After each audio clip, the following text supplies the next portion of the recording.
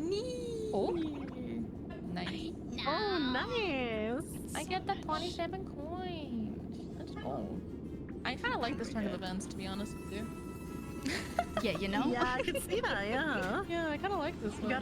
You got the tax return money. Left your Yeah, Lambo I got keys by the door. pets. Thanks for letting Okay, me so borrow nice her. spirit. I'm gonna switch my headset. Thank you so much. Alright. You're so welcome. Oh, Did you guys order your food That's yet great. or no? no, I did not. I should do that. You're Yeah, so do that. welcome, Just May. do it. You're Get so some food. welcome. May, look, Zen streaming from her room. Real and true. Do you see it? Oh wait, it's my turn. I'm like staring at the It screen. has been good, breasty. It It has been good. I need to answer your DM. I like read it It's over at like there. 5 a.m. so I didn't answer So yet. it actually changed And I too, was like, didn't oh it? shit. Yeah, it's not the same as before. You Not like the it? same She's for in her us. room. Alright. I put a screenshot, but I was like, you know what? I could just capture it. Roll. Sometimes it blinks out and I have to click on a thing, but whatever. I'm a bit too far to like kind of Oh, I love it. care too much. Wait a moment. I don't wanna fall into Uh-oh. Oh, okay. All right. More flashbacks. Oh, my food's here. Okay, back. Sure thing. Yeah, this is kind of scary. She used that bad camera angle from the chin up. Dude, it just becomes breast cam and it's so funny. You know. It is so funny. See, there, Let's see if I can get anything from If this. she moves it down, it's just like tit cam and I laugh every time. It's the wheel again. Dude, I haven't Okay. seen anyone. I always get the freaking baby It's no matter literally what I do. always Bowser Jr. Oh! Wow, alright. I actually got something that wasn't on Bowser Jr. Okay, Fine. okay. That's good. New progress, new thing. It's always been, I think, literally all of them or all but one has been Bowser Jr. Yeah, exactly. Milky, I just saw that. I would have laughed if you got the golden pipe. Oh my god, wait, it didn't even. Yeah, that, you know, right? That would have been Yeah. hilarious. I It kind of wasn't wish. even I kind of on wish. there. I They kind of didn't give you wish. the option, which was so mean.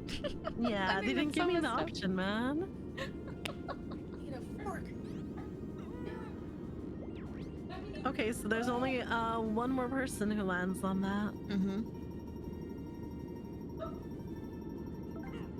No whammies, no whammies. Ooh. Ooh, custom dice block? Okay, Nice. okay. Not bad at all. Yeah, that one's kind of dangerous. I hate this fucking game. This game is suck a It's so dick. fun. My chat said It's Zen so is fun, pure Zen. live slug reaction right now. You just live slug. You ever see that video? This is so Oh fucking yeah, yeah, the life slug reaction. All right, so what am I doing? It says run the ball to the end zone. literally Have to the tackle you, have stupidest to tackle bullshit you. thing I have ever fucking seen in my entire life. I'm not getting the golden pipe. I feel like last time you experienced worse tragedies, not gonna I'm lie. so fucking angry. Hey, Giga, do you want a hug? Oh my Get god. away from me. I want a hug. Ah! Oh. It was just a pipe dream. It was just a pipe dream. Oh, this pipe dream. Hey, look, we're playing soccer. Yeah. I love soccer. I love you. This is so messed up. This is like a what? Guys, I don't have any stories. Mario. I should be the one crying. It should be me. You don't mind if I eat on call or? No, yeah, you feel Eat free on the to. mic. Yes, please. You don't get to Was cry that after you ASMR? lose a goat. A golden pipe. Mukbang. You lost a golden pipe. I never had a chance, Zen. Zen, you know you Not could just once. buy one. Then you could just buy one, right? Yeah. Sure. Wait, you can? yeah. Really? For how much? Try winning the pipe and then losing it. Yeah, You can buy it for like 25 coins. Oh, your suffering is endless. Oh, it's terrible. Ooh. Ah, ooh. Uh-oh. I'm just chilling. All right. Wario time. You're a little shithead, Haruka. I did nothing. I'm just vibing. I'm having a good time. Oh, shit. You are the most toxic person in this game today. What? True. Wow. Damn. And she pointed can at all you, prove it. Haruka. Listen, I like to cause chaos. What's wrong with that? Chat, did you You like absolutely destroyed GZ number 1. True. Number 2.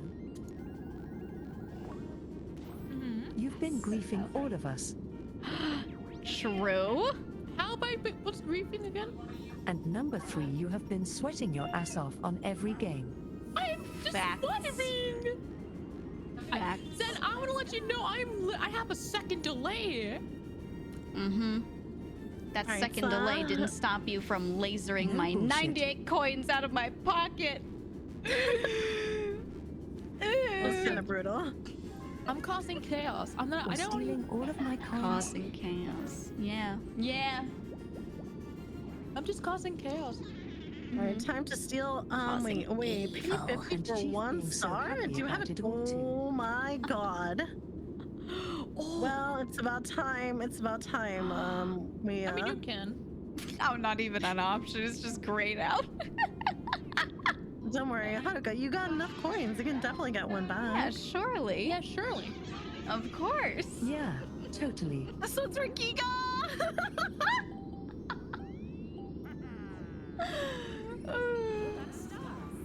Get revenge.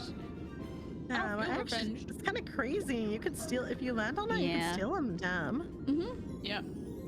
If only I had enough coins. Where'd they go? Crazy.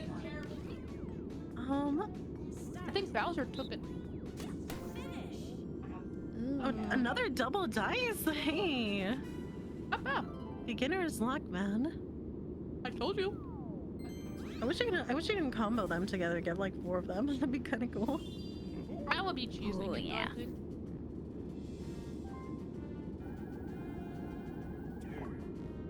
Yeah, I'm extremely poor now. I can't afford anything else. Oh, she's going back. Oh no, not the event space. Oh my god.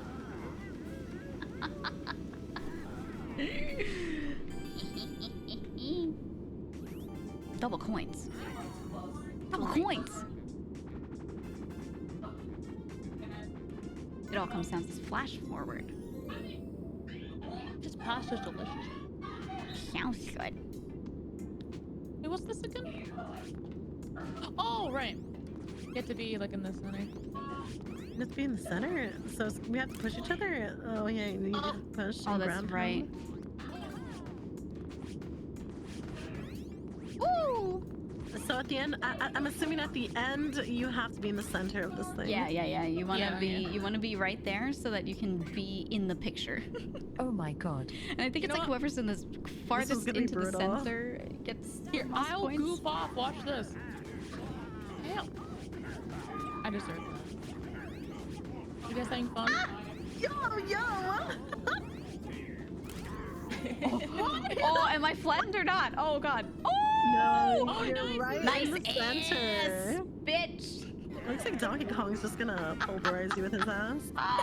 That's a good photo. Oh, nice try. Right in Nice the try. center.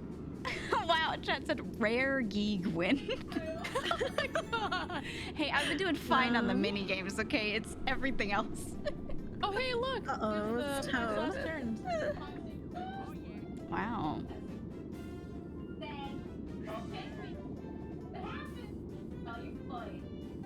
Mm-hmm. Then you have to press A, That's you. Yes. and that's you. Yes, then you have to press A. Wow. Wow. Impressive. Wait, oh, it's gonna be prediction time. Yeah, he's gonna ask for a prediction from this guy. The little shy guy. Oh, He's- Wario. Oh, he's so right. I'm gonna win. Oh Wait, yeah. doesn't he always default to like the underdog? Yeah, close for it. Ooh. Oh, nice, double Wow. dice.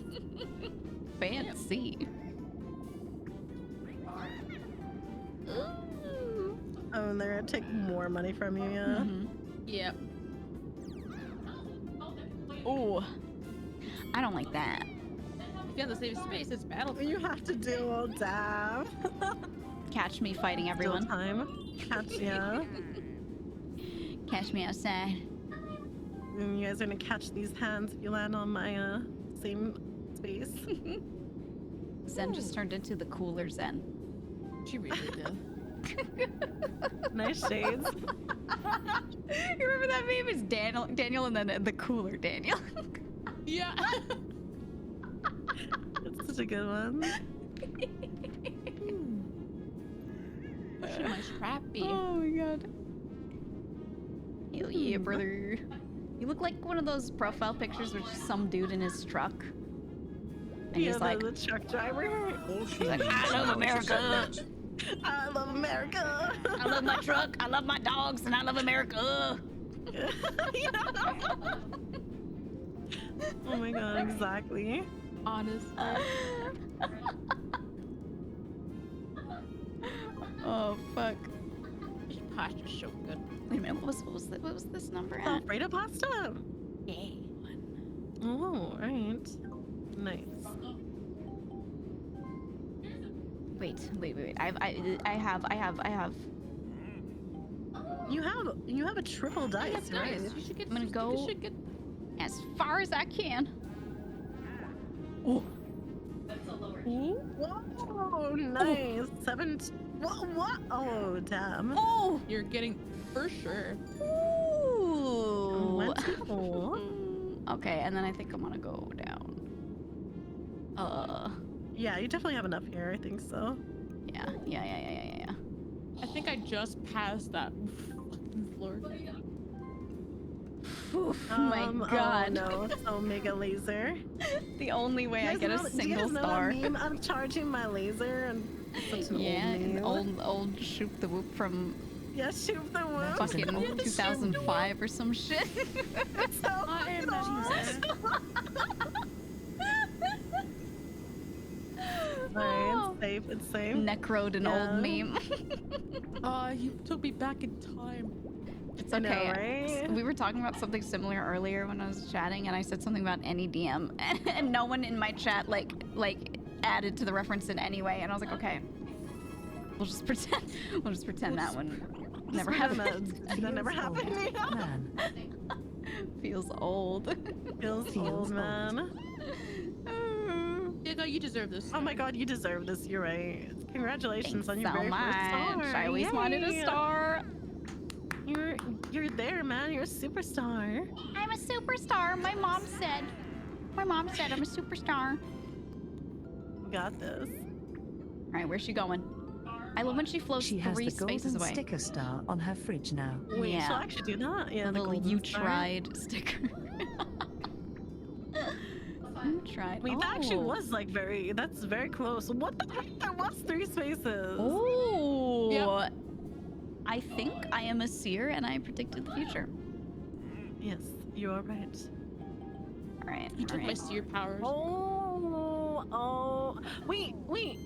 I'm cooking. Oh I'm cooking. yeah, you wouldn't have had enough. Yeah, no, I see what you did. I see what you did.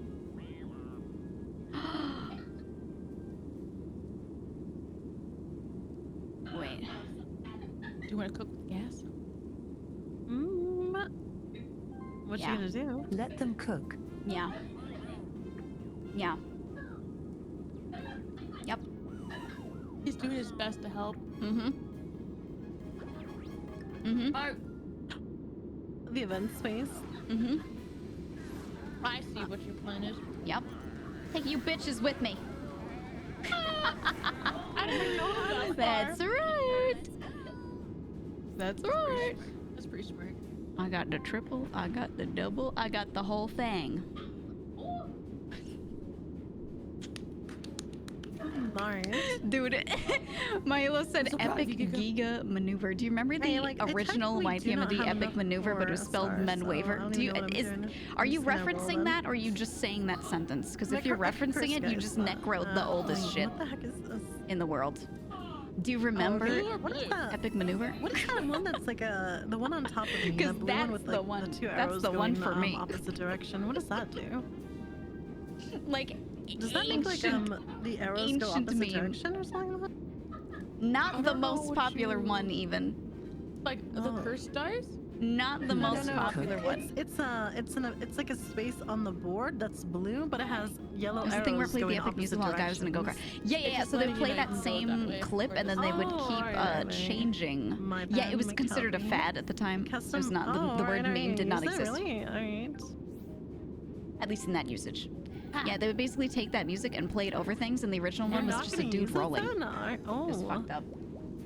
It was so fucked up. It was so old. She only can go to like 9 or 10.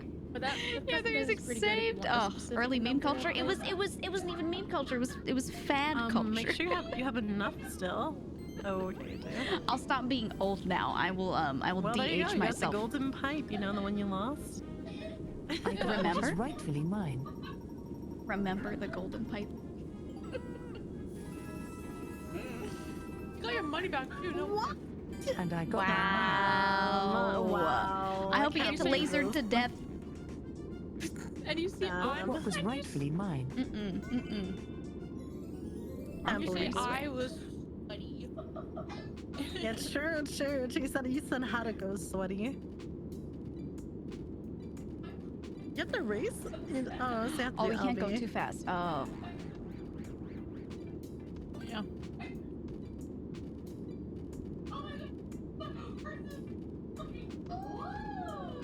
This is kind of hard. Oh my god, this is gonna be really hard. Oh, I understand.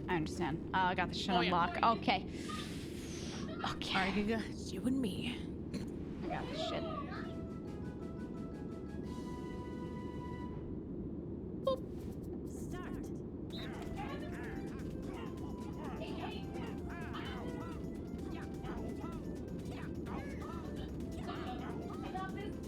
How's it going, Giga?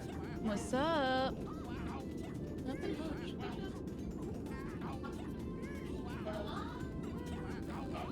Oh. What are you doing?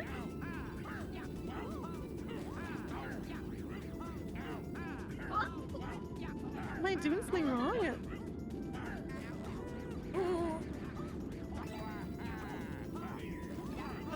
Oh, you might win, Giga. Whoa. Let me get a second at least.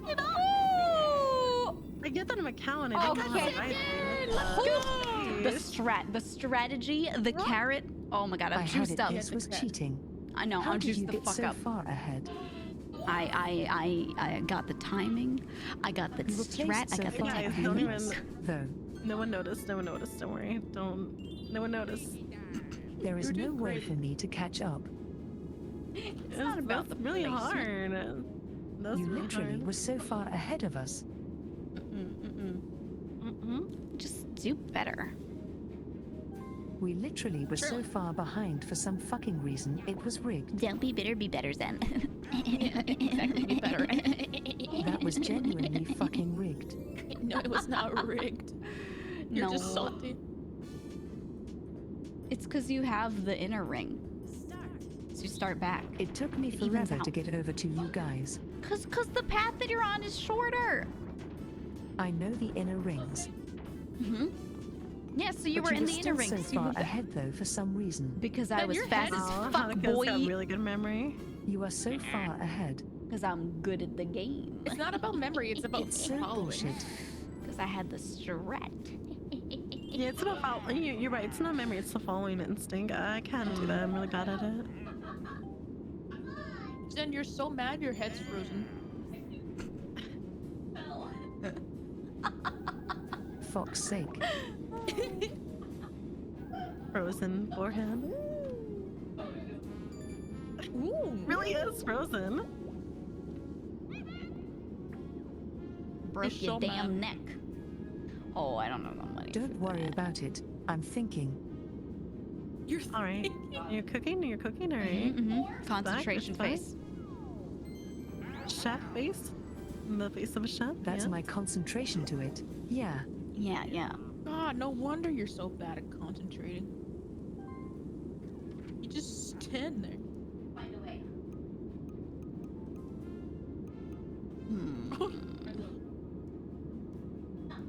Oh my god, she's fixed. Is that you, right? You okay? You dancing? Are you dancing? You hitting the dancing queen? Hit the gritty, do it. I'm only fucking going to be winning. That's what's mean- happening.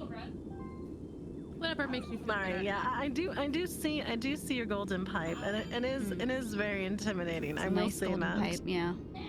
It's a very, very nice golden pipe. Mm-hmm. Is there no way to steal like items in this game like, from other people? Not so much on this map, I think, but on some of the other ones. Okay, so it's all right. Yeah. You're safe then. You're safe then, Zen. For now.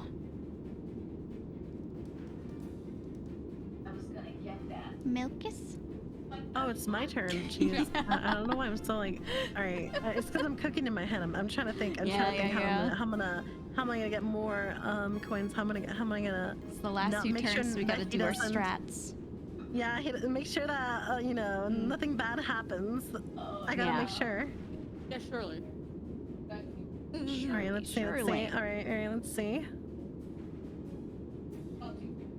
Or maybe I'm happy. Maybe I don't need more stars. Don't think so. Maybe. I don't know. Maybe. Might as well use my thingies. I think you can do it. Yeah. There's only All right, let's three see what I got. turns Let's see what I left. got. Wait, a 2? Damn, Oh. sad. No whammies. It's literally a number I could have rolled. Oh my god, it's literally a number I could have Acceptable. rolled. Oh, and you're like right in front of it. No! You have to Oh, win. yes. Shit. You have to win the next minigame. Oh fuck, you're right next to it. Oh, my fucking god. Oh, Yes. and you have 19 coins. Wait, actually, it's good that you believe landed in front of it then. Oh no. Well, yeah.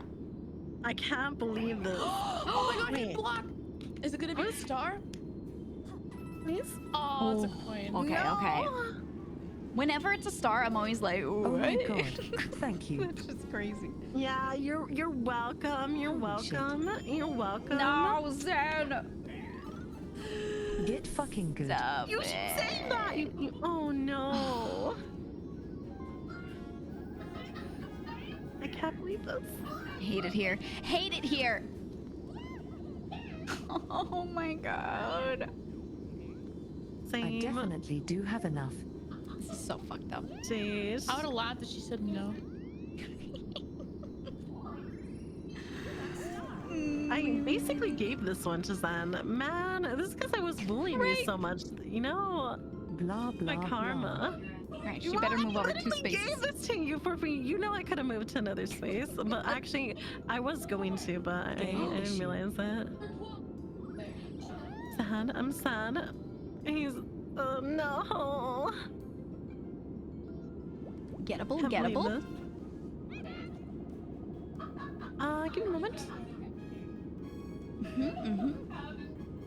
Oh, can't afford another golden pipe. How sad.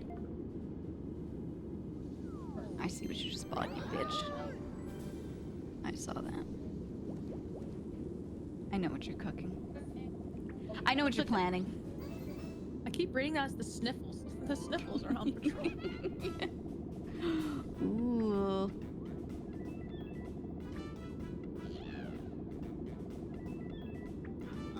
Okay. Alright, Gimme. I'm back. Welcome back. We're gonna kill each other in this game. This Oh is my very God. dire right now. What is that thing? Wait, what is the thing that Zen has? Oh my god, she's gonna win. She's gonna win. I have a feeling. Ooh, that's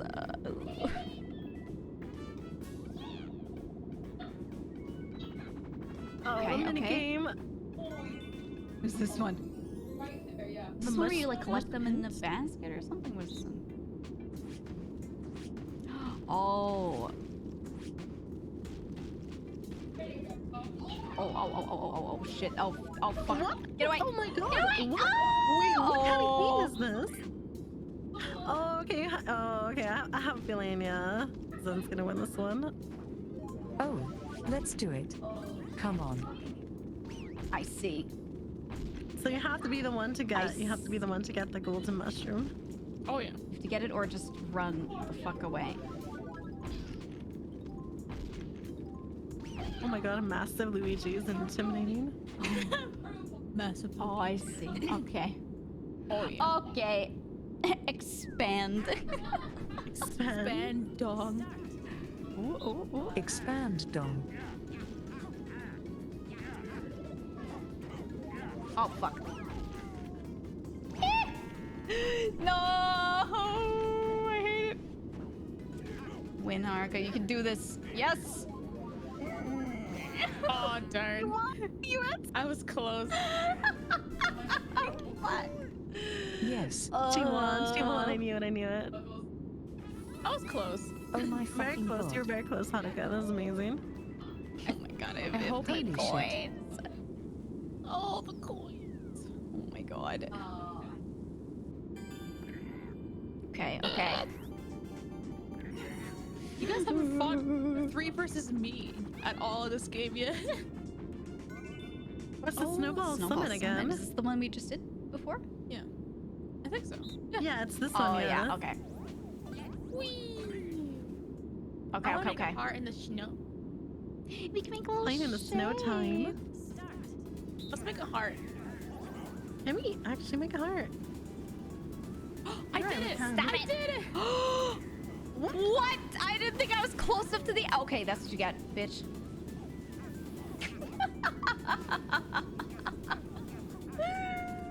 Then you keep going for me and killing me, but then you get killed for it. So like, what's the deal? Okay, what's the deal, huh? I'm sorry, Hanukkah. I actually wanted you to shove me off. I really did. I do love friendship. Really? Yeah, I wanted you to shove me off. Oh, did you like it? Yeah, I did. I love the Okay. snow. I love falling off, snowy cliffside. I'm glad So I was able fun. to It's help. really fun. That's fine. No, for some reason I couldn't get the snow to build. Oh, you have to hold the bee, I think so, right? Wow, Hold or tap 130 coins. That's insane. That's crazy. Where'd you get those? Surely not the ones that were vaporized or anything. Definitely not. Definitely She's gonna get a not. freaking star for most coins collected. No.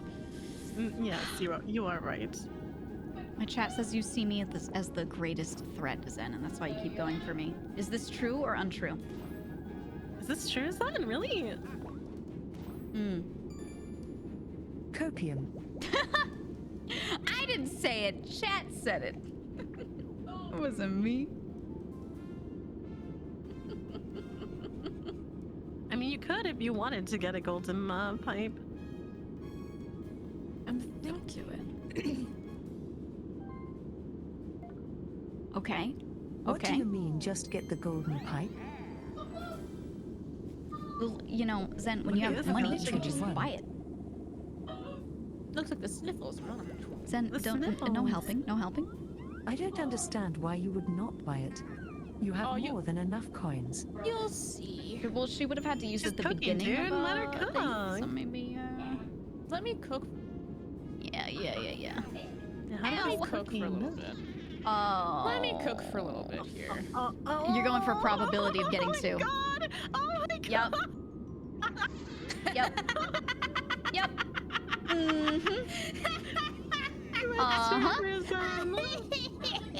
Oh You my know what it God. is. Copium. How does it feel back? I see. Going back to that see. 2-star, the 2-star life, plan. You see it all. Okay. Oh, that's Okay. rough. That's rough. I think she's still processing it. Okay. Oh my gosh, she's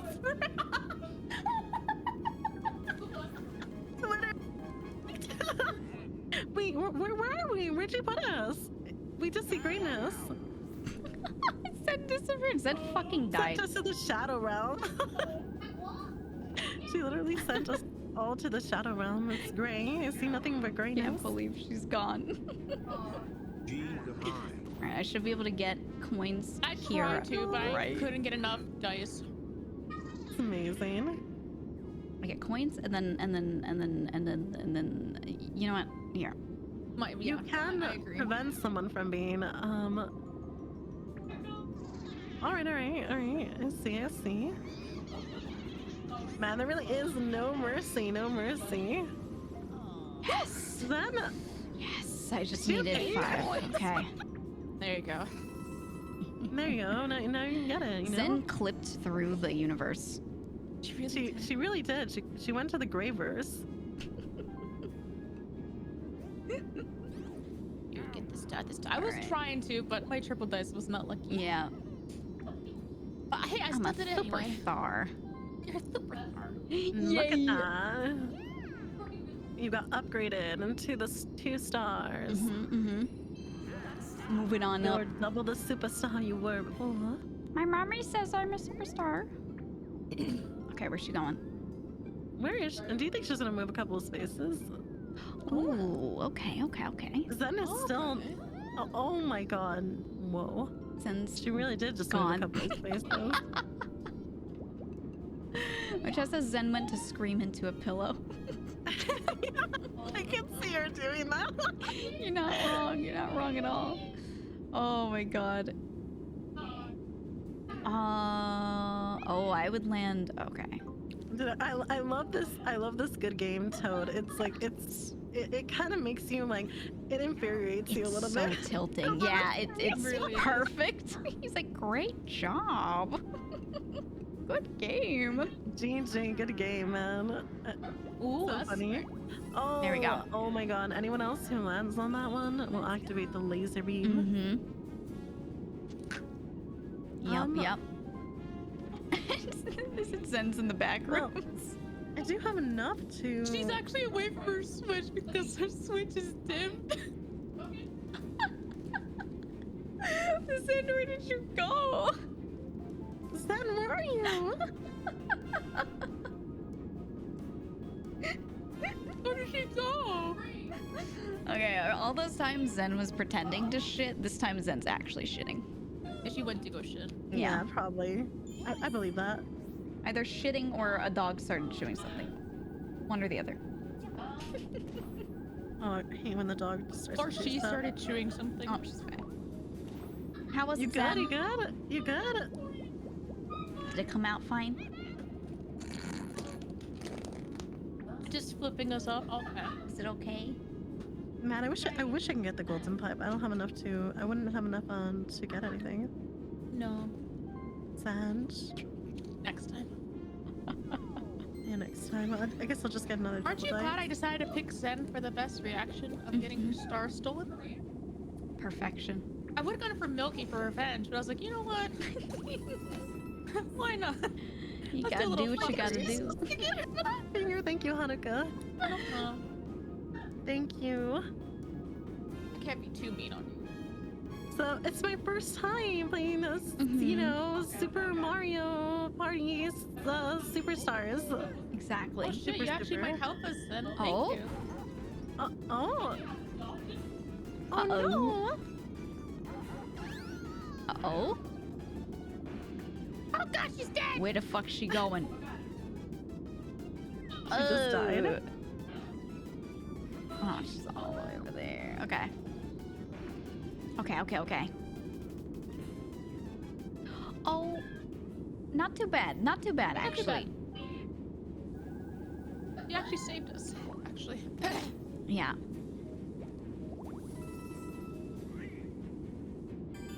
Okay. We got, Zen, oh, she's no longer in frame anymore. oh, window tuber. Zen. Oh my god, window tumor.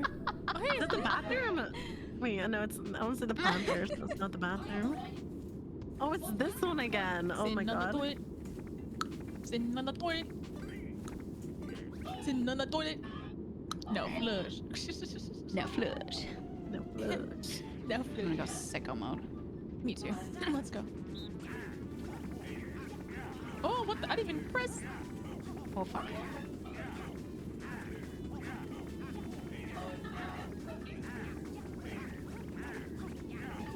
I sure love getting stuck, even though I'm pretty sure I did the right one.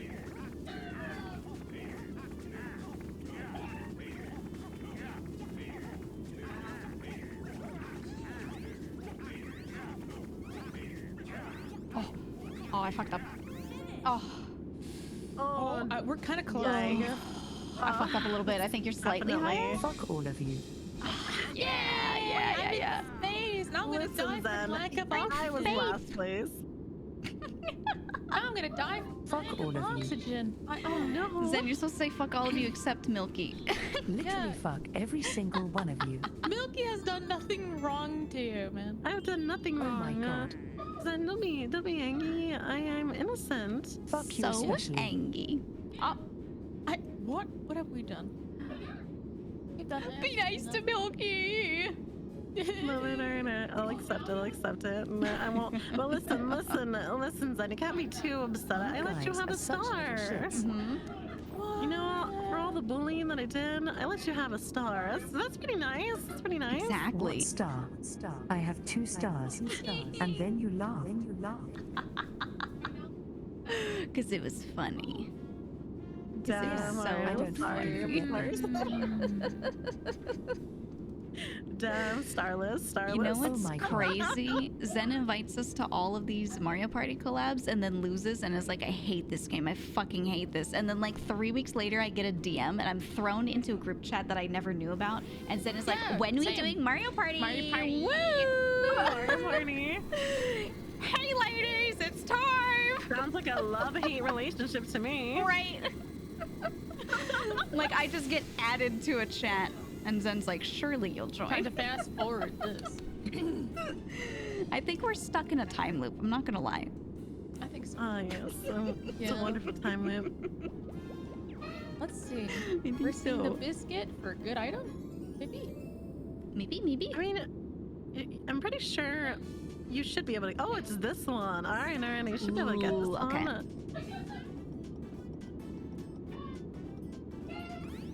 So what happens if you go too far? It actually makes you just like not get anything at all. That's Yeah. kind of crazy. Yeah, kinda it funny. just hits you in the head.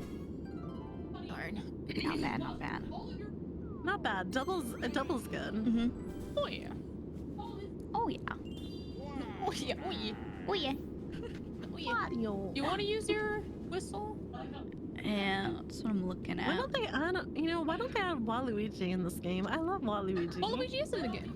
Is Oh, he he is in in the the game? game? Yeah. Oh my god, I didn't even see him. It's okay. Waluigi, You're my blinded baby by the boy. light of Rosalina. Yeah, I was. I love Rosalina. She's so cute. She's a star, type of, star princess, so it's pretty cute. I don't Alright, what you think I cooking? wanna What you use the cooking? What you whistle. cooking? What you cooking? Huh? I don't think I have anything cooking. I just gotta go. Then go. Oh. What's she doing? Just barely. So close. Just like hanging in there. Oh! Oh, alright. You got your okay. girlfriend back. Yeah, when I used her last time, she was like, I'll miss the feeling of the inside of your pocket. And I was like, what? What do you Yeah, she mean? And then does, she left, and I was Lena. like, huh?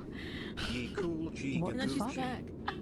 The key Yeah, is sometimes- kind of attached. She always says some sort of line when you use the key, and she's like, I'll miss your smell. I know it's kind of sussy. The one time fucked up. she goes soon that it's like, huh, it's not like I wanted to leave or anything anyway. Yeah. And then you just chuck her away. Also, think she has thank you for the elves. sub. Yeah, cool. Thank you, Spartan. Alright, I'm just looking. That's all. I'll miss the feeling of the inside of your jeans. Your jeans are nice and crunchy. Your overalls.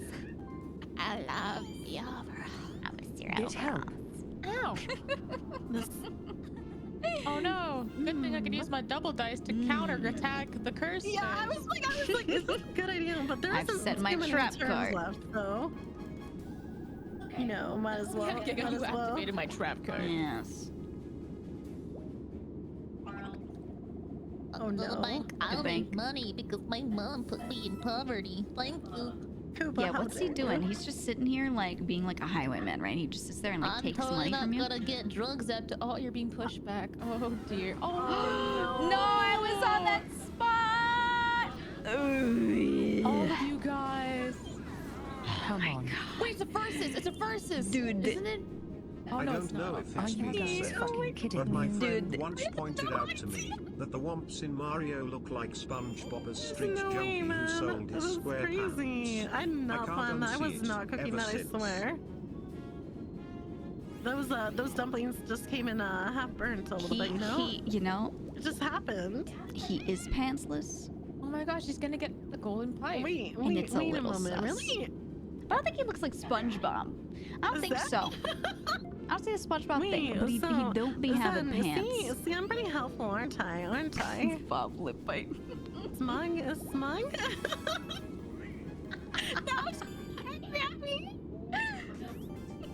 Get her ass. Finally! Oh. Dude. Oh, wow, sake. it's a team. Finally. All right. We have team aggression on this side. We're gonna win. I have no Team idea punch first, ask what... later. Uh-oh. We're sick of Oh, your shit, someone in his- Haruka. What? I didn't even do. Why me specifically? Oh my I'm fucking just God. jumping. Alright, it's one of these What the jump hell ones. is I this actually really love timing? these. It's Fallout, guys. I mean, no, wait to Fallout. Wait. It's Fallout Boys. Oh. Say it's Fallout, Timing guys. is a little I'm tricky sorry. on this one. Yeah. You So have the to do it perspective's before. weird. Okay. We got this. We got this. Hanukkah, we got this. Hmm.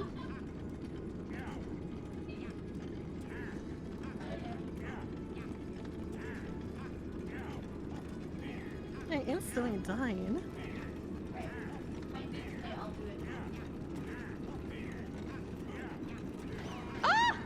Yes! so Okay, let's go. Ooh! Oh my God. Team Big Boys back. Let's go. I see this here Look go at them, fucking. Team Stinky. Oh my god. Wait. You're not wrong. At least Luigi's, you know, he smells like mushrooms. I'm not sure what Luigi would We're smell team like. stinks good. Look at us. I mean, I think I did pretty good carrying the team. You did okay. You did wonderful. No, But you did amazing. what? I was actually like, whoa, dude, Hanukah's she's a real Yeah, gamer. you were crazy. You fucking sucked. Hi, Car. I don't know about that. Oh, I sucked. Hanukkah was amazing. Come on, Zen. You got She to fucking acknowledge sucked. that. Mm-hmm. That's why she fucking lost. You're just upset I stole your star. You're just upset, yeah. Yeah, I am. You piece of shit. Oh, hey, I got the double dice. Okay, cool. Nice. You don't have a triple, right? Oh, you have a double. Oh, hey, 96. Mm-hmm. This Oh is the no, last Koopa's gonna turn. tax you. Oh no, my coins. fuck up. All of my coins. Which way you gonna go? Where you gonna go? I mean, there's no really. I can't really go anywhere. You go wherever your heart desires. What if I go in this way?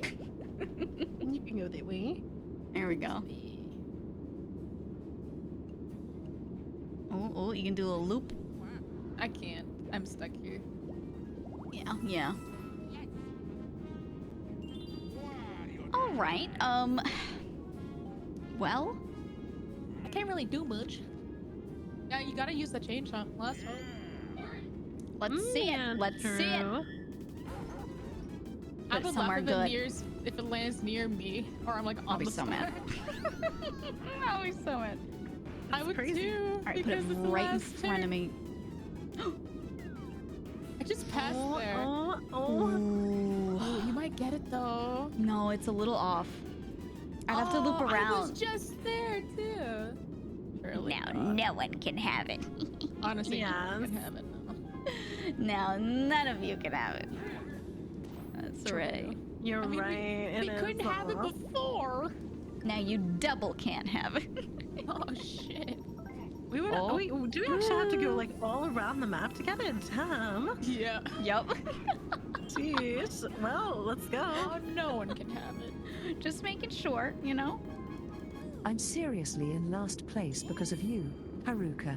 Me? I did nothing.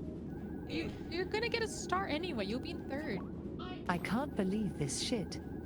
Then you'll be in third. Once you Yeah, get a I think Yeah, you you'll be might get third. the minigame star. I don't know. I feel like it's between us.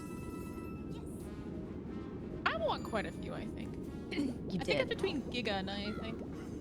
Does it go by first or does it take your placements too? Yeah, you fucking sweat. Lord, No I'm not way. even sweating. I'm just playing the. Listen, I grew up with why are very. you fighting me? It's Yeah, time. it's time to fight, man. Are you fucking Right. kidding me? I dare you guys to go Put your mittens up. Come on, put your All mittens in, up. How much all in, coins do I all wager? All right, let's go. Yeah, How about we yeah, do yeah, all yeah. in? Yeah. Do you want to do all in? Let's Ooh, do do all in. Yeah, press up on the D-pad. I think. Wait, I don't want to wager What? one. I want to wager more. Let's All in. go all in. Wait. Oh, what the heck? Can you wager more than 11? Really? Yeah, you can. Yeah. All right, I'm gonna wager more. You just press up. All right, I'm gonna take 20 because 20 should be enough. I think so. Is that as far as Yeah. you can go? No, you could go all the way. Like I all say the way. all in. All in? in. All in. All in. All in. This is the last turn. You're right. We're gonna make it spicy. Come on, Listen, Zen. Let's Here's go. the thing. You want to prevent Zen from getting that star because she has the golden pipe. All in. True. You're All in, I baby. forgot. Whoa, Yup. dude, how'd it go? I forgot about the golden pipe. Yeah, that's the strat. You get the golden pipe and you use it in the last turn. You gotta win this one. Otherwise, Zen can't get it. Oh no. All right, here we go. Here we I go. have no idea what this is going to be. You just jump.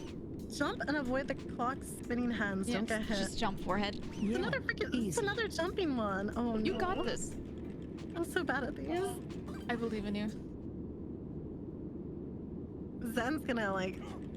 Oh no. Let's all be silent for them.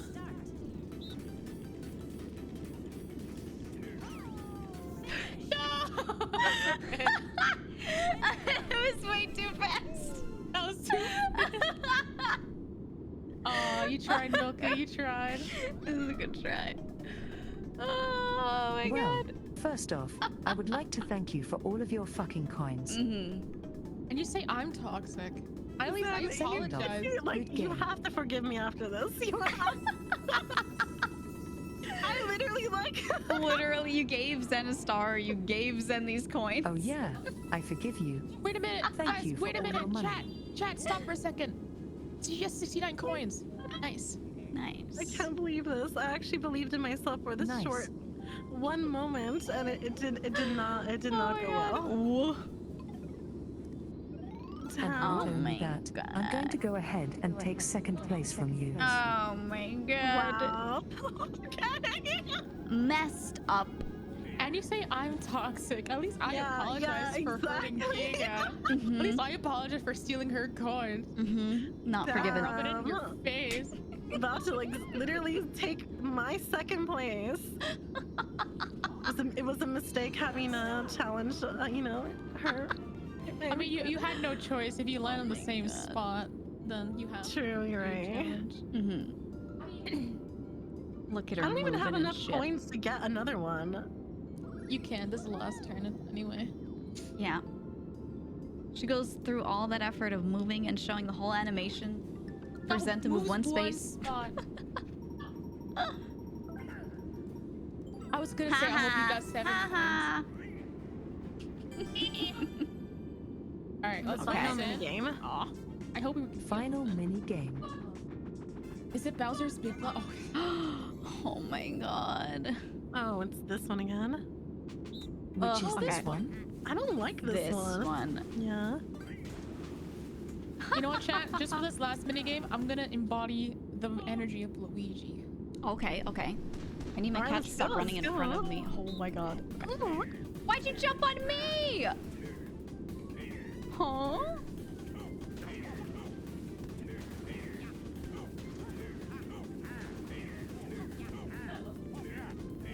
Okay. Yep. Get fucked. Get fucked. Get my fucked. God. You know what? I have an idea. Let's all have a truce. No. No? Okay. What the hell is a truce? Hey, I won. I did absolutely nothing. I didn't even jump on anyone. I did absolutely nothing. I hate her. I hate her so much. This is so fucked up. All I Oh did my was walk God. around and jump in time with the fucking ball. I didn't jump on anybody. Oh my god, so I hate her oh my so much. god. If I did, then it was an accident. Barely. Huh? This is amazing. This is The most amazing. items. I think that goes to Zen. I don't know, actually. I don't think I'll... You might win. I love shopping. What? You actually might win. Ooh, I bought all those Whoa, triples, dude. alright, alright. How I've been buying more things. Unlucky.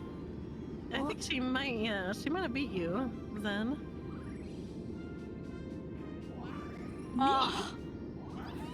Hey! Dude, we're at the most. We were tied on that? We both get a Wow. star? What the fuck? Okay. Damn. Wait, are we tied? This has to be the worst no, 'cause Mario coins. Party game ever. Oh, No, don't say that. Oh, I think you no. win because coins, right? I don't know. I think it depends the most stars. Yeah, I those won! No! I'm the winner! Congratulations! You are the winner! Oh my god. Fuck off. No! I'm getting obliterated there in the corner. Your winning strategy involved coming out on top of minigame. Oh, I won the most in minigame. You have to press save. You go. I'm so far. Why does that look like Oh, Donkey your dice Kong? rolls Is is like, higher? he looks like he's just like taking a big fat one. He It really is. is. It's like buzzed out of his mind, dude. Zen, You have to press man, save, Zen. jeez. Press save them. You collected more coins than anyone else. Oh, damn. Ooh. And then you have to press save. I wish I only Passionate won. player all around. Thank you very much. You found more him blocks than You did find one. Oh, that is true. did I did indeed. rank and luck. Let's Damn, check the dude. final results. I'm curious. Let's see. Oh, yeah, it was on coins. Oh, because you took my No. fucking coins. All my coins. Fucked up. Oh wow, we tied, Milky. Look at that, we tied. Oh yes. Ooh. Wait, really? Yeah, we From have the minigame 152. From the she's deleting the software. No. Okay. Oh no, no! Wait, Zen, don't we have another collab Zen's with uninstalled. Superstars? Zen, what are you doing? Zen. You'll be back in a week. Yeah, you'll be back in a week. Yep. Probably right. She's probably right. Oh my god, that was really fun. Thank you guys so much. Yeah. Good. That was Then you so got third This place, is you the know? Third stupidest place is fucking pretty game cool. ever. You love it. You know you do. The love-hate Whoever invented relationship. this game sucks. Wait, how do I Hannah was get? the one who How do invented I it, I? hate actually. this. How do I escape this screen thing? Zen. Question That mark. wasn't How do I very go? Texan of you. I think because Zen disconnected, we're stuck here. Wait, I think we are stuck here. Zen, now we Good can't get our suffer. experience. Now we can't get our experience We can't points. get it. Our Fucking XP. Literally God, fucking suffer. toxic. Now we can't get our experience. Fuck this game. Zen, we're gonna be playing this soon. Remember, we have another collab planned. That's what you said. And honestly, that means you don't get to level up. You didn't Oh. win then. Oh no! You're gonna get to win then. Wow, that's messed up. Wow. You didn't win. I mean, No. I did though. You can't just negate it like save. that. Zen, it literally in the results screen it says I So you won. can't Yeah, it prove says it now. Luigi Haruka We- won. You could literally like hit the clip, you know? You could just check the VOD. Yeah, just check the Yeah, VOD. but you're Yeah. not going to collect your winnings. No, it's just experience points. That which Whatever. does not matter. I don't really get much from experience. I just like getting it. You're coping so hard. You know what? Fuck this. You guys are awesome. I love you guys, but fuck all of you. I love you too. But fuck Another you. day. Fuck every single one of you. No, thank you. Fuck you. Fuck's sake. Another We love day, you too. We love you too. another moment getting Also told to milk fuck off. you. Hope you have fun. That was fun. We should play Mario Party again. I like it. We should. Did you Yeah, have it's fun, really Toby? fun. Did you have fun? Really fun. I had No. fun. Thank you guys so much for inviting me. Yes. Thank you for joining. Oh, it was so fun. Listen, I had a great I'm only time. toxic once in a while. and it's all in good spirit. Once in a while. She's toxic. I know. Don't Don't worry. worry, I don't take anything seriously. Once in a while. She takes No, everything no. seriously. Don't worry. Except, you know, Paco sweating ass piece of shit. I am just Yeah, vibing. that I'm Harco. literally vibe. Yeah, fuck you. Adios, guys. I'm sorry that I'm a better gamer than you, Zen. Fuck you. Bye, Bye, Zen. Hey, how are you? Yeah, what's up? I'm pretty Hi, good. Ka. Yeah. I'm just a better gamer than you are, and I have The latency. superstar. Canada doesn't Superstar. exist. So that means you don't exist. So you didn't win? So I guess you don't have a best friend anymore. She left the call right there because she didn't want to hear your sick comeback. You were She gonna was you were afraid. gonna roast her. I was gonna. Trying to get the last word in. Congratulations, Haruka. It was a very, very good job. very So good well game. played. You went crazy with it. Well played, for real. No, I don't mean to. I'm casually playing. It's just because I grew up with like very competitive. I have an older brother, and we used to visit our older cousins, and they would beat us all the time. So I kind of got. I kind of got good from them, so I'm not trying to sweat. I'm just I just want to cause just mayhem. enjoying the You're game. valid. I mean, it's completely valid. Yeah, that's Mario Party. Yeah. Yeah. Exactly. Also Uno as well. Oh, I know. I know. I hate Uno. I'm so bad at People go Uno. crazy at it. No, the thing is, like, whenever it's something like this where there's a little bit of RNG, no matter how well you play, there's that chance that something will just happen. You know, it just makes you cry. It's fun though. It's part of the experience of the game. Exactly. I'll come back to playing the game. I'm sure really fun. in like 2 weeks we'll get invited to another group chat, and she'll Here's be the like, thing, I'm already in another fine. group chat. I'm Oh my already in another God. group chat for Mario Party. She's literally gonna reinstall it. She was was to like, get a new maybe- game. I was like, maybe next week. I love it. I love her so much. Oh my god. Well, thank you for joining. Thank you guys. Yes, thank you so much. I'm so hungry. I skipped out on lunch, but you know what? I'm gonna eat twice as much. Go eat a lot. Yeah. Yes, I'm That's gonna eat twice as much. It was so Thank nice you. meeting Love you Hey. guys. By the way, Oh, She's back. Give me a kiss, Zen. yeah, give us a kiss. Give me kisses. Yeah, give us a kiss. oh blah blah. No, It you have was to a do lot it. of fun. So we're playing Mario. Suzanne, we're playing Mario There it Party is. next week, right? MWH. You're gonna reinstall, right? Right. Fuck. Buck? She hasn't typed MWH. Yes, I will reinstall it. See, I told you. Good. Confirm. See, MWH.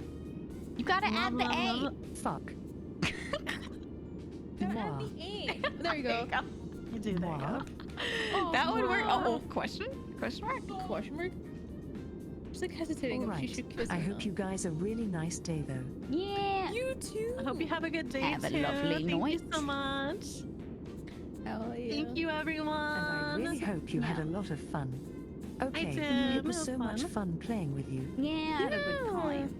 Me too. It was really It was so fun. nice. It was so nice meeting you, Milky.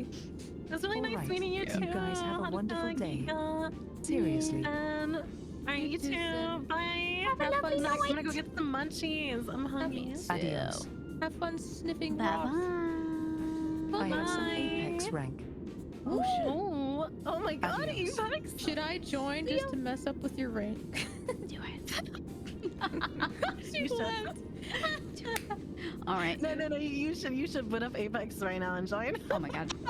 Oh my god. I mean, Don't give her a chance to tell We'll you no. snipe in her lobbies.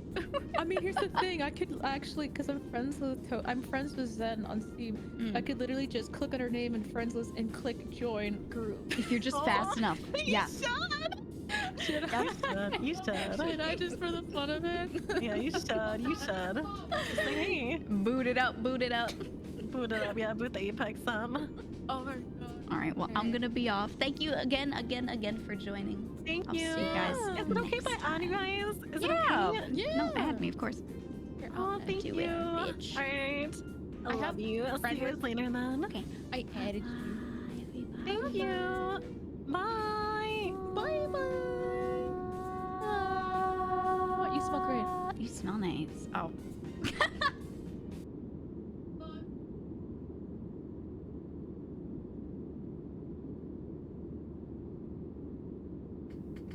I gotta lay down. This is absolutely fucking insane. I don't even know what to say. Yes, they have to use milliseconds for Super Mario World. So watch this. I'm not gonna lie. Okay, I'm gonna make sure I good except for World 4. 4-1 specifically. It's really being a pain in the ass right now. Okay, here we go. All right, let's see it. Everything's good except for that. Like, literally. I'm gonna move it up a little bit so you guys can see the timer, okay? Thanks for good luck, Custom Vista. Yeah, there you go. So basically, every single jump that they have to do has to land where like Mario's feet are inside of this block, so it shaves off like a like 1 frame rule of a second, which allows them to go down the pole and activate the animation for the next level even faster.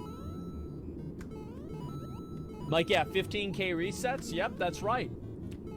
That's how many times it takes to do. Looks like a nice indie game. When does it come out? In a few years, maybe. So he jumped right inside there. Obviously, had to jump right to that exact location to like hit the trigger for the 4th level. Something about that warp Yeah, this zone is totally normal. Totally normal gameplay. I think I jumped second frame, this is how I played the game the first time I played it too. Yeah, it's still in early access. Apparently, yeah, there's games still got a bunch of bugs. Right release late. So he's able to jump inside of the piranha plants. plants. A lot of people already know this, but the piranha plant's hitbox is actually smaller than the piranha plant itself. Literally, as soon as I watch release this. it works. Watch wow, this. what a coincidence. Wait a second. Okay. So I want to show you guys this real quick. I'm gonna go back.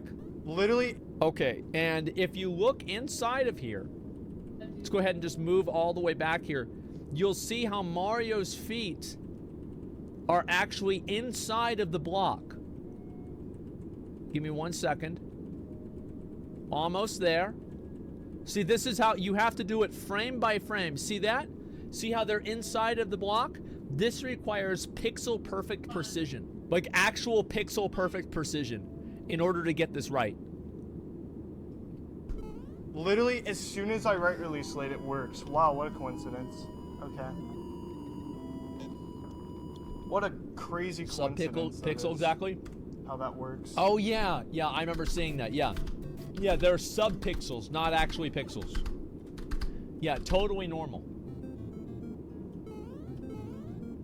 It's just every day, and then right there, that's another really jump. Bad. Comparatively, that's, as far as I know, one of the easier ones.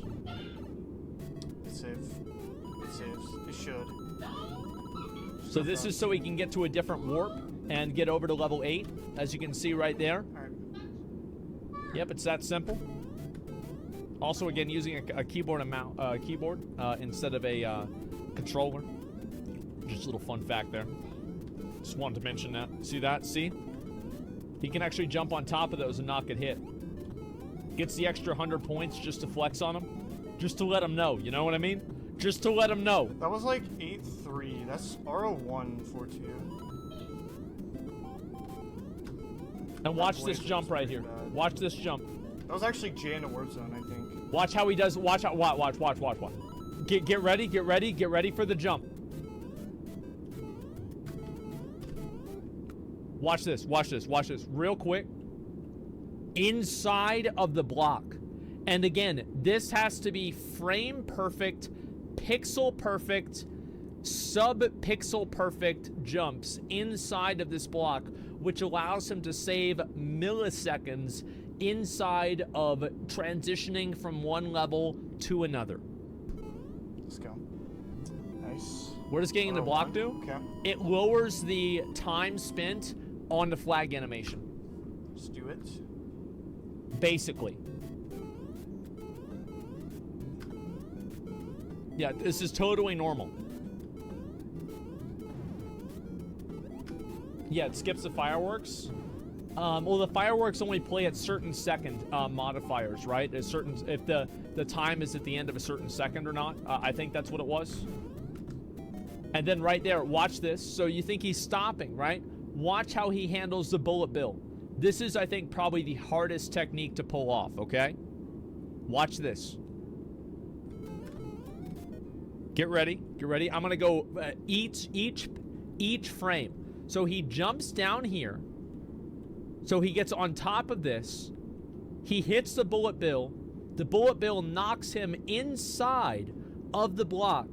So he can actually get a slightly faster, I'm talking about milliseconds faster, speed into this.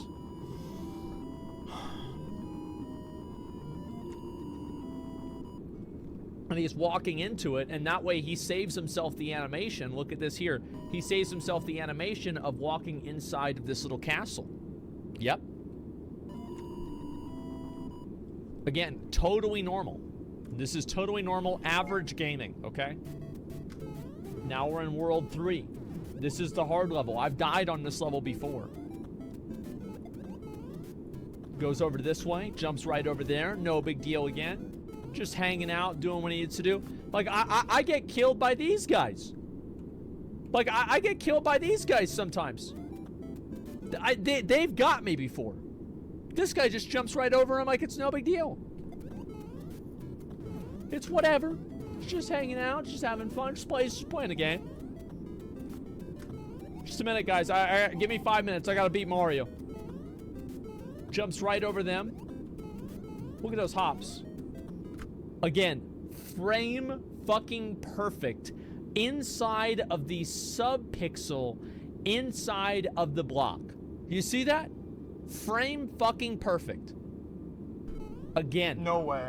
And doing each one of these takes like, I don't know, thousands of hours to master. So doing all of them in a row is really what's hard. Because somebody could probably do one of these right if they had like 1,000 tries to do it. Like maybe they could do it right. But doing all of these in a row, that's what's ridiculous.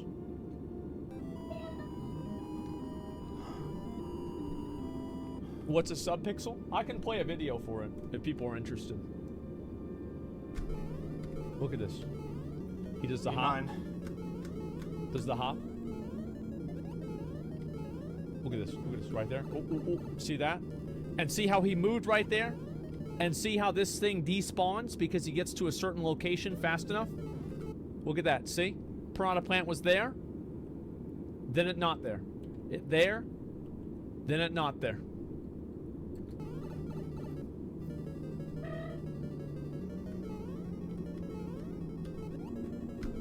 Watch that. And see again right there. Go back. Let's watch this one again. Look at this hop. He pulls some ninja shit right here. Actual ninja shit. So he gets right up here and he's able to clip into this this pipe and then jump on top of that around. Yeah, he's also speedrunning his life expectancy. That's true. Oh my god, oh my god, oh my god. This is not for real. That's true. 2 games at the same time. Look at these jumps. If he touches the floor, it's over. If he goes too high, it's over. If he goes too low, it's over. Oh my god, it's 8 I think. I don't know. And he can tell based off of other indicators inside of the level and the time and everything like that, what pattern Bowser is going to throw with his hammers. So he preemptively knows what pattern it will be.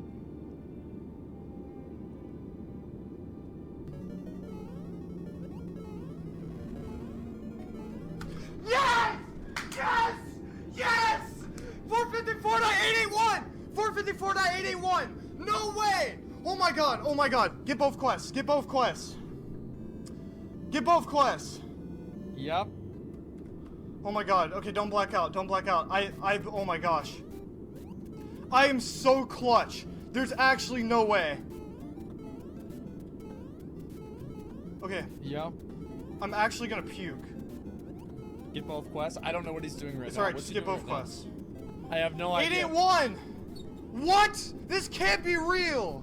Yeah, like Oh that my is insane, bro. Yeah, he Freaking, skipped the let's 113. go! Exactly. 454.881! Oh my god! Don't black out. Dude, 185? Like, that's, That is actually ridiculous. That's I just pretty, fluked it that's from a lot. 8Q. That's Holy a whole crap. lot. No one can beat I don't this? know how to react. I don't know how to react. I don't know how to react. I don't know how to react. Go way down. This How about cannot that? be freaking real life.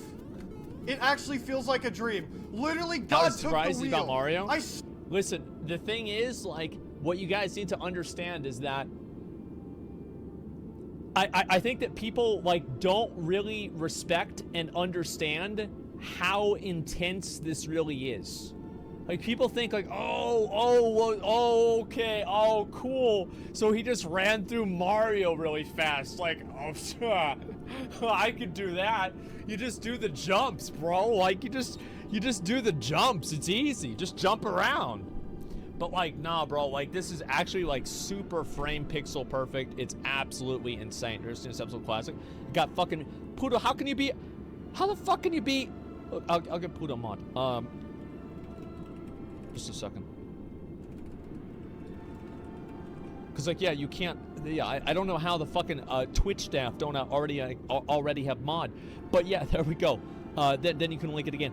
And power of a woman. Super Mario NES run is even crazier. Okay, so if you guys thought that Distortion's run was cheesy, right? Everybody thought to themselves, "Wow, what a cheesy run." What's it called again? Credit warp? Yeah. So, if you guys think that it was a cheesy run, let's go ahead and let's look at this one. Welcome back. Sethbling here. Okay. This is the video. Yes. This is the video. And so, let's make sure I know exactly where it is. Okay, we're going to watch it to about right here. That I need into the game. So, obviously, he's just playing the game. I'm going to destroy some things along the way. He's just walking around. I'm going to load Yoshi, but I'm going to make sure that Yoshi's shell breaking animation isn't on screen. If it was, it would overwrite the data that I wrote by the block fragments. So he's literally writing data onto the cartridge of the game, into the code of the game, and the data is supposed to play the credit scene for the game itself. Okay? That's obviously I took damage there intentionally. That's actually, I need to be small Mario in order for this glitch to work. Of course. I do a little thing with the shells. That looks kind of cool. And so he has to rearrange each individual shell in pixel perfect orders for the coding in the game save file to do a certain thing. I'll be right back. Here, I'm placing 7 different shells in precise coordinates.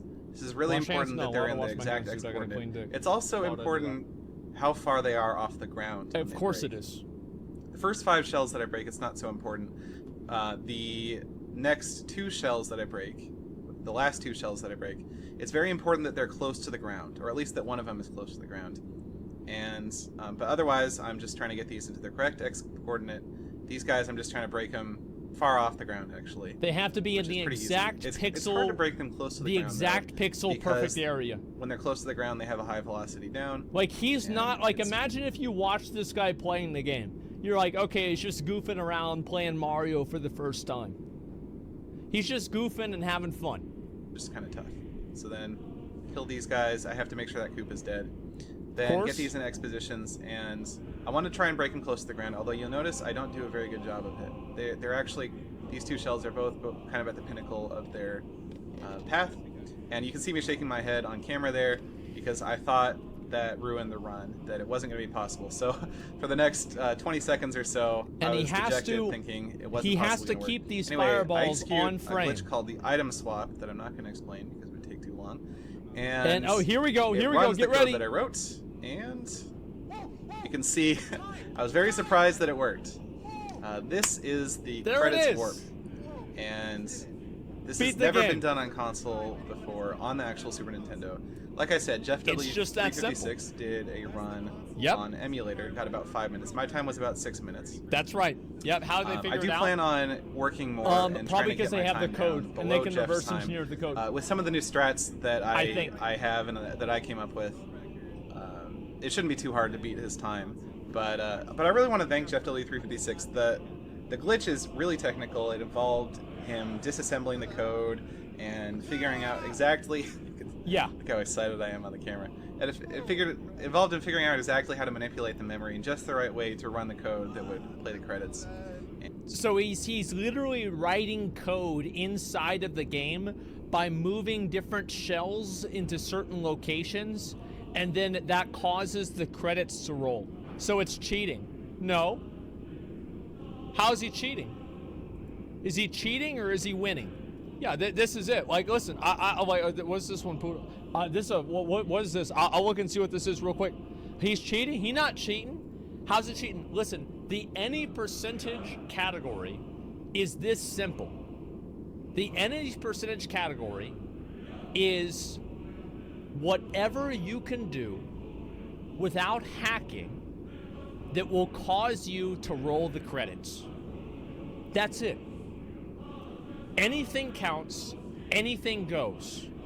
Whatever you can do that will cause you to roll the credits without changing the programming of the game through outside means, right? So obviously this one is different because he's doing it inside of the game.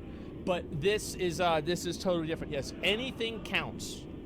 And that's it. Never seen him as Trackmania content creator, virtual, this amazing video, so Trackmania speedruns. Yeah, this is normal. He's rolling the credits, but is he beating the game though? Gotta think about it. Yes, you're beating the game. Yes, if you roll the credits, you beat the game. I've never seen this before. Watch for rolling rocks. In this video, I'll be explaining exactly what I do to collect Watch for Rolling Rocks in 0.5 A-presses. But first, we need to clear something up, because every time I post a half A-press video, I get the same comments over and over asking what it means, even though I always have a whole paragraph in the description explaining it, which even starts with, if you're wondering what a half A-press is, I've never seen before this. commenting to ask. But maybe what you guys need isn't a paragraph. Maybe you guys need an example. So, consider Wing Mario over the rainbow. Okay. Not even the whole star. Just consider getting to that cannon platform, which Right. is a necessary part of getting the star. So, Got it. how many A-presses does it take to get there? Well, if you say 0, that's wrong, because then Mario can't go far enough. Right. If you say 1, well, it's true that Mario can get there with 1, but Okay. we can do a little better. Okay. We can do it in half an A-press. Okay. To do that, we start the level already holding A, and then we use that A-press to reach the platform. Now, hold on. I know what you're thinking. An A-press is an A-press. You can't say it's only a half. But he didn't well, press it. TJ, Henry, Yoshi, hear me out. An A-press actually has 3 parts to it. When A is pressed, Right. when A is held, and when A is released. And together, this forms one complete A-press. Now, usually, it's the pressing that's useful, because that's the only part that makes Mario jump. However, sometimes it's sufficient Henry's about to just get use schooled. the holding part, which allows Mario to do Like, little kicks. bro, imagine making that comment, and then the guy takes your comment and makes a video about your comment, and it gets 4 million views. Like, he will forever be known as like, oh, Henry, oh yeah, that guy that made that stupid thing. Yeah, they made that video about that dumb thing he said. That's right, true. Swim in water, to fall slowly while twirling, and Right. to fall slowly with the wing cap. And as for the release, well, there's currently no cases where that's useful or important, so Okay. don't worry about that part. Now, if we map out the required A-presses for Wing Mario over the rainbow, it would look like this. We merely need to hold A to reach the cannon platform, we need to press A to launch from the first cannon, and we need to press A again to launch from the second cannon.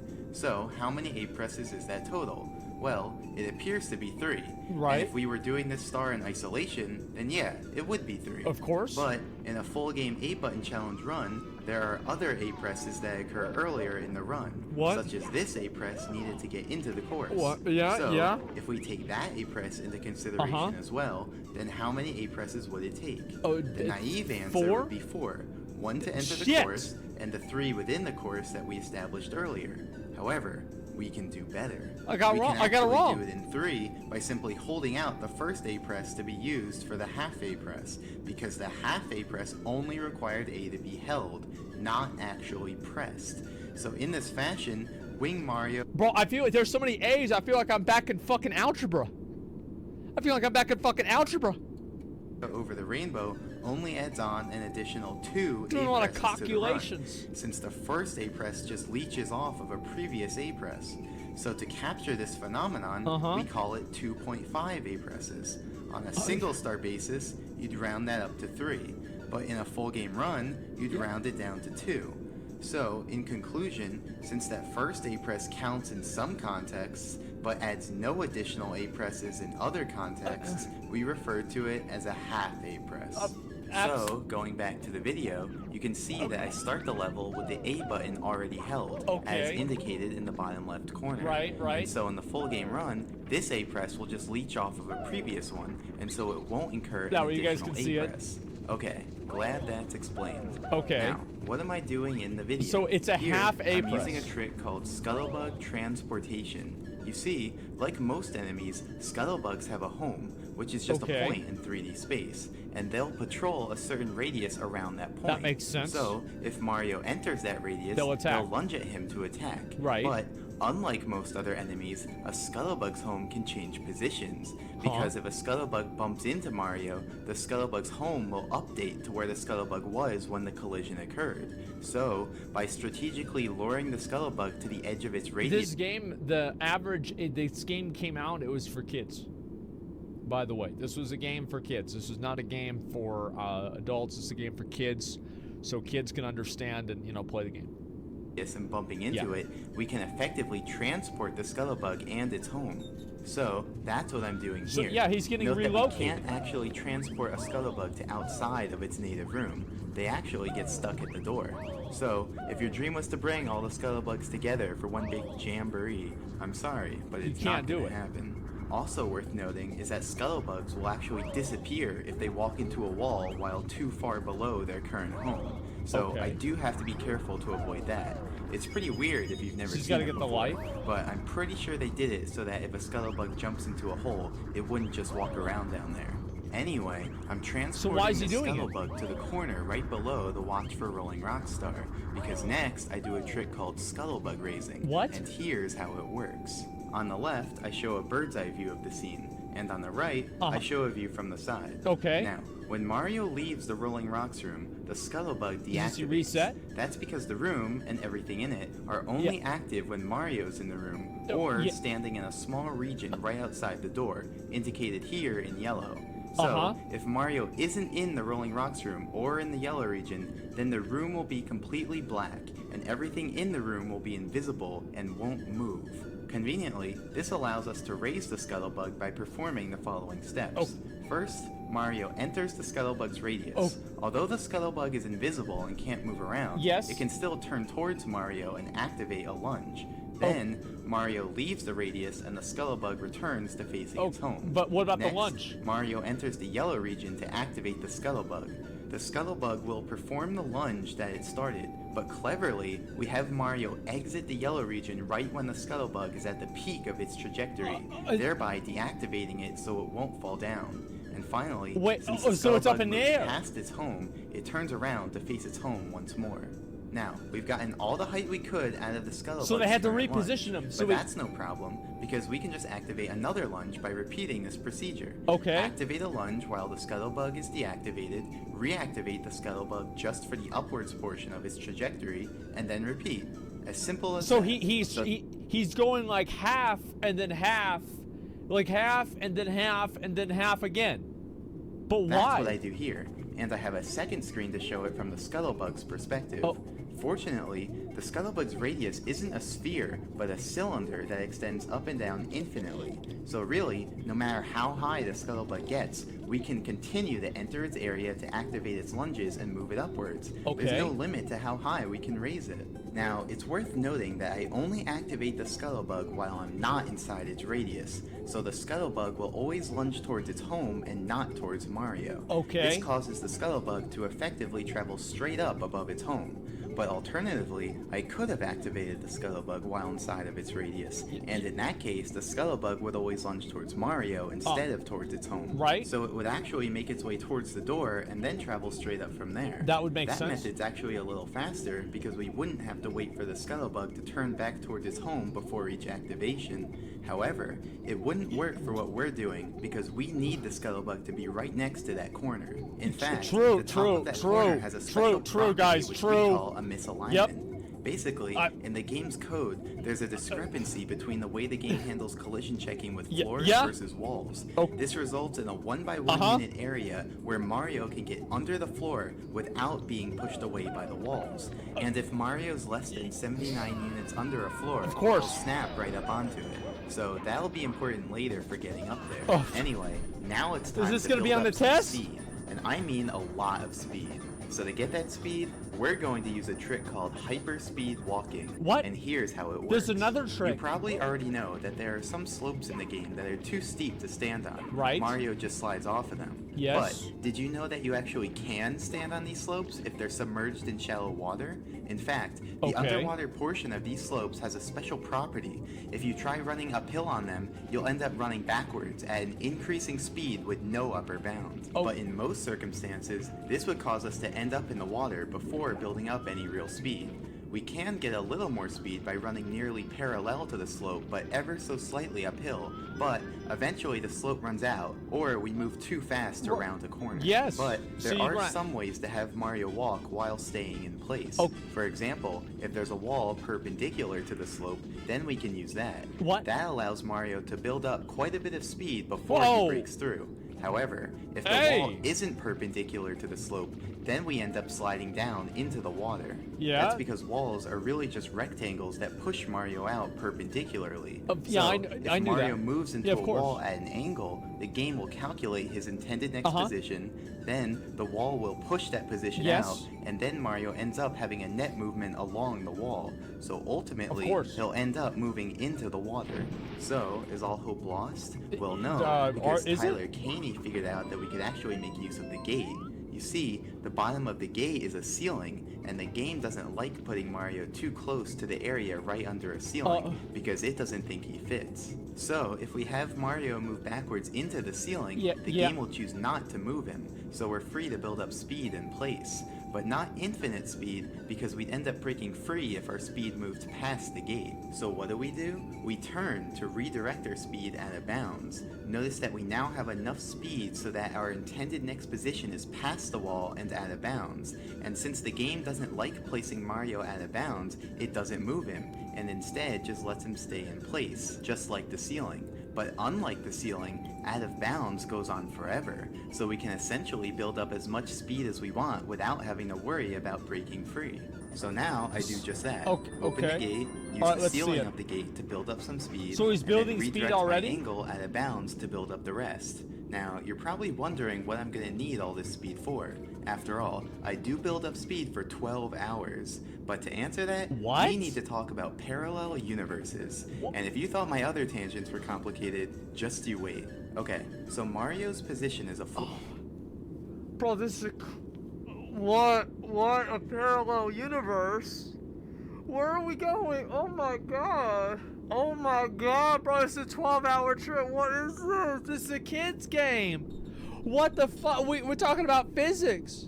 Floating point number, but it's converted to a short when the game uses it to test for collision with floor triangles. In other words, Mario's position can basically be any decimal number, but it's converted to an integer between negative 32,768 and positive 32,767 inclusive. So, any fractional portion is truncated, and numbers too big or too small are moved into this range using the modulo operator. Graphically, that means that the position used for floor detection is always inside of this box. So if Mario's in that box, then his actual position and the position used for floor detection are the same, albeit maybe off by a single fraction due to the truncation. But if Mario leaves that box, then his actual position and the position used for floor detection will separate, since the position used for floor detection will just loop back around to remain in the original box. So now I ask you this, here's the course. So if Mario is standing way over here where there's no land, but the position used for floor detection is on land,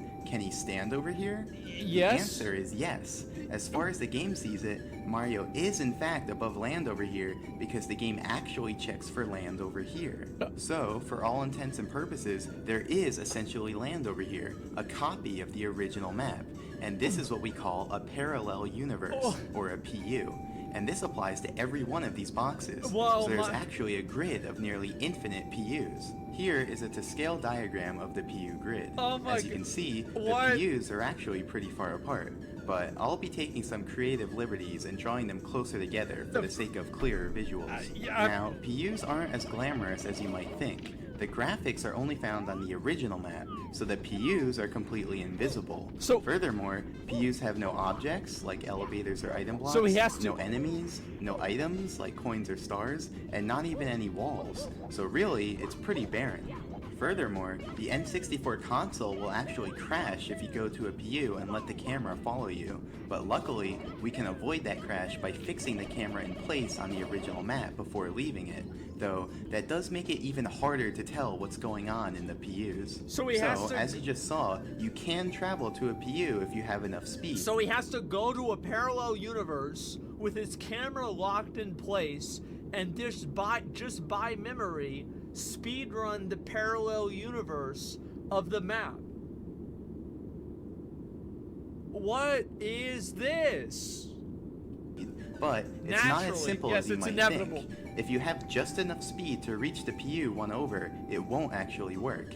That's because the game actually checks if Mario is above land at each quarter step of his movement. That means the simplest PU movement is moving over 4 PUs at once. That way, each quarter step is above land and therefore valid. So he has For simplicity, So he's walking over four different... Oh my... call this quadruple PU distance 1 QPU. Now, up until this point, I've been glossing over a very important detail, which I now need to clear up. What if I told you the distance Mario moves isn't necessarily equal to his speed? For example, look how fast Mario moves at 31 speed on this flat slope, and now compare it to how fast he moves at the same speed on this steeper slope. In both cases, he has about the same speed, but 32. Clearly he's moving at different rates. True. That's because the distance Mario moves is only a portion of his actual speed, and this portion depends on the slope of the ground. The steeper the slope, the smaller this portion is. That makes sense. Note that it only depends on the steepness. I understand. All right. Now I understand this graph. Okay, guys, like this graph makes sense. I get it. Guys, I think I'm understanding this. Whether Mario's facing uphill, downhill, or sideways on the hill. In these visuals, blue will represent Mario's actual speed, and green will represent the portion of it that he moves, which we call Mario's de facto speed. So in these 3 pictures, Mario has the same speed, but he has different de facto speeds since he's standing on slopes with different steepnesses. So if we want to move 1 QPU, it's not sufficient to have QPU speed. We need QPU de facto speed, which often means our actual speed will need to be greater than 1 QPU to compensate. So to reiterate, we need to increase our speed until our de facto speed syncs up with 1 QPU, and the speed needed to do this is called the sinking speed. So in this diagram, the blue arrow represents the sinking speed. When we have that speed, the quarter steps of the de facto speed sync up with the PUs, and we can move. Now, what I'm showing here is just the lowest, or first sinking speed, aka the speed to move exactly 1 QPU. If we increase our speed, eventually our de facto speed would sync up again when it covers a distance of 2 QPU, and so we'd be able to move at that speed, which is 2 times as fast as before. So in general, any multiple of the lowest sinking speed is itself a sinking speed, and will cover multiple QPU at once. So remember, every slope has a different set of sinking speeds, and this... So it's like infinity, like multiple levels of it. Bro, Henry? Bro, imagine how dumb Henry feels right now. Bro, imagine Henry right now watching this fucking video. This makes perfect sense. You ready to do this? Yeah. Bro, like, Henry, I feel like he probably is never gonna make another comment on YouTube again. This can make routing tricky. For example, in the video where I do PU movement to reach the secret aquarium, I had to traverse several different slopes. First, this slope that I used for hyperspeed walking, then this slope at the edge of the water, then the flat ground of the castle foyer, then the castle stairs, which is really a steep ramp, and then the flat ground of the upstairs. And note that the stairs you see there are actual stairs and not a ramp, so they're just flat ground. Here is a graph showing the sinking speeds for each of these slopes, and so these are the speeds I need in order to have PU movement while standing on each of these slopes. Naturally, the steeper slopes have greater sinking speeds. Now, keep in mind that I can only build up speed while I'm like, this isn't like a troll, right? Like, this is not like some bullshit at the very end of it. He says, yeah, I can't believe you believed all this. Like, this is actually, like, this is, like, real...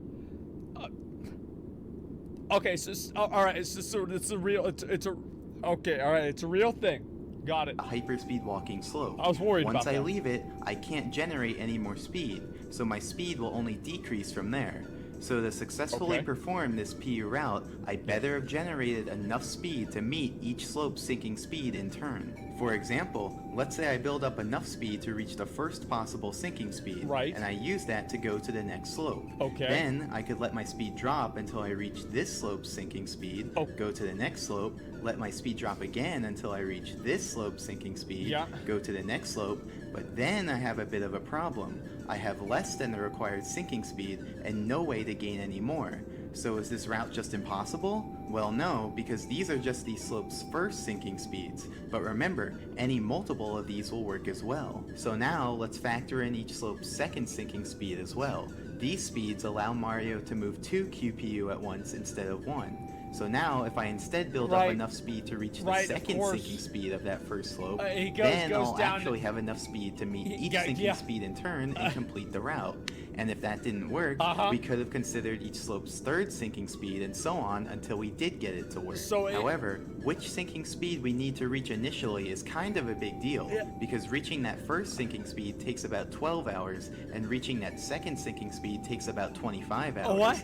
So if there's a way to use a lower sinking speed initially, then that's a 12-hour save. So how much speed will we need to generate for the Watch for Rolling Rock star? Well, keep in mind that even with access to unlimited horizontal speed, we don't have any improved vertical mobility. So to get to the top of the course, we need to travel up slopes and ride up elevators. So this will be the basic route. Start on the hyperspeed walking slope, navigate along the path up from the lake, ride up this elevator, ride up this other elevator, make our way onto the amazing emergency exit platform, which is the highest point we can reach, and then launch to the Watch for Rolling Rocks platform. By itself, that still won't be enough height, but the scuttlebug we positioned will provide the extra bounce we need. So this is the graph of... Oh, I forgot about it. Oh my god. Oh my god, it's all part of the... like, it all comes back to the scuttlebug, boys. You thought it was over, it wasn't over. Like, this is just, it's only the beginning. The sinking speeds of these slopes. Unfortunately, we run into a bit of an issue with the path up from the lake. That area is actually made up of dozens of floor triangles that each have different slopes. But that didn't stop me. After careful observation and scrutiny, I isolated 6 triangles which I named T1 through T6. These triangles have strictly decreasing steepnesses, so we can meet each of their sinking speeds in turn. Additionally, their heights span the entire vertical distance we need to cover to go from bottom to top, without leaving any gaps in between. So, by using the slopes of those 6 triangles, we can complete the blueprint for our route, allowing us to utilize the first sinking speed of that initial slope, so building up speed only takes 12 hours instead of 25. Now, we're almost ready to go back to the video, but there's just some final points I want to make. For example, you don't need to have exactly the sinking speed to traverse PUs. If you have slightly less than the sinking speed, you'll move relatively forwards in the map.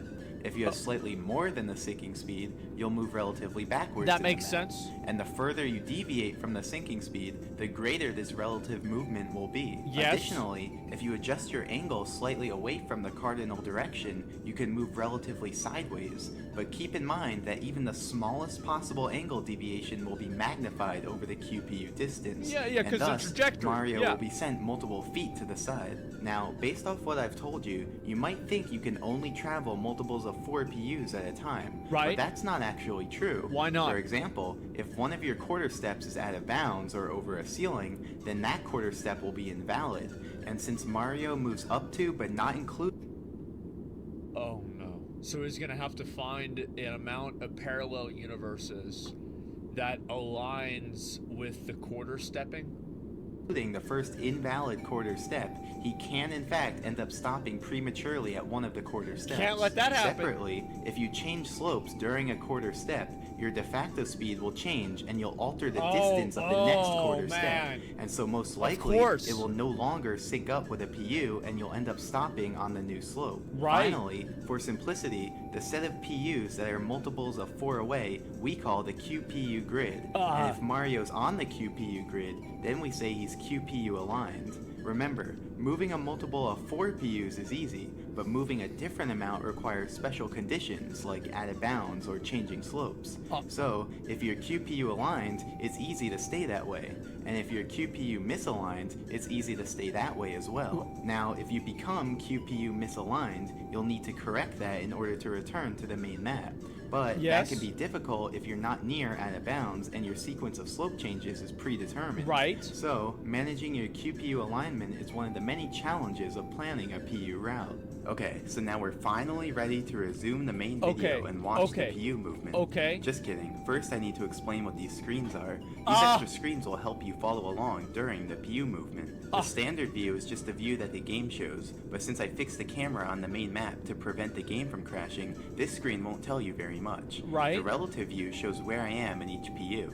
This is what it would look like So if I let the camera follow Mario It's around, Marioception. and if PUs weren't invisible. The relative map also shows where I am in each PU, but from an overhead perspective. And finally, the PU map shows where I am in the PU grid. Okay, so now let's really start. So, as I explained earlier, I navigate up the path from the lake using the 6 triangles I isolated, and I've marked them in the relative map so you can follow along. So basically, I get onto a triangle, let my speed drop until I'm around the sinking speed for that triangle slope, then navigate uphill on the triangle, and then move to the next triangle. Using what I taught you, you should be able to follow along with my movement. For example, I'm able to move relatively backwards because I have slightly more than the sinking speed. Whenever I move sideways, it's because I'm slightly angled away from the cardinal direction. And every time I move from triangle to triangle, my QPU alignment changes. But cleverly, I planned it in such a way that they all cancel out by the end, and I'd end up QPU aligned. So right now, I'm on the 6th triangle, so I do a little zigzag to bring me back towards the main map, as you can see on the PU map screen. Remember, I need to return to the main map in order to access the elevator, since there are no objects in PUs. As you may have noticed right there, the elevator didn't register me until I started kicking. And that's actually the reason why I've been holding A this entire time. By holding A, I can press B. I forgot. Oh my god, I forgot all about A. Oh my god, I forgot all about. I forgot about A. Holy shit! Jesus, those are that. Bro, what? To do these little kicks. Without these kicks, I go through the elevator, but with the kicks, I can ride it up to gain precious height. Okay, bro, so now Henry we're must closing be in feeling on the really end. stupid the right now. The movement I do will be a kick onto the amazing emergency exit platform, then turn and launch myself towards the scuttlebug. That movement will bring me 10 PU to the right and 3 PU down, but since I want to end up on the main map, I reverse that displacement and so position myself 3 PU up and 10 PU left. While doing that, I simultaneously position myself in the correct relative part of the map to make the movement work. Okay, now don't blink. And there we go. By bouncing on the scuttlebug and ground pounding in the misalignment, I achieved just enough height to get onto the Rolling Rocks platform. Here, I show an abridged version of the scuttlebug and their movement. While doing that, I simultaneously position myself in the correct relative part of the map to make the movement work. Okay, now don't blink. And there we go. By bouncing on the Scuttlerbug and ground pounding in the misalignment, I achieved just enough height to get onto the Rolling Rocks platform. Here, I show an abridged version of the Scuttlerbug raising, in case earlier's viewing was too choppy to follow. As you can see, the Scuttlerbug moves back and forth above its home. At the end, you can see I do 2 special raisings purely to move him sideways and closer to the corner, since he ended up being too far away for the bounce to work. And here, I show an alternate angle of the final PU movement. The Scuttlerbug actually became active once I entered the PU version of this room, so I really only had a handful of frames to get over here before he fell too far. And there you have it. Watch for Rolling Rocks done in 0.5 A presses. Man, I did not expect this video to become 25 minutes long when I started commentating, but I guess there was just that much to explain. Hopefully, you were able to follow along with my explanations and visuals, learn something new, and had an enjoyable experience. So, thanks for watching. I gotta lay down. Guys, I gotta lay down. Like, I gotta lay down. I gotta do something. Like, I just, like, what the fuck? Like, how does this even happen? Like, how does anybody figure this shit out? How does anybody even know this? Like, what the fuck? This is insane, man. This is absolutely fucking insane. I don't even know what to say. This is crazy. Bro, Henry, like, has anybody ever been owned as much as Henry did in this video? Like, has it ever even happened? Like, I don't even know. An A-press. Like, I don't even know if this is possible to happen. I have no idea if this is even possible for it to happen. Like, how could a person like this ever get owned? Like, nobody can ever be owned this way ever again. There's too much. Where, like, whenever I was confused, I saved select world music and I would play. I legitimately believe it's one of the greatest videos on YouTube. TJ Henry has been awfully quiet ever since this dropped. Show your friends this whenever they're high. Revolutionist with a virtual multiverse because you don't want to let go of a button. Henry just wanted to have an opinion, and that's what you get. That's what you fucking get. If you want to have an opinion, that's what you fucking get. Yeah, Henry got obliterated in every single parallel universe that Mario has ever had. Okay, you understand that? Like, every single parallel universe Henry is owned in.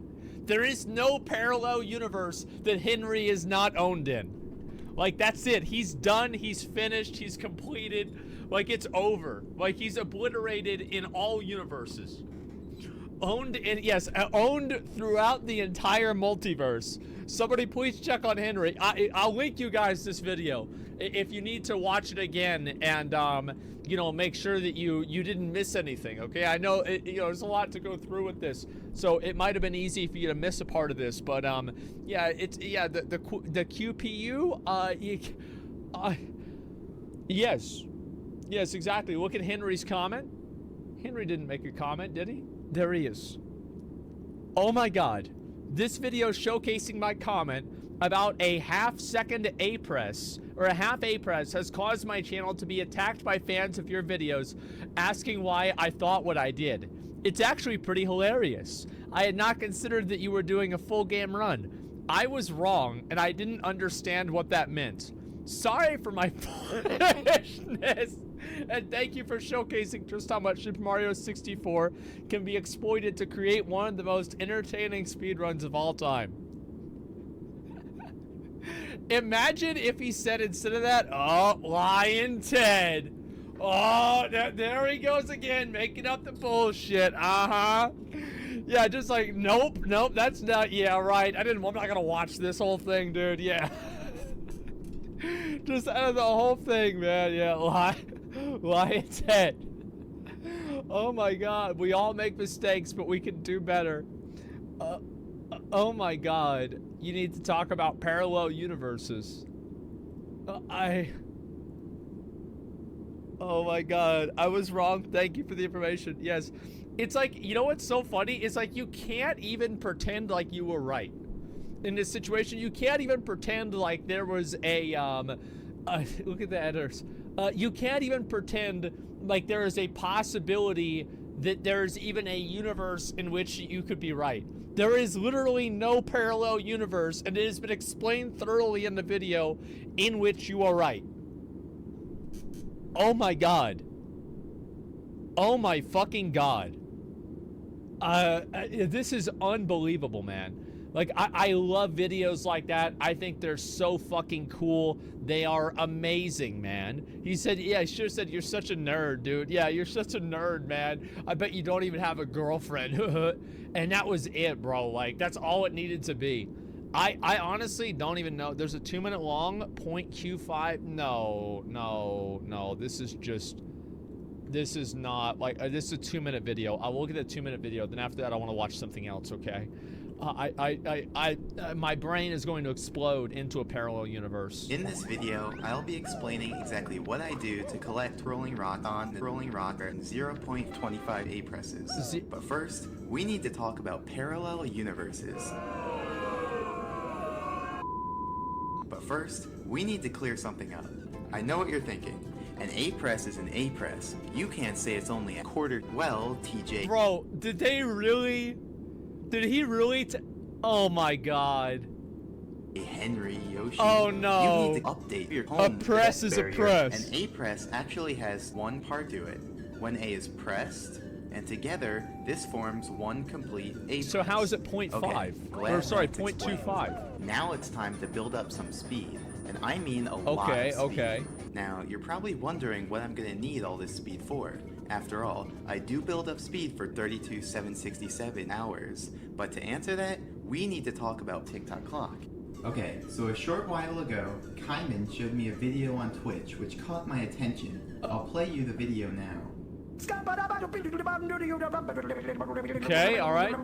I haven't seen this one before. I'm a scat man! As you can see, this Twitch player, Dota Teabag, was very high for seemingly no reason. So, proceeding under the assumption that this is a new glitch, this would be the ideal plan. First, we reproduce the glitch. Second, then finally, we exploit the glitch. True. I myself have tried to reproduce the glitch, but have had no success. Which is why I decided to put a bounty on this glitch of $1. That's right. Oh. The first person to reproduce the glitch and send it to me will be rewarded wow. $1. Okay. All right, so now we're getting finally serious. ready to resume the main video and watch the PU movement. Just kidding. First, I need to explain the Pedro spot, and it's pretty powerful. You see, once upon a time, a guy named Pedro showed the ABC crew a magical spot in Cool Mountain, where Mario seemed to get stuck. And there you have it. Rolling rock on the rolling rocker done in 0.25 A presses. Man, I did not expect this video to become 2 minutes long when I started commentating. But I guess there was... Bro, this is just, it's just like, it's edited.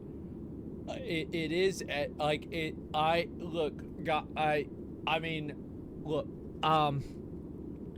okay. You know what I mean? Like, you see what I'm saying, guys? Like, that's basically where we're at. Yeah, this is just so... It's fake? Okay, Henry. All right, Henry. I see how it is. Yeah, sure. Nice try, okay? Yeah, you think we're not going to catch on to that? This game has more mechanics than Lost Ark? Yeah, exactly. Like, this is nuts.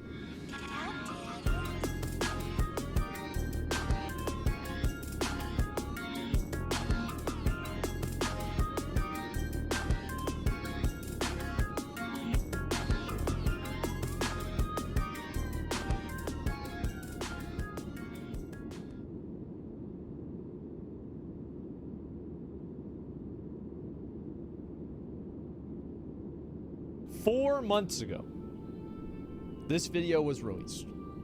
Ever since then, every single day, people have asked me to watch it. And I figured, you know what? Let's cozy up, let's get comfy, and let's take a look inside Pandora's box of World of Warcraft. The following video contains subjects and footage that some viewers may find disturbing. All information contained within has been made publicly available by the people or entities discussed. Viewer discretion is advised.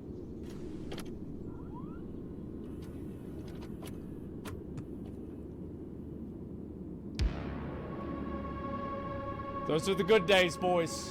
14-inch televisions.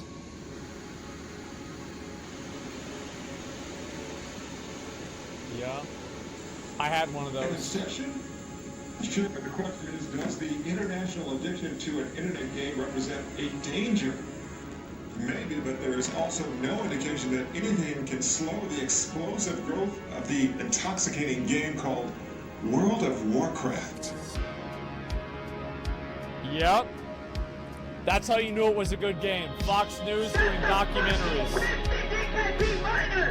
What the fuck was that shit?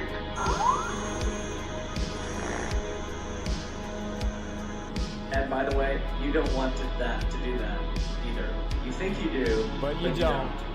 Yup. Dude, I love the 90s fucking intro, man. You guys really take care of it. Oh, I game news all day, every day. Oh shit. My man, that guy's a gladiator. Incredible 16 hours a day. His mother says his personality has changed and that he's become moody and violent. Fuck and his yeah. addiction is tearing the family apart. Fuck yeah. But our actions are going to matter more than any of these. That's right. They sure did matter, didn't they? All right, go. Let's do this. Damn, that was some good shit. Bro, what a fucking intro. Holy shit. The power level where... Bro, I watched this on that monitor. And they get all the great at Jeff's experience. house. Oh my god.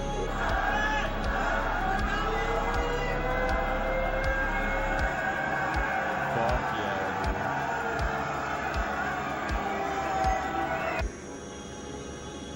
dude. This is so good.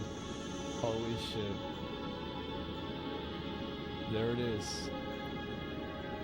The good times, the best times.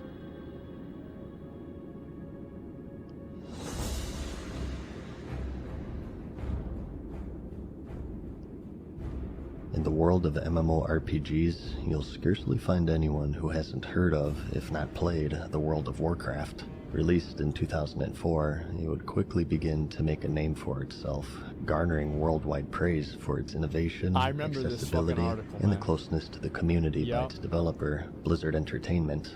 Both celebrated and condemned for its addictiveness, in the span of a few short months, it would not only become the most popular of the MMORPG genre, but also set the standard for all of those that would follow in its footsteps.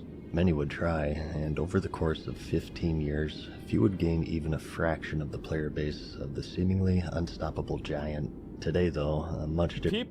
People forget how big WoW was. Like, WoW was like, it was the game. It was the game people were talking about. It was like Fortnite in 2018 for 3 years. Probably longer than that, like 5 or 6 years. It was massive. It was the fucking game. Different picture is painted. What was initially considered inspirational in the world of game development now leaves behind a controversial history marred with what many describe as betrayal, deception, and squandered potential, leaving many asking the question, how? A snapshot of history of a world created within a world, a microcosm of mayhem, a virtual playground for humanity to show each other their best and their worst. Yeah. This is the story of Blizzard Entertainment and their iconic MMORPG, the World of Warcraft. Damn. As I said, I really cannot emphasize enough how different the whole world was like back then. It was just so different. It was so crazy. Like this, yep, Y2K. Yep, listen to this.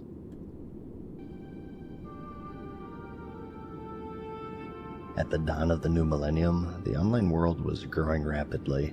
The intellect of man and the advancements of technology combined bestowed upon the world the creation of the internet by Al Gore. News of a new Star Wars movie was spreading. Yeah. The storyboard for The Lord of the Rings, The Fellowship of the Ring had been completed. Fuck yeah. Nerd culture was about to reach critical mass.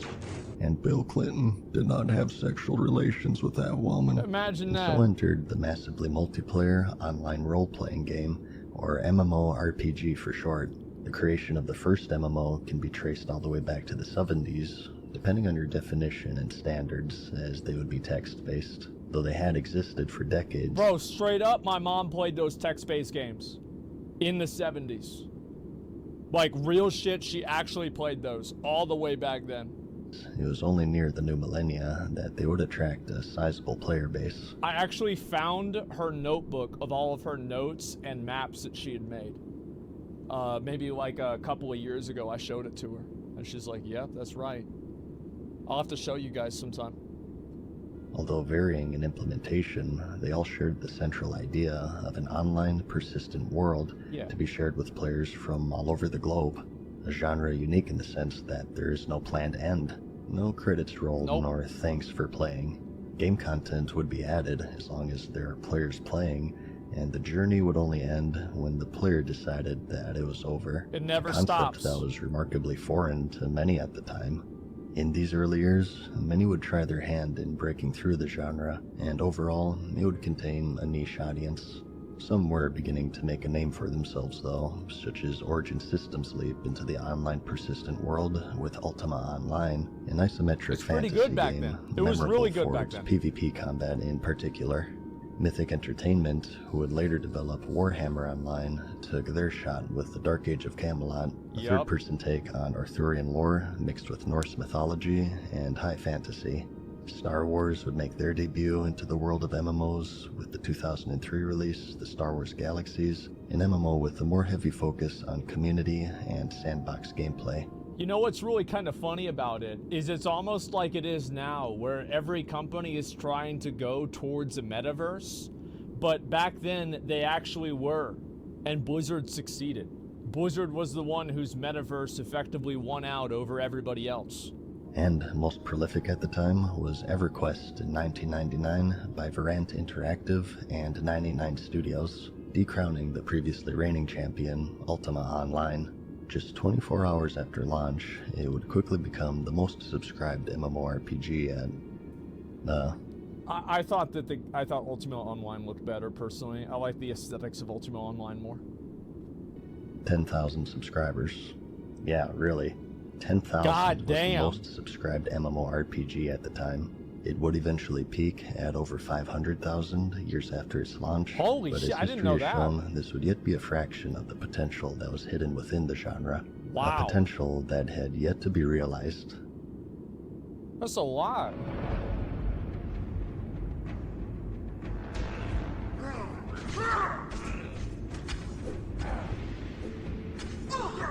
The MMO was on the rise, and the time to strike was nigh, and in the background, a beast was stirring, silently observing the strengths, the weaknesses, the success. You have to understand, like, back then, Blizzard only made the best games. Like, you might not understand that now, right? But it's so different. Like, Blizzard was the From Software of the 90s and the 2000s. Like, they brought out a game, and it's like World of Warcraft was as far ahead of its, like, other competitors as, like, Elden Ring is farther ahead of any other game. Like, it was just so far ahead, it just wasn't even... It just put every other game in the fucking dirt.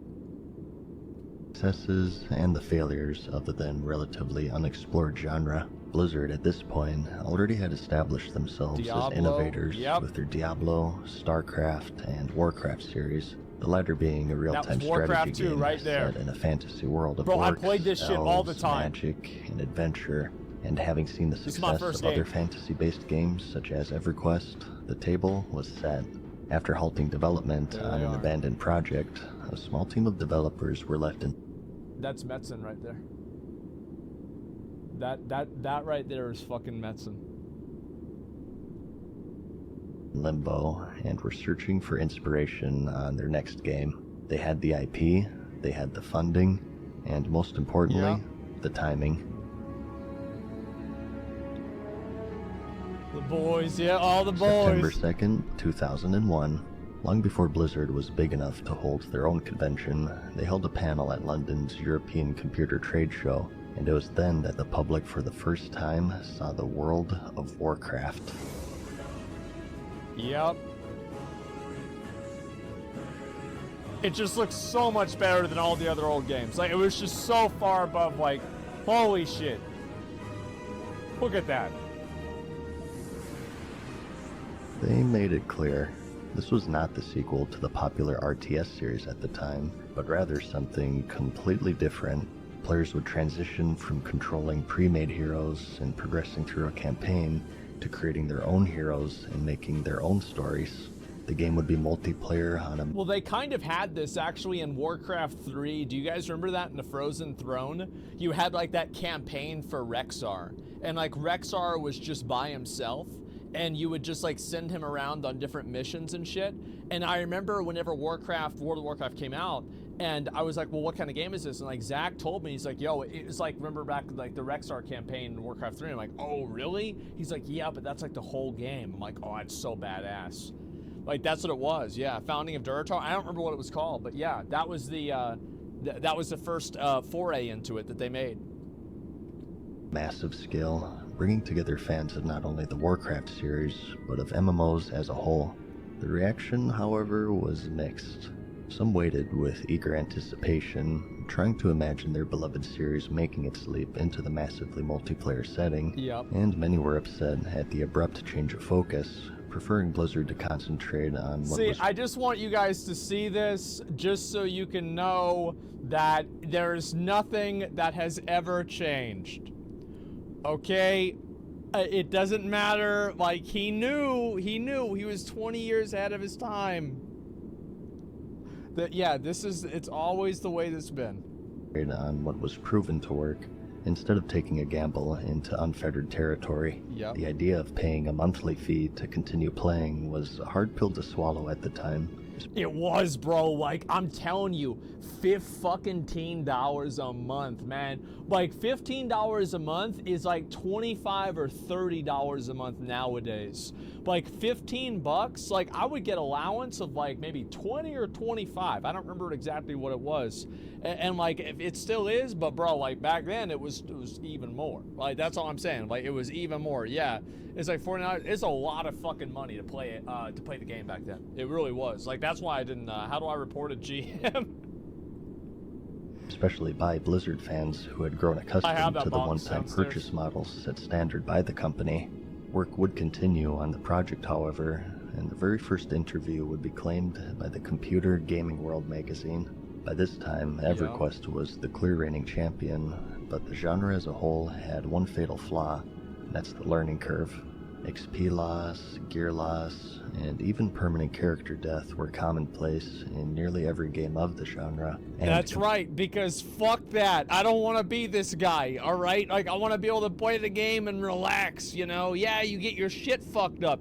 And like, this is what I said before, right? Remember I was bringing up how every game was trying to be the last big game? World of Warcraft tried to be the next big game. And that's why it was so successful. Is they did away with the shackles that the previous games gave the players. Combined with a large time investment in playing, it cultivated a very niche and hardcore community, and the everyday casual player would quickly succumb to the intense difficulty and seek entertainment from other, more forgiving games. It was a genre with a focus on character progression, with death penalties centering around character regression and a steep learning curve to go along with it. However, this transitionary period would prove to be a key moment where players for the first time would leave single-player games that looked like this into this online sprawling world. They were incomparable to each other, and although it's funny to think now, it was an intimidating thing. The time investment was, and still is, incredibly high. You had to have... Oh yeah, there were so many, because there were also all these news stories. Like, I remember I started playing the game in like 2006, and like my relatives were like, they're like, do you know, like, so you let him play World of Warcraft? Well, I have a friend at work, and her son started playing World of Warcraft, and next thing she knows, he's smoking the reefer. And my dad would be like, yeah, that's fine with me. Yeah, that's my son, you know? He'd have been totally fine with that, right? But just in general, he didn't give a fuck. He was like, whatever. The computer, 15? You had to have a good enough graphics card to run it, you had to have internet, and you had to pay a subscription. The amount of hurdles standing between the average person and the game were already high, and combined with the unforgiving gameplay of the landmark titles representing the genre, it was just too much for the average person. But it was this person, this untapped market of new and casual players that Blizzard would set their sights on. World of Warcraft took a like the same thing Final Fantasy did 10 years later. Completely different style of approach. During a time when XP loss was the bare minimum penalty for dying, World of Warcraft made you simply run back to your corpse. One of the great things here is that when you die, and death is an inevitability in all these games, it's really not that big of a deal. All other online RPGs make death a really bad thing because dying should be bad, right? Well, in World of Warcraft, pretty much all that happens is you sit out for a bit. You respawn back at a graveyard and you run and get your corpse and you respawn. You don't lose experience points, you don't lose your items or any of that stuff. Forge your own path. The next level took years in other games. World of Warcraft, it took months for most players. And when systems were complicated and confusing, requiring external literature to understand, World of Warcraft systems were relatively straightforward. And when character stat and template choices were often permanent, World of Warcraft featured costly but reversible methods of character progression and... Yeah, you have to remember, 50 gold respecs back in the culture of 2004 was an easy respec. That's like, oh, you can just go and do whatever you want. Yeah, that was an easy fucking respec, because you have to remember, like, all of the games, like, basically, like, culture around, like, Dungeons and Dragons, right, was influenced primarily by Tolkien, obviously. But, like, every bit of, like, fantasy gaming for, like, a very, very long time, and, like, you could argue still now, was derivative of the original Dungeons and Dragons. That's why you have dice rolls for critical hits, and you see that DNA in, like, every fucking fantasy game. And like, back in Dungeons and Dragons, it was harder to respec as well, especially in the earlier versions. That's my understanding. Customization. In other games, you had areas designed for large groups of high-level players, referred to as raids, but they were commonly out in the open world, which resulted in having to compete against one another for kill credit. Due to this, there was a greater sense of urgency to complete the raid in its entirety in one sitting before any other guild had the chance to catch up and bring unwanted competition. Marathon sessions of guilds setting up 24-hour shifts was a common strategy to maintain dominion of these raids, in many cases to the detriment of the health of the players. This Final Fantasy XI boss was engaged for 18 hours until players were forced to quit after they began to faint and vomit. Though this boss in particular... But guys, he was at 10%! Just keep going! It's only 2 more hours! Yeah, come on! You're almost there, remember that? Yeah, that's how serious this game used to be. Like, people back in the day were ridiculous at these games. It was nuts. Was nerfed shortly after the incident. This was the state of the endgame for most MMOs in these early stages. However, World of Warcraft had been one of the first MMOs to standardize instance raids, where players and guilds could create their own unique raid instances, resetting on a weekly basis. And as for the raid bosses themselves, although today seen as archaic and simplistic, at the time they were quite advanced. In a genre... Oh, it's like, you look at this thing, what is this? What is this, the triangle dragon, the Lord of Geometry? Like, what the fuck does this do? You know what I mean? Like, this is the Lord of Geometry. Like, of course not. Like, what the fuck? And so, like, whenever WoW came out and, like, it had instances, it sounds really cool to have these outdoor raids until you have the outdoor raids. And then you realize how fucking annoying it is. That being said, we did have a lot of fun in Classic WoW doing the world bosses. It was fun. Having a little bit of it is okay. I hope they have that in Ashes of Creation.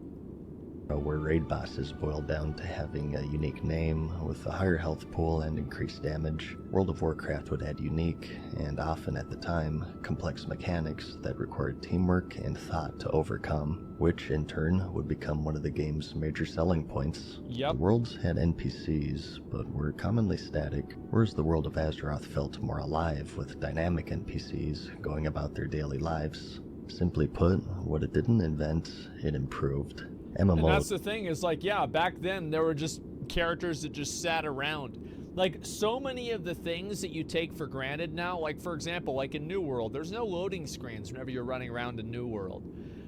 World of Warcraft was the first MMO, really, or first big MMO I know, to just not really have loading screens. You just go from one zone to another zone. That, just like that simplistic thing that like everybody takes for granted now, was gigantic back then. It was huge. We're in a constant state of almost theirs, and World of Warcraft was the first one to bridge that gap and bring it into a more mainstream audience, and it reaped the rewards because of that. The game would continue development throughout the years, with teasers being released in the form of magazine interviews and trailers, keeping the curious onlooker abreast on its direction. And after a long alpha and beta testing period, the moment of truth came on November 23rd, 2004. Yep. Oh man, guys, I can't believe that these new games can't keep these servers up. It wasn't like this back in the day. I tell you something, back in the day they used to run a whole lot better. Uh-huh. Yeah. Ain't shit changed. Yeah, it was worse. Because back then, appealing to the casual gamer worked well. A little back then, the developers didn't care. Like now, they hire a PR person or a community manager to pretend like they care about you. Back then, developers were like, fuck, really messed this one up, huh? Oh, we'll fix it eventually. I'm gonna go to lunch. Yeah, like, they didn't even give a fuck. Too well. It's Blizzard borked, in no way was prepared for the frenzy of players eager to get into the world. Disconnects, lag, and rollbacks would persist heavily for the opening months, and still consistently through the next couple of years.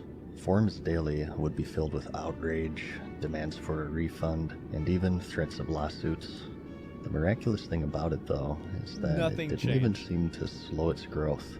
The launch today is looked at as disastrous, and yet still... Nobody cares about a bad launch. Literally nobody gives a shit. They will come back and play the game later on if it's good. That's why I tell people, it's like every launch is gonna be shit. Why is it gonna be shit? Because it doesn't really matter. Look at this, RAM or video card? Yes, this was a real question back in the day. This was back in the Stone Ages. Like, people had to connect. There was like an aqueduct with water, and you had to connect that to the stone cutting device, and then the stone cutting device's kinetic energy would power the hamster wheel that would cause the computer to turn on. And that's what it was. People came back again and again. How can a game that's playable maybe 50% of the time hold such a demand? Well, it's because it was that good. It was good. Years of development had paid off as World of Warcraft quickly became a hit, almost immediately dwarfing all competition at the time and robbing them of their player bases. It was the vampire of the MMO industry at its release, and it would suck the life force out of every single previously mentioned staple of the genre. But there was one unfortunate thing. The unfortunate thing was it launched right when WoW launched. So WoW brought the whole industry down, not just us. Every online game out there went down as soon as WoW went out. WoW was like a huge succubus of players went over there and drove into WoW. And it drove all our numbers down. 60 levels of progression and a world of challenges awaited the eager player base, and there would be many landmark moments just waiting to be claimed. Players rushed to the max level, and the title of the world first level 60 went to a player named Zenith, a troll rogue on the Storm Reaver server on December 3rd, 2004, a little less than 2 weeks after release. By today's standards, incredibly slow, but back then, a no-life nerd, as onlookers weren't shy of expressing. On January 30th, 2005, the game would see its first raid cleared with the death of Anixia, taken down by the Guild Ruined on the Proudmoore server, and many players for the first time got to see the famed epic quality items that she hoarded. Oh my god!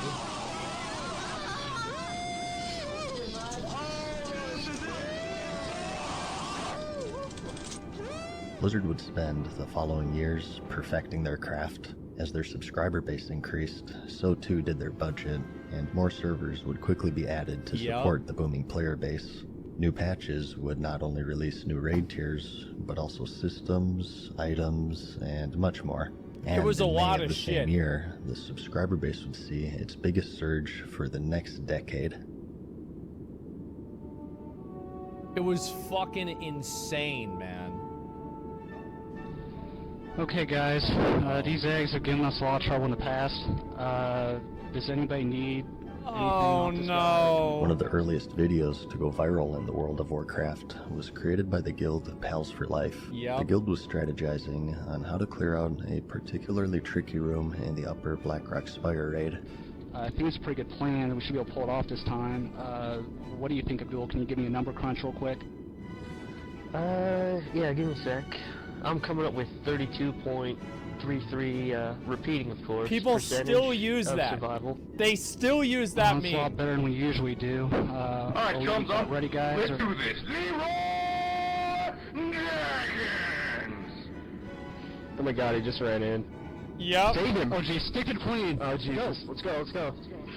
Stick to the plane. Dude, And I in the remember midst having of the this video on my conversation, computer. A group member, Leroy, charges in prematurely with reckless abandon, causing the death of the entire Stick group. to the plan. I can't move. Am I lagging, guys? I can't move. What the hell? I can't hear you. Oh my god. The eggs keep spawning. More respawning. I don't think you can cast with that shit. Oh my god. Get off. I got it. Get off. I can't move. Oh my god. It was bad. God damn it, Leroy. At least I got chicken. The video was later revealed to be staged, but nonetheless, it caught on like wildfire, and It was did. shared across multiple websites and forums, making it one of the first videos for World of Warcraft to gain viral popularity. Onlookers were intrigued. Man. Word of mouth proved to be a prolific It sounded so scripted. No, but like what you don't understand is like back then, people didn't think if something was scripted or not. Like it just wasn't even in their mind. It was just like, this is a funny video. Wow, this is funny. This guy's so dumb. You know what I mean? Like it just wasn't even, it wasn't even on their radar. advertising vehicle for the game. It's hard to say today just how many people watched the video, as some of the uploads have been lost. Millions the and original upload millions on and Warcraft millions of movies people. today sits at nearly 19 million views, and the original YouTube mirror reached at least 46 million before Holy it was taken shit, down. that's a lot. And surviving mirrors today sit at a total combined count of around 24 million. 88 Regardless, million it's views. by far the most viewed Warcraft-related video, even to this day, Oh over my 15 God. years later. It was so popular, in fact, that it was later featured as a question in the trivia show Jeopardy, just a few months later in November. This role-playing game, out in 2004, returns to the world of Azeroth, where heroes like Leroy Jenkins do battle. And that would be the world of Warcraft. Pathetic. Yeah. The Leroy craze wasn't the only phenomenon to spawn from the game, though. September of 2000. It's like, I'm trying to think of like what would be the equivalent of Leroy Jenkins now. Like, what's a meme that was on the same level as Leroy Jenkins?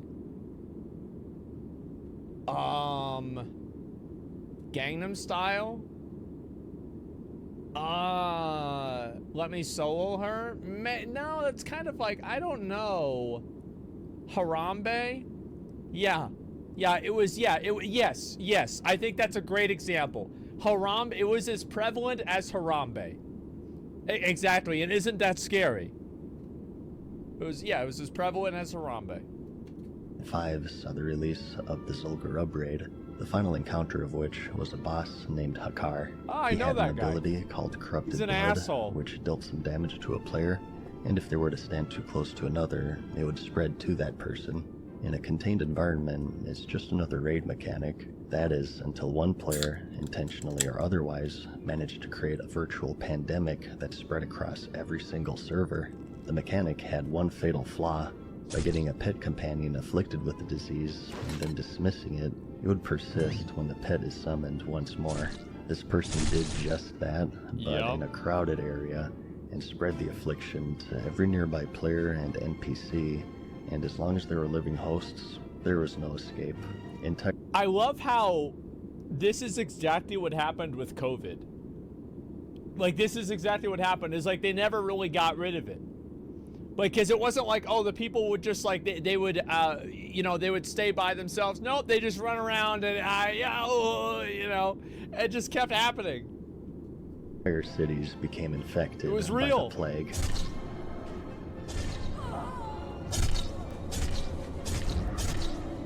Word quickly spread, and other players intentionally started spreading the disease. Yep, just like the people Ironforge, licking things Stormwind, in Walmart. Orgrimmar. Every major capital city was a death hub and was uninhabitable by lower-level players. Yep. The spread would continue to go on for days until Blizzard eventually hotfixed the disease, but the resulting chaos remains to this day to be one of the most memorable moments in the game's history, and has even been used in real-world research of the spread and reaction of contagious diseases.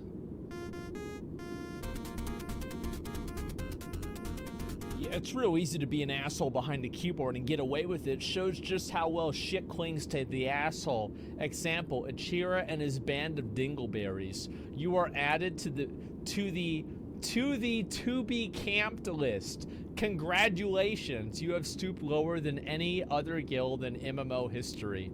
That silly fool has no idea what is to come. Though there are many memorable landmark moments in the game's history, some are more controversial than others. There sure were. In 2006, on the Illidan server, a player by the name of Phajin passed away suddenly from a stroke. Yep. And in memoriam of one of her favorite activities, fishing, her guild had decided to host an in-game funeral service to pay one final tribute to her. There were two problems, though. It was publicly advertised on the Realm forums, and it was on a and PvP Illidan server. was a PvP server, Yep. where players of the opposite faction could freely attack one another. A guild, Serenity Now, saw the thread, and they felt that they would join in to pay tribute, but in a very different way. Having snuck through a nearby tunnel leading into the zone, the entire raid team prepared to crash the funeral. As players lined up to pay tribute to their friend, the raid quickly closed in on the location, and to make matters worse, in an effort to roleplay, many of the attendees had unequipped their armor and weapons, leaving them defenseless against the surprise onslaught. Do you remember the fucking video where, like, as soon as that happened, they started playing the Scatman? Like, the second this, like, whenever they opened, I heard it in my mind, you know? Yeah, exactly. The funeral was quickly and easily dispatched. Serenity Now would become infamous on their server, and the crash still stands today as one of the most controversial in-game events in its entire history. It sure was. All of these moments serve a crucial role in the telling of the history of the game, and they would serve as a reminder of the reasons why it became such a success. It's due not only to its own merits, but perhaps even more drastically by the community that the world of Azeroth was comprised of. Yeah, absolutely. This world, however, was about to change. How many of you have played World of Warcraft? There he is, Mike Morhaime. Due to the success of World of Warcraft, Blizzard for the first time held their own event, a convention centered solely around Blizzard games named BlizzCon. This was, and remains to be, a unique aspect of the developer to hold a personalized convention tailored to their products. A form of celebration of not only the games that they're creating, but also the already massive community that they've built.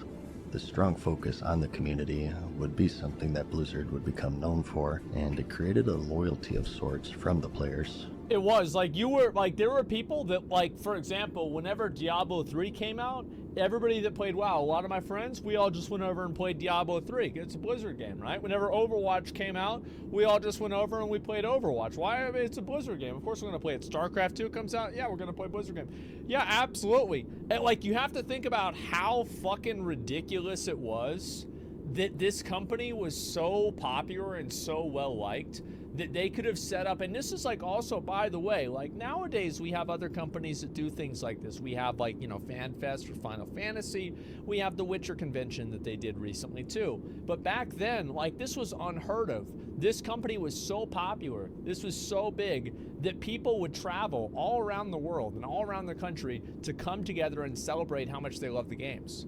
It was nuts, man. QuakeCon? Yeah.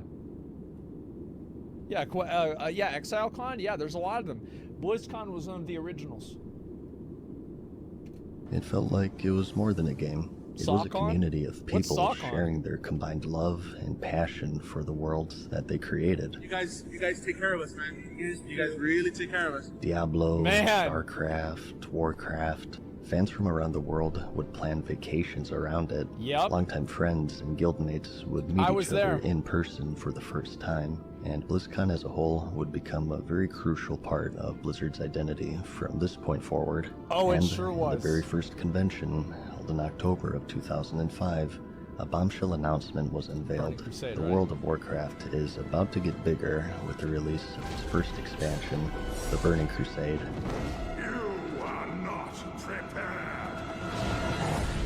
That shit was crazy. It's like, you have to imagine like how fucking, like how much you must have felt like you were just like, you were there, you were in it, right? Because like this game is like the biggest pop culture phenomenon of like all time. Like this is so huge. And then like you go to fucking the convention and then like fucking Burning Crusade gets announced. And it's just like, it won't stop. We just can't stop winning, you know? It was nuts, man.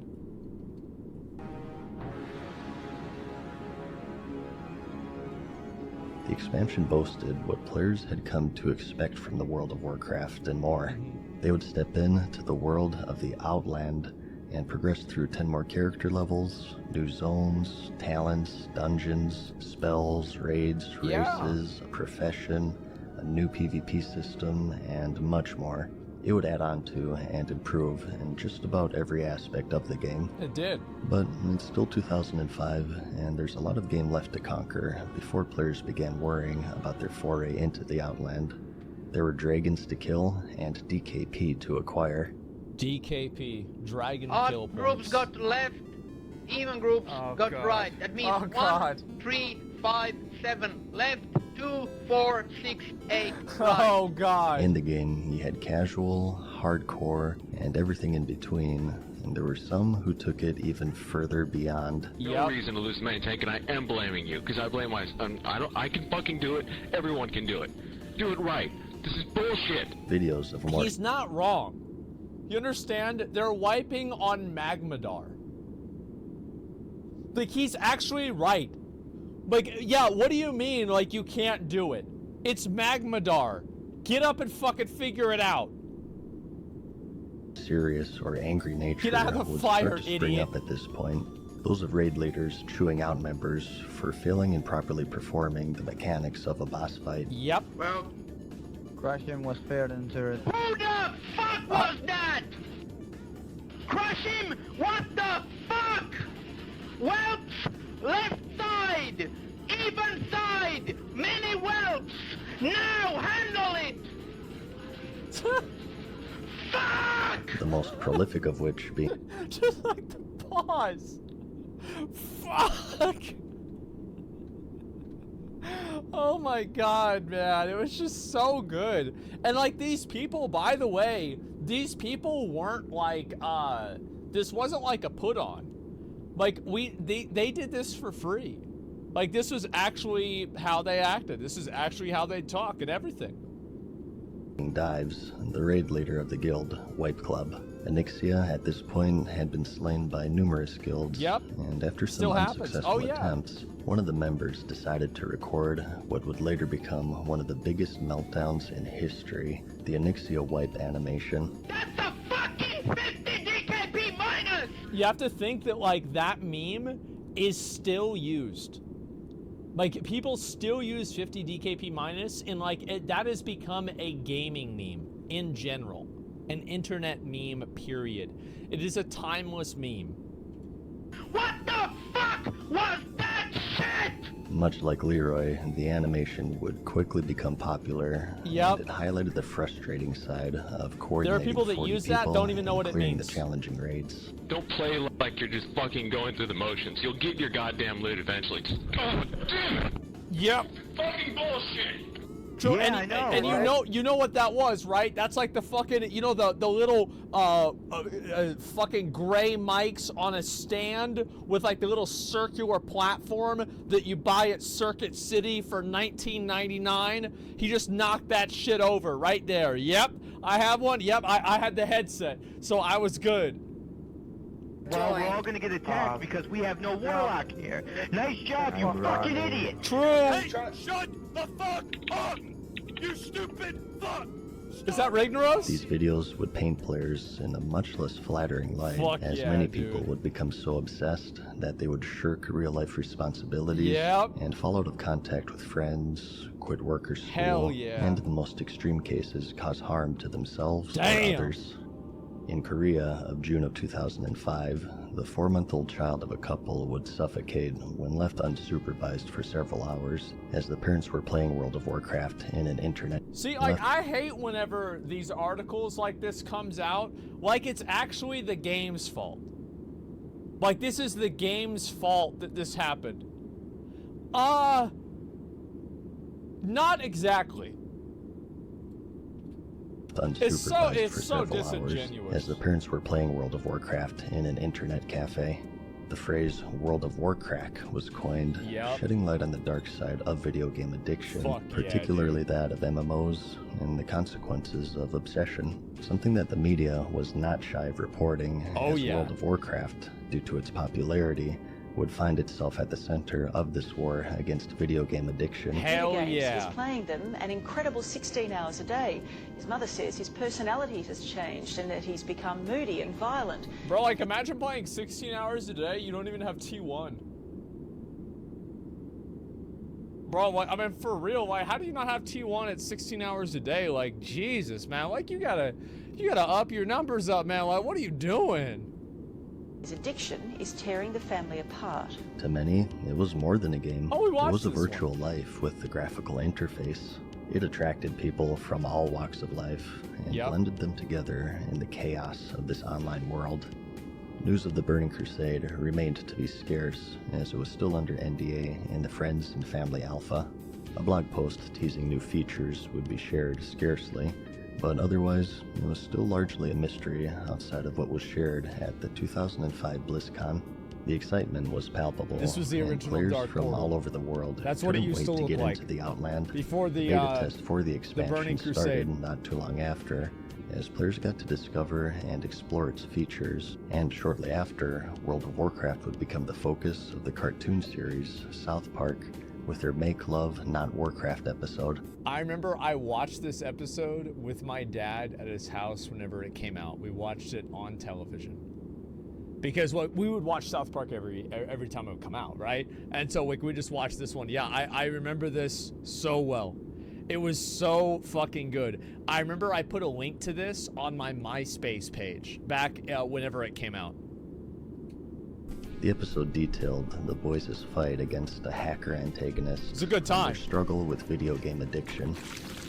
Oh, that's a big boy, isn't he? So on release, it was an instant success.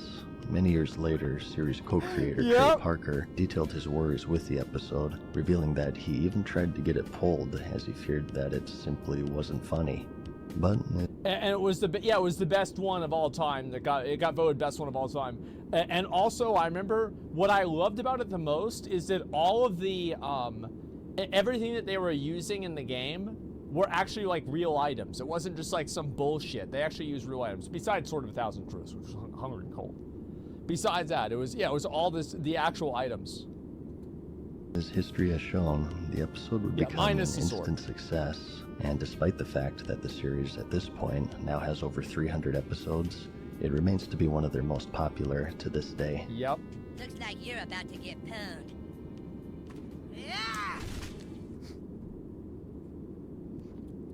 Remember Pwned? Perfectly Owned? Holy shit, man. That's some fucking 2004 energy. Oh my god.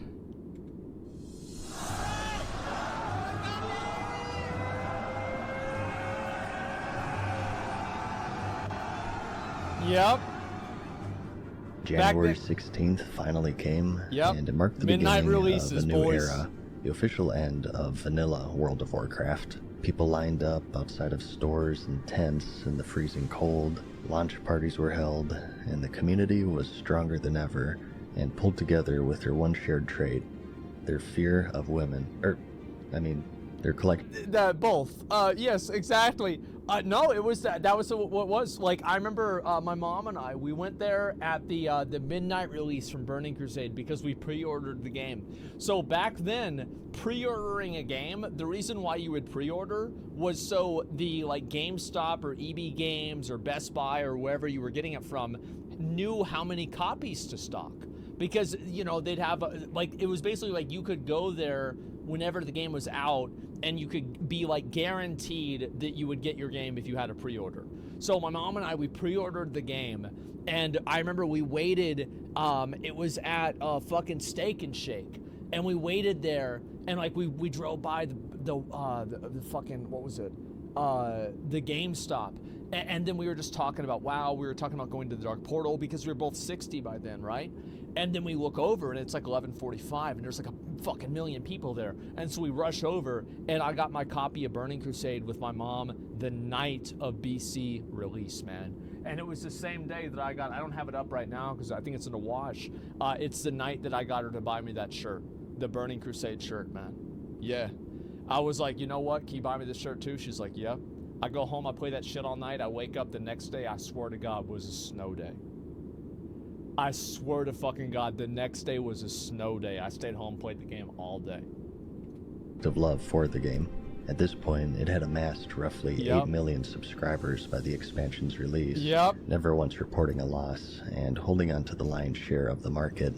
In the background stirred some serious competition, however. Mythic Entertainment, who developed the Dark Age of Camelot, sought to compete against Blizzard with an MMORPG adaptation of the renowned Warhammer series. Due to its similar fantasy setting, holding orcs, magic, elves, and wizards, many thought it to be the direct competitor to World of Warcraft, and deemed it to be one of the first of many would-be WoW killers during the time. Another such game was The Age of Conan, the Hyborian Adventures, developed by Funcom, who was mostly known in the MMO community for Anarchy Online in 2001. Its selling points would be impeccable graphics at the time, and a new and fresh combat system in a dark and visceral world, featuring the fatality mechanic, where players could execute each other in brutal fashion, often described as the Mortal Kombat of MMORPGs.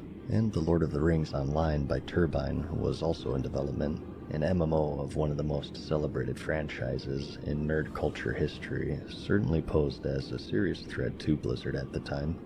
Though these contenders would be far off from release, the competition was beginning to get fierce. Well, it really wasn't, because all of these games weren't very good.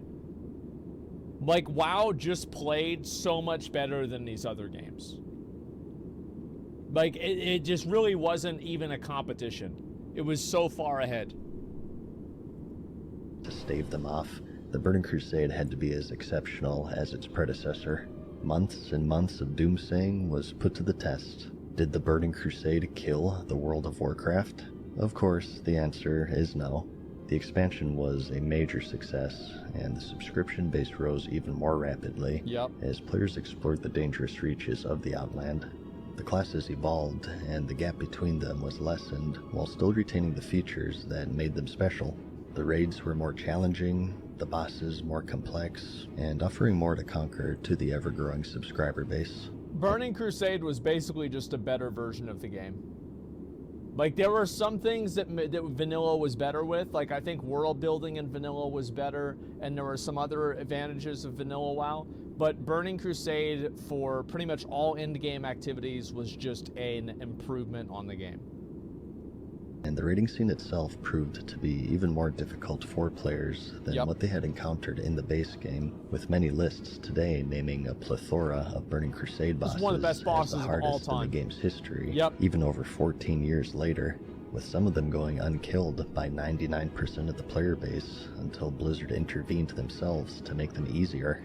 And the even then, expansion it was today still hard. is remembered for having an extensive process for gaining entry to the raids The called attunements, attunement. yep. A large series of story-based quests served as an We did alternate these. form of character progression, and players would rarely find themselves with nothing to do.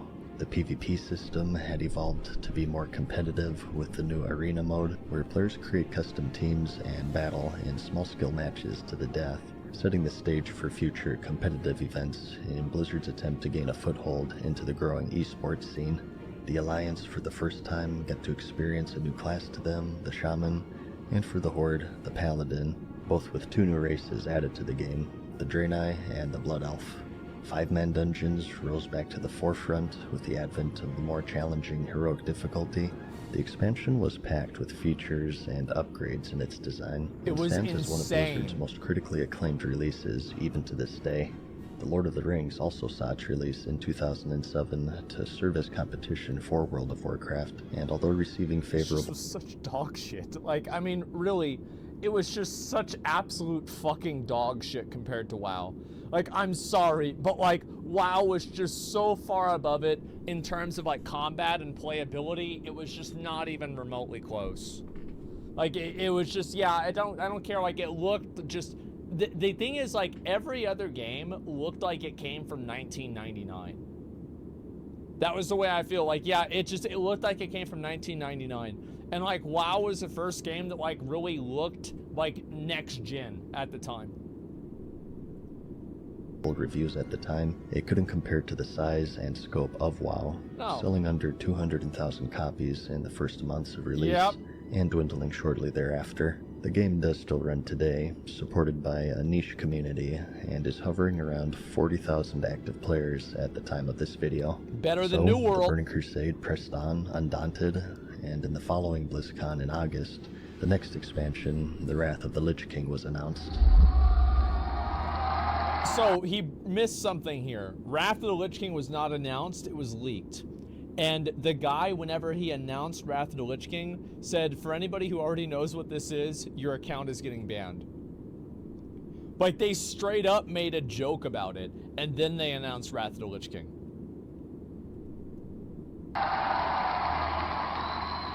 Players were teased of the land of Northrend, where they had once visited in the events of Warcraft 3. Well, you have to remember, like, in Warcraft 3, the end of Warcraft 3 was, like, Arthas beating Illidan. So, like, in the context of WoW, we just beat Illidan. Well, the next guy is the Lich King, right? Like, that's the next thing. It's gotta be the next thing, right? And so, like, the Lich King was seen as, like, the last boss of WoW. Like, yeah, you had things like Sargeras, Deathwing, like Deathwing was in Warcraft 2, but like really it was fucking the Lich King, right? And like, so whenever this shit happened, it was like, holy fuck, it's like, we really out here, boys. This is it. Here, where they would face off against Arthas Menethil as the Lich King. Yeah. 10 more levels, a new class, the Death Knight, new zones, and siege vehicle combat were just a few of the many new features teased at the convention, and due to the success of the Burning Crusade, there was little question if it would be just as good. 2008 came, and on the 1-year anniversary of the release of the Burning Crusade, World of Warcraft hit a landmark 10 million subscribers. Whenever, every single time one of these things would get announced, because Blizzard would announce these at their earnings reports, like, everybody in general chat would be like, bro, there's 10 million people playing the game now, there's 9 million people playing the game now. Like, it was crazy. Like, the excitement for it and everything about that was just huge. Like, you really felt like you were, like, part of it. Like, you were really moving something. It was happening right then and right there. And also, like, another thing that, like, Mad Season's not really talking about is the fact that, like, at the same time in, like, Vanilla WoW, BC, like, Wrath, like, in the middle of those right there, that's whenever, like, internet personalities first started coming into play, right? You had people like Athene. You had people like Swifty. And these are, like, the original dawns of making YouTube, like, online content. Like, yeah, you had, well, yeah, it was like a Hobbs, like, and you had a few other people too. Like, and these guys were just, like, absolute fucking legends, man. Like, everybody was talking about them. Everybody was thinking about them. Yeah, Kungen, like, yeah, you've got a few more too. It was massive. And like what's so crazy is like literally Swifty is still streaming to this day. And he's still successful too. It's fucking incredible, man. Absolutely dwarfing any and all competition. Yeah. The up-and-coming contender, The Age of Redfall, I think, Conan, was saw Wrath. its release in May of 2008 and received generally positive reviews by the media, and had Yep. sold over 1 million copies by the end of its release month, though ultimately, the game had failed to retain this impressive surge of subscribers. Although reviewers worldwide had praised the game, not the as player good as base condemned it as being unfinished and rushed, as subscriptions quickly declined, and just 1 year later, Funcom would perform a fatality on 31 out of its 42 servers. Much like The Lord of the Rings Online, the game still holds a dedicated yet niche following, Yep. by and large falling short of being the WoW killer It just that many didn't play. predicted It that it didn't would play be. the way WoW did. Oh, here we go. Here, In July, in a bombshell announcement at the height of the game's popularity, the power of the dark side could be resisted no longer, as Blizzard's Yeah. parent company, Vivendi, announced a merger with Activision.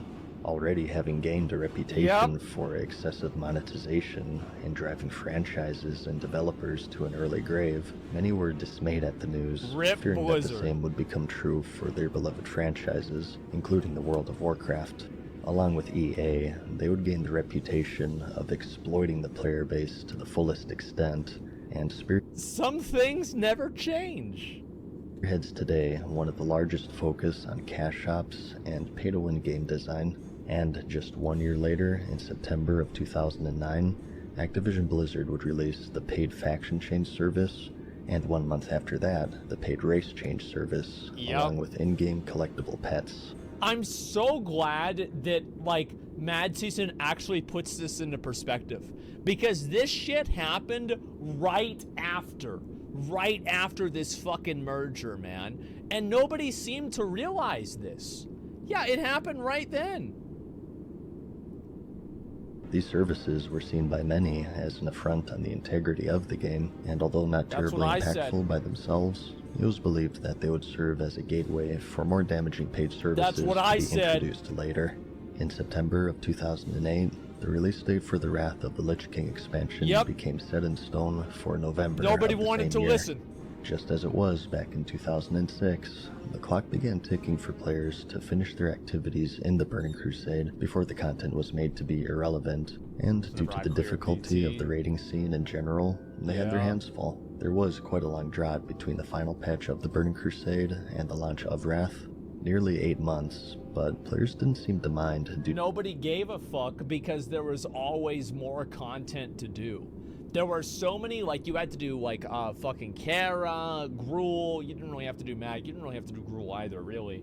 Like, SSC, Tempest Keep, Hyjal, fucking, Black Temple, Sunwell. So, like, most people always had something to do next in terms of their raids and everything. No catch-up? Well, they had catch-up, but it wasn't all-encompassing. So, like, for example, like, the badge vendor would have 3 or 4 items that were Sunwell, trash level quality or like Black Temple level quality, but like that's all you could get.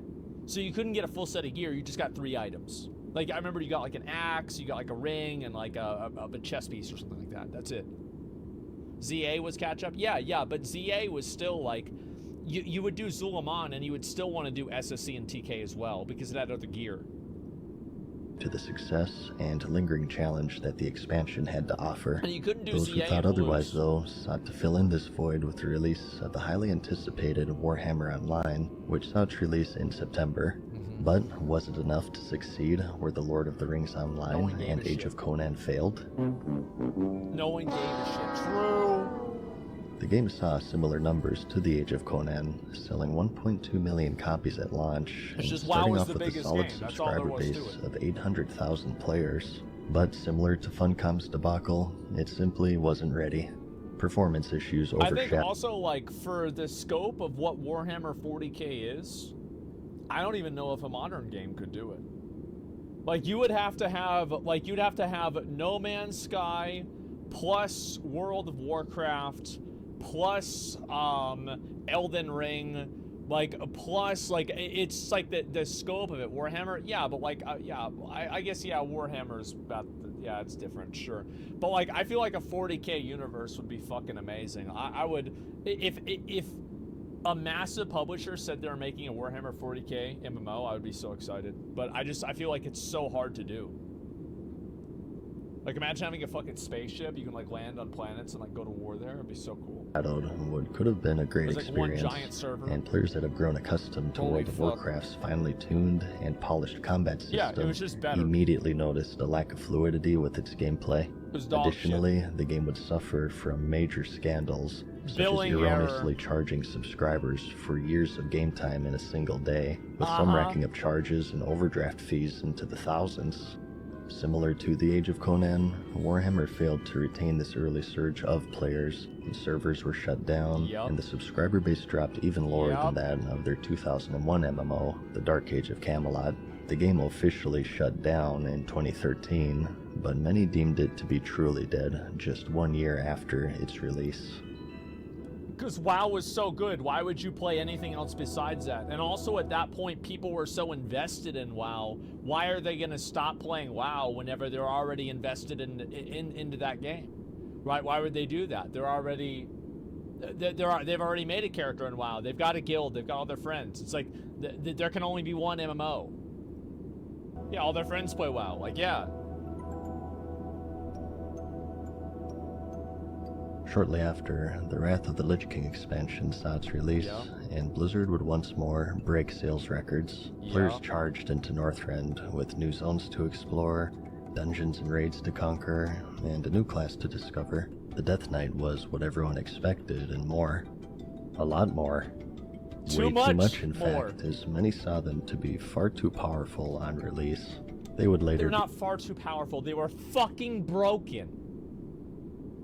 They were fucking broken. So Death Knights had an ability that would turn them into whenever they would die, they would turn into a ghoul. And then the ghoul could blow itself up. And if the explosion that the ghoul used to kill itself killed you, it would win the arena match. It was just such, like, Death and Decay would automatically horrify your character over and over and over as long as you were inside of it. It was so bad. Oh my god. Be tuned down in upcoming patches.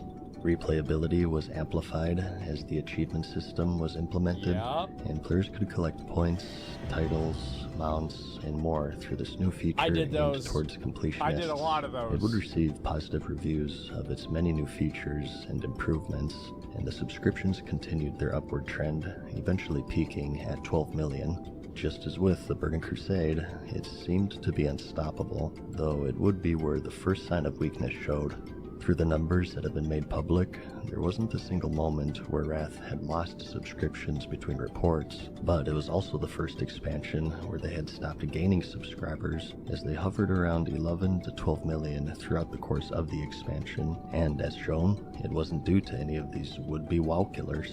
In August of the same year, the rating scene expanded. I think you also, another reason why WoW kind of, like, this is just what's going to happen, right, is like, you hit what's called market saturation, where everybody that's going to play this game has already either played it, is playing it, or has chosen not to play it.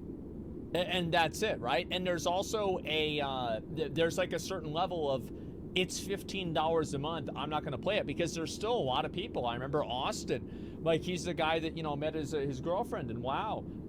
He didn't want to play it until like the end of Wrath, because it was $15 a month. That's a lot of fucking money. Yeah, it was a huge thing. A big way, as the third raid tier for the expansion, this was such Trial a of the Crusader would release with the heroic difficulty setting. Yep. Previously, if players saw an extra challenge with the encounters, they could impose boss-specific hurdles or restrictions upon themselves for bonus loot, achievements, and bragging rights. Players would now instead toggle this optional difficulty setting before entering the raid, and every boss within would deal more damage, take more damage, and gain extra mechanics in exchange for better quality loot. Yeah. This, along with the mythic raiding mode to be introduced later, would become a landmark change in the core design of the game, aimed to increase accessibility by greatly lowering the base normal difficulty and funneling those seeking a greater challenge into this optional difficulty setting. I remember we one-shot some of the bosses in TOC. Like, they were so fucking easy that, like, we just brought in 25 Dumbos, and I was like, so yeah, it says on ThoughtBot that we have to hit the, oh no, never mind. Okay, yeah, all right, forget it. So we have to have everybody, wait a minute. Oh, okay, all right, let's just give it a pull. Let's just give it a pull, see what happens. Oh, it's dead? Okay, cool. See you next week, guys. That was it, man. This change in design would later be accelerated in the next expansion, the Cataclysm, which would be unveiled in BlizzCon 2009. This is a big fucking deal. Change the face of the world of Azeroth as you know it. This was huge. Ladies and gentlemen, I give you World of Warcraft Cataclysm!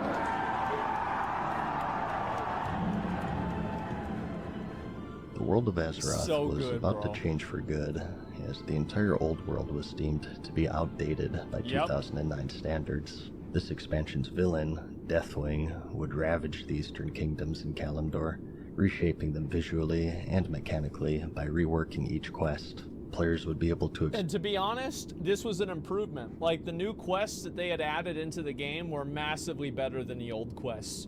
Like, as somebody who did all of the new quests and somebody who did all of the old quests, the new ones were way better. They were way more, like, fucking concerted in one area. They were way more connected. They were way better designed. They weren't as annoying. It was just simply an improvement. I know there's people that think back and are like, oh, but I like this quest. Yeah, sure, you can still like the quest, but you have to admit the new ones just played a lot better. Explore all of these changes from the comfort of their flying mounts, which were now enabled in the old world. The new zones Two were new races, like this the looks Worgen so for the good back Alliance then. and the Goblin for the Horde would also make their debut, as well as a reworked talent system. The game was to go over its biggest makeover to date, and whether it was for the better or worse was yet to be seen. December marked the month of another hallmark feature being added to the game, the Dungeon Finder. This is whenever things began to get a little bit turbulent. This was right here. It's the Dungeon Finder. Oh my fucking god. Like, this was what it was. It was not really like, I think Cataclysm, I don't think they should have changed the whole world until they had the tech to make it to where you could go back in time.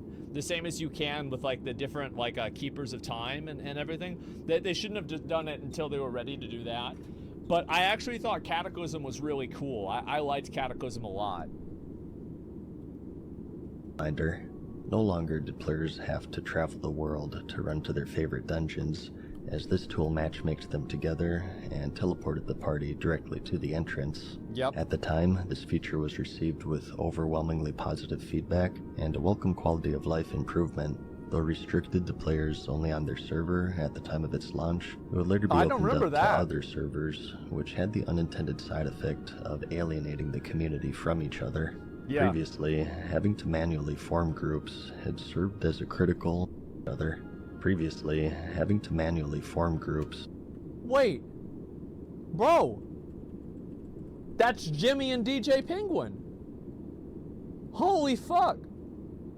DJ Penguin is in my, he's in my Lost Ark guild. Like, he was in my Classic WoW guild. Actually, I think, was he in Crusade? I don't remember. And Jimmy, bro, like, Jimmy and I played, he's like a big YouTuber now. Like, dude, we played, we played PUBG together, like, all the time back in the day. Like, he still comes into my chat regularly. It's Wednesday, my dudes. Come on. Groups had served as a critical and natural way for players to meet one another and make friends, and they would soon learn the downsides of automating the process. By handling the formation of the group automatically, social interaction was replaced with convenience, and the social aspect critical to MMO gameplay suffered as a result. By itself, this negative impact of the system would remain relatively minor, but in the coming years, players would notice a trend of eliminating these critical social structures in the name of convenience. And I thought Raid Finder was, back in the day, I said that they only added Raid Finder because there were people, like, and y'all remember this back in, like, Wrath, right? Or, like, early Kata or mid-Kata. There were people that, like, they were just so fucking garbage. Literally everybody on the server knew that they were fucking garbage, and no one would play with them. Nobody would play with them. Nobody wanted to have anything to do with them. And I said that they added Raid Finder because these shitbags could never find a group, and they kept crying about it. That's what it was. I'll be right back. What? Jesus Christ! I'm busy fucking your moms. What a day. Fucking idiot. Give me 1 second, guys. I gotta water the plants here. McConnell was mean to you? Good, you probably deserved it. All right, here we go.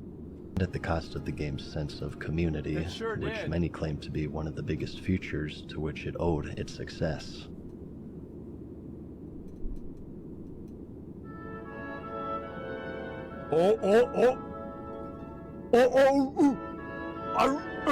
The community would also see changes outside of the game. In This July was during, of 2010, fucking Blizzard ICC. unveiled their new Real ID system, where they're supporting forums Hey, girl, for let all me of their get your Real games, ID. not just World of Warcraft, would no longer display character names when posting, but rather real names tied to the account.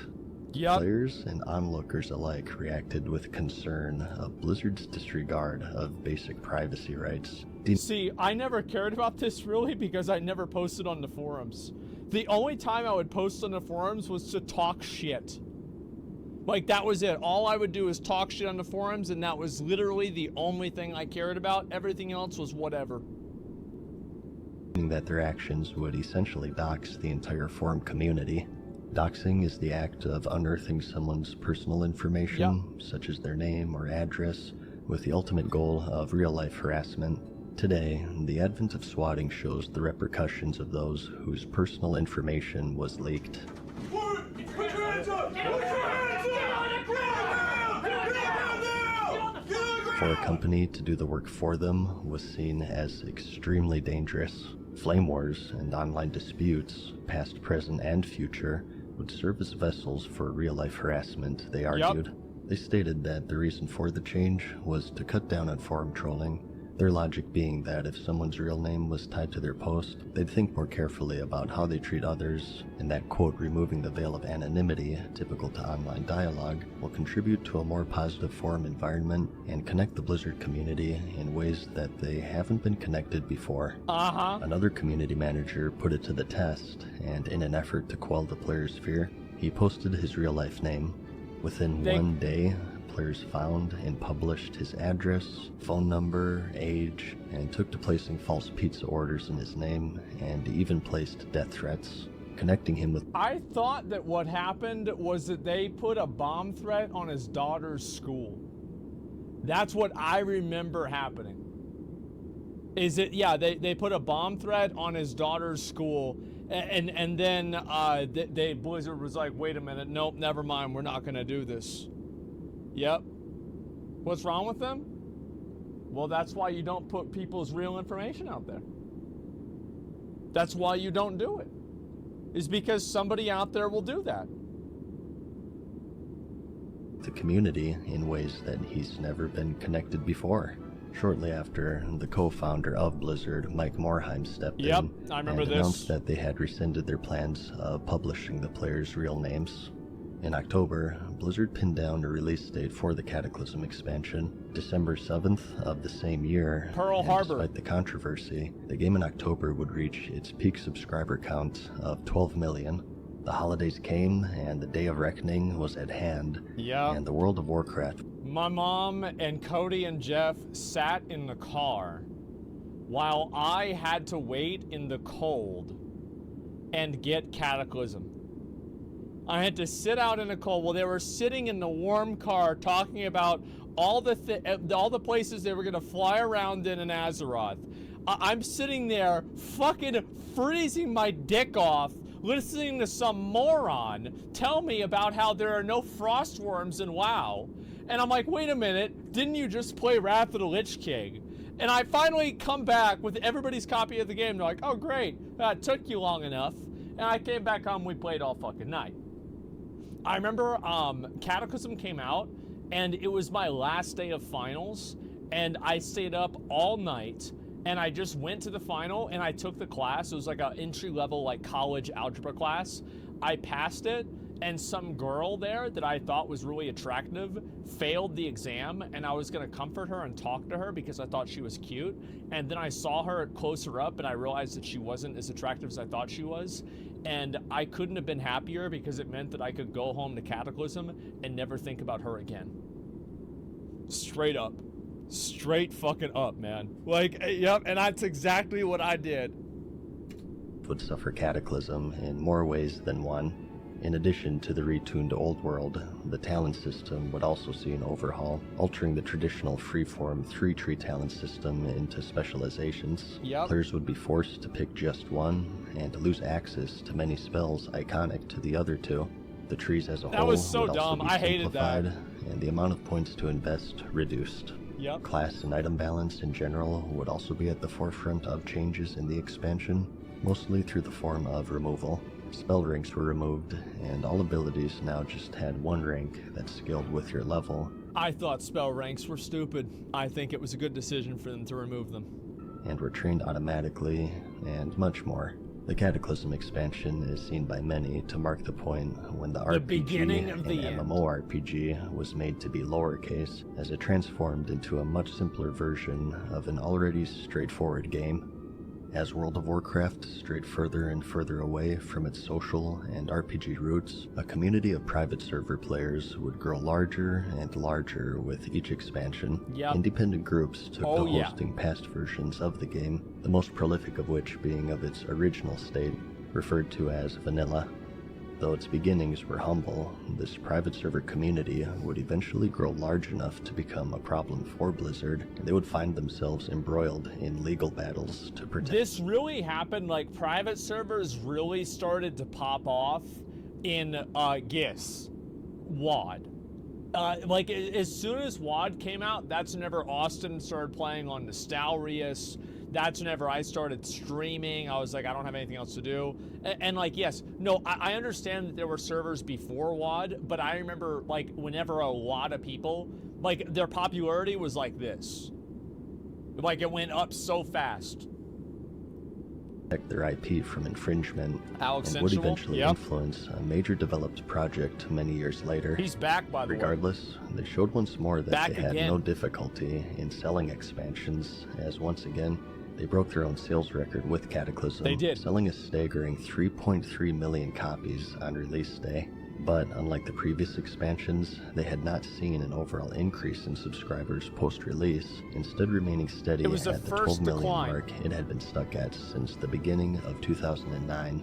Yep. And for the first time since its inception in Post-cataclysmic. 2004, the World of Warcraft would see a loss in reported subscribers. It was a lot, in fact, too. Cataclysm would fail to gain subscribers in a single reported quarter in its near 2-year run, discounting the release of the next expansion, The Mists of Pandaria, which would be announced in October. Cataclysm wasn't really that popular among a lot of people. And I think that the changing of Azeroth really upset a lot of people because it was like, oh man, like this was the world that, like, at that point they had grown up with and loved, and like now it's different, and so it kind of it severed that emotional bond that they had in a lot of regards. I thought Cata was great. Oh God. Ah, The no. initial reaction would be very mixed. No. The theme of the expansion was so unexpected that many thought it to be an out-of-season April Fool's joke. No. Players would explore the mysterious world of Pandaria with a new race, the Pandaren, and a new class, the Monk. Dungeons were getting a special challenge mode to good. bring relevancy once more to 5-man content, really and good. scenarios would be queuable micro-dungeons designed for 3 players. And the pet battle system was also implemented, a minigame reminiscent of the popular Pokemon franchise. Yeah, I like pet As for battles. the talent system, it would be simplified even further. What you guys have to remember about the talent system here is that franchise. the talent system in Mists of Pandaria was actually really good because each different thing that you would use had its own purpose. Like, every single one of these was fucking insane. Like, in Disrupting Shout was an extra interrupt. A Rude Interruption gave you a damage bonus, and Gag Order silenced a target whenever you would interrupt them. It was fucking OP. So, like, the original talent tree was really, really good, and then over time, the good talents just got gooder, and the bad talents just got badder. And now, like, you have each talent tree, there's like one option, and everybody picks that one option. As for the talent system, Especially it would Warlock be talents were really simplified fucking even cool. further into the tier system, offering more impactful choices, but at a reduced quantity of just 6 points to invest. Yep. And most controversially, cross-realm zones would eventually be implemented. I thought cross-realm zones were fucking amazing. I think servers are simply a technological limitation, and in a perfect world, they would not exist. I loved cross-realm zones. I had so much fun whenever they got added. It was awesome. Players of differing realms would be able to see and interact with one another. Due to the falling subscriber base brought on by the Cataclysm, there were far too many servers running for the Mega dwindling server. player base, and as a result, the worlds were starting to become barren. By grouping servers Same together, 5 subs. Blizzard aimed once more to breathe life into the world of Azeroth. While many looked at the expansion as something new and fresh, many more would be immediately turned off by its aesthetics, and due to the downward trend in subscriptions, skepticism if it would be a success I thought it was a at cock. an all-time high. This was still far into the future though, and the current focus remained to be Cataclysm, which at this point was still steadily losing subscribers. I thought the Firelands patch was lit. Well, I mean, literally, right? Like, I mean, we had the Molten Front, which was fucking awesome, and then we also had Firelands, which was fucking awesome. Like, the PvP season was pretty good. Like, it was fun, man. It was so fucking fun. And it was like, whenever Mists of Pandaria got announced, I didn't like it. Like, I still thought it was, I still think it's stupid. I still don't feel like Mists of Pandaria fits into, like, WoW's aesthetic really that much at all. Like, if you compare it to, like, everything else in, like, Warcraft 2 and Warcraft 3 and everything, like, it just was, like, what the fuck? Like, if Warlords of Draenor had the content that Mists of Pandaria did, Warlords of Draenor would be considered the greatest expansion of all time. It's my opinion. In November, along with the final raid, Dragon Soul, the LFR system There would it see is. its release. Similar to the 4.3. Dungeon Finder, released in the Wrath of the Lich King expansion, this would allow players to matchmake with others in a queue-based raiding mode, doubling down on their design of trading away critical social and RPG functions for the sake of convenience and accessibility. There's also Transmog got added on that same patch, by the way. So, like, you see, obviously, that guy's in full tier 2. That guy was using the sword. That's the not red belt of battle. It's the sword from King Yimron, last boss in Heroic Utgard Pinnacle. And so, obviously, this is not Cataclysm gear. And anyway, so this happened, and people didn't like Transmog because they felt like it took something away from the game. I was, like, very negative about it, and it did. It did absolutely take something away from the game. But obviously, Transmog 4.2 is Transmog? Oh, really? Okay, well, yeah, I don't remember exactly. I thought it was 4.3. Well, anyway, so this happened a lot, and, like, people, like, 4.3 and, like, Cataclysm was, like, a really big turning point in terms of, like, the type of systems the game had. It was fucking tremendous.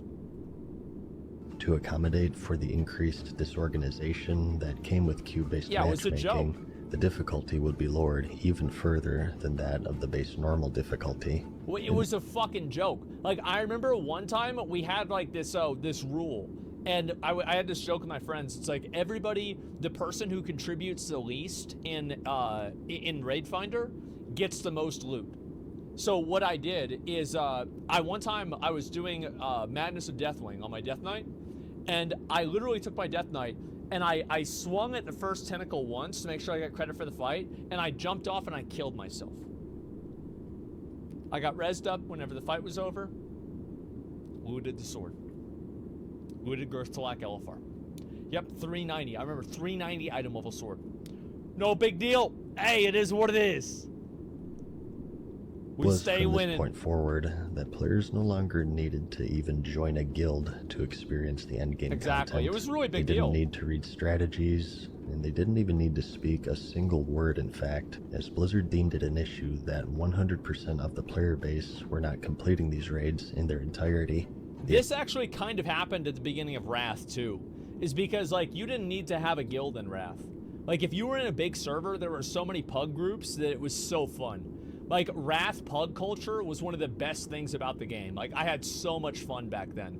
And, like, Cataclysm came out, and Cataclysm raids, like, Mad Season didn't talk about this, Cataclysm raids were way harder than Wrath raids.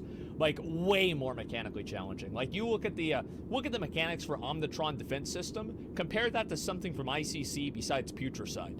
Holy fuck. And so, yeah, it was way, way, way fucking harder. So, like, all the pug culture died out because you just had such a higher level of expectation to play. And I think that was bad for the game. I do. I think that hurt the game. Accomplishment of clearing a raid would be more accessible than ever before, but as a result, the accomplishment would mean nothing from this point forward. Yep. During this time, another would-be WoW killer was beginning to generate interest. Star Wars Galaxies at this point had been shut down in order to bolster the subscriber base of Star Wars: The Old Republic, developed by BioWare and published by FIFA. It would be attempt number 2 for Star Wars on the massively multiplayer scale. This installment promised a unique and fully voice-acted campaign for each of their classes, a space shooter component with a customizable ship, a thriving endgame for PvE and PvP, and perhaps most importantly, it was during the first time where the reigning champion showed weakness. While ultimately the previous contenders failed on their own merits, it can be argued that the tremendous success of the World of Warcraft during their debut certainly made them look worse in comparison. Oh, absolutely. Now that this weakness was showing, though, the timing was ideal. Would the Old Republic succeed where its predecessors failed? Ex-subscribers, disillusioned with the direction that the game had taken throughout the Cataclysm, looked at the Old Republic as the true successor this time. Players had been doomsaying the imminent demise of World of Warcraft ever since its launch in 2004. Only this time, the game's downward trend would support their claims. It was bad, man. It really was. Like, it was kind of depressing to be a WoW player then, because, like, nobody really knew what was wrong. And I think everybody had a different idea of what was wrong. And now it seems a little bit more clear. But I think also another thing that Blizzard had literally no control over is that from the years of 2008 to 2011, really, whenever Cataclysm came out, 2012, social media really took off. So, like, for example, like in 2007, nobody was really using social media besides MySpace. In 2011, everybody was using Facebook. People were using Twitter at that point too, especially 2012.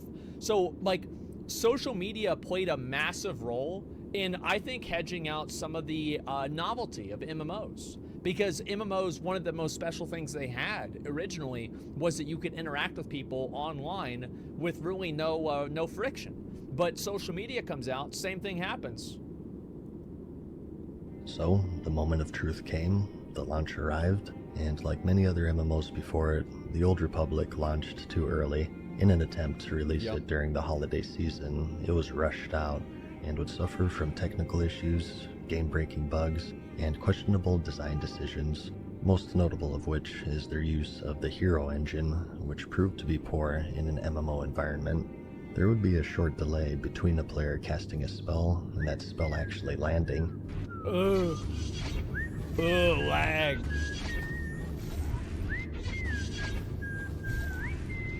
An issue they attempted to rectify by tying an animation for each ability to make it seem more natural.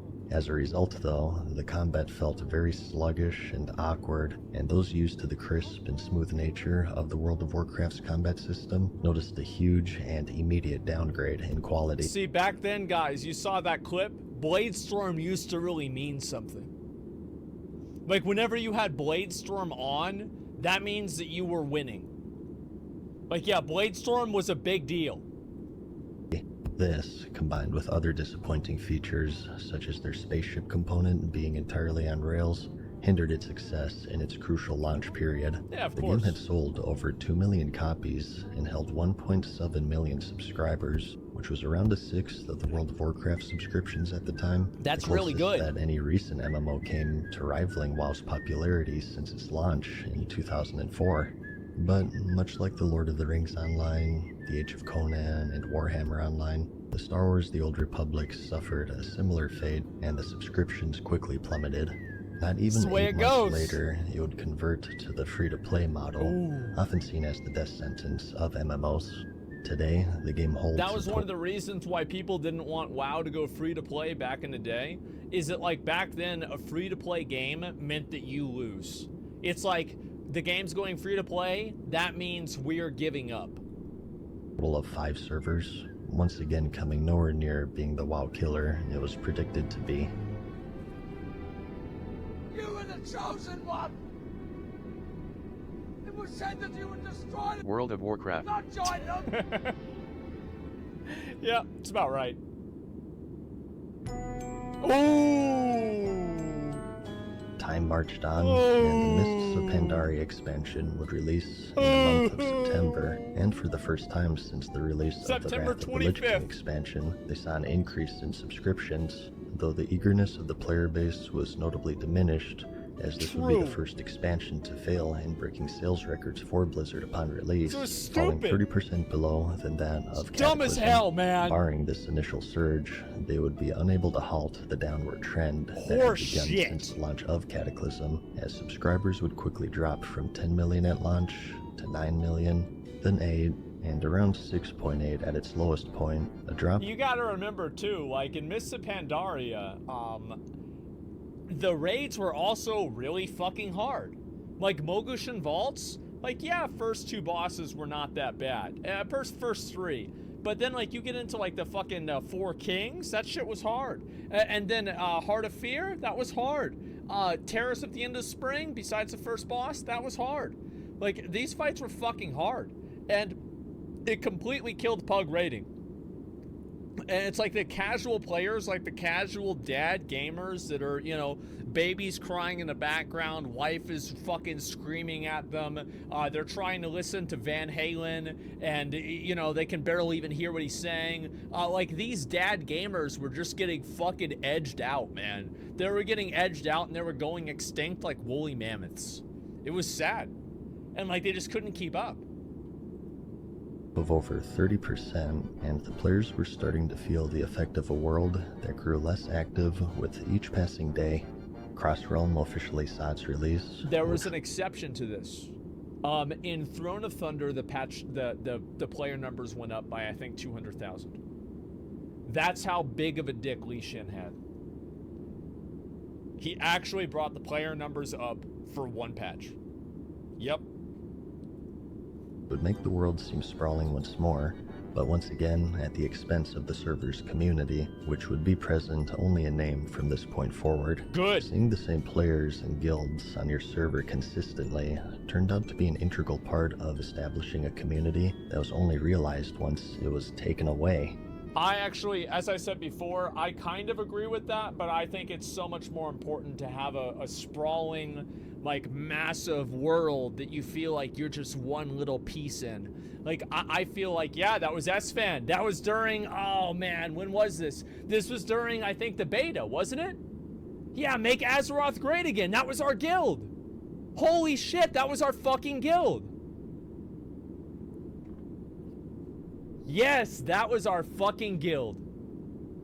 Oh my god. Yep. That was so cool, man. Yeah, we had the hats and everything. And feels like last week, yeah, it's so weird to see that. And anyway, what I mean is, like, I never really liked servers. I feel like servers were just simply a technological limitation. Like, I want to play with everybody on the same server all together. I want to be part of a massive, big, huge world. I think that's what's so fucking cool, man. Part of establishing a community that was only realized once it was taken away.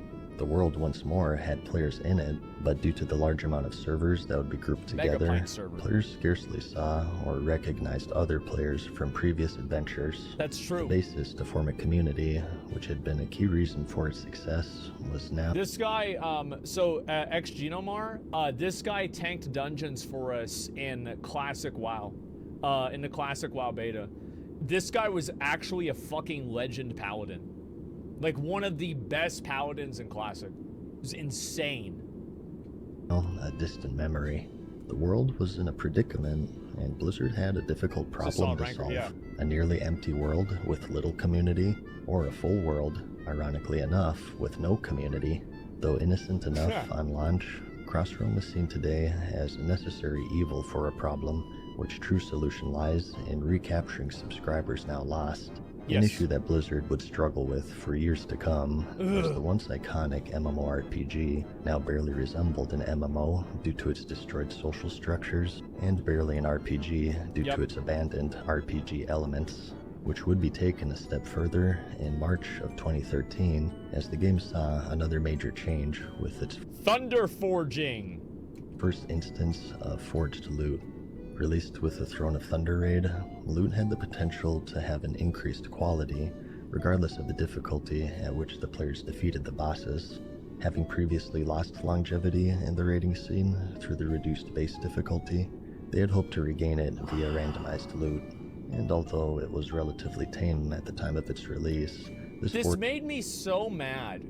Because, like, you guys don't remember this, maybe, but, like, Tier 14 was really hard. Like, Shexir Heroic was fucking hard. Shaw of Fear Heroic was fucking hard. Protectors of the Endless Heroic Elite was even fucking harder. And then this wasn't enough. This wasn't enough. It wasn't enough that we had to do this bullshit. Now we have to go and do it twice? What is this? Shaw of Fear was too hard? No, the Shaw of Fear was badly designed because the first phase was just a fucking, it was a formality. Forging system would later be seen by many to get out of hand and help diminish and confuse the reward structure that had been standard for the game for 8 years at that point. Yeah, they had to nerf it for people to Time passed, patches released, there he is. New raids and systems debuted, and much changed with the expansion in the year of 2013. Something that didn't, though, was... Siege of Orgrimmar was the first tier they brought in flex rating. Flex rating was a really big deal. Because, like, flex rating made it to where you didn't have to fill slots. Like, for all the time before then, you'd be at 23 people and that stupid guy keeps messaging you. You just invite him because it's better than nothing, right? And flex rating stopped that. It killed 10-man rating. I don't know if it killed 10-man rating. Like, I feel like I like the smaller raid sizes of, like, I like big, I wish they had 40-man raids back in the day, but, like, they can't make them as hard as they used to be. I prefer the larger group content, but there is a part of me that really enjoys smaller, like, focused challenge content, like Final Fantasy, like Savage or something. Like, that's really cool.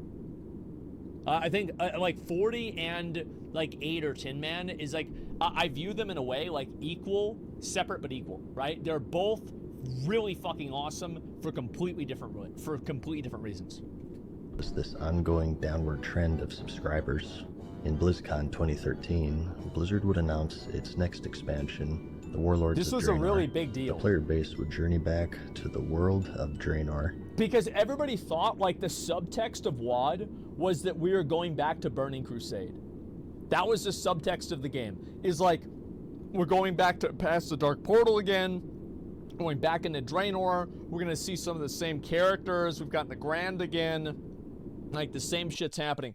And so everybody was expecting, like, a return to form. Like, WoD was gonna finally save WoW. In alternate they hyped reality, it up. It was so hyped. Was corrupted into what they knew Holy as the shit, Outland it was hyped. in the Burning Crusade wow. expansion. It's here where they would establish forward bases, known as garrisons, and launch a campaign against Garrosh Hellscream, the leader of the United Orc Army, known as the Iron Horde, who were set to invade the land of Azeroth.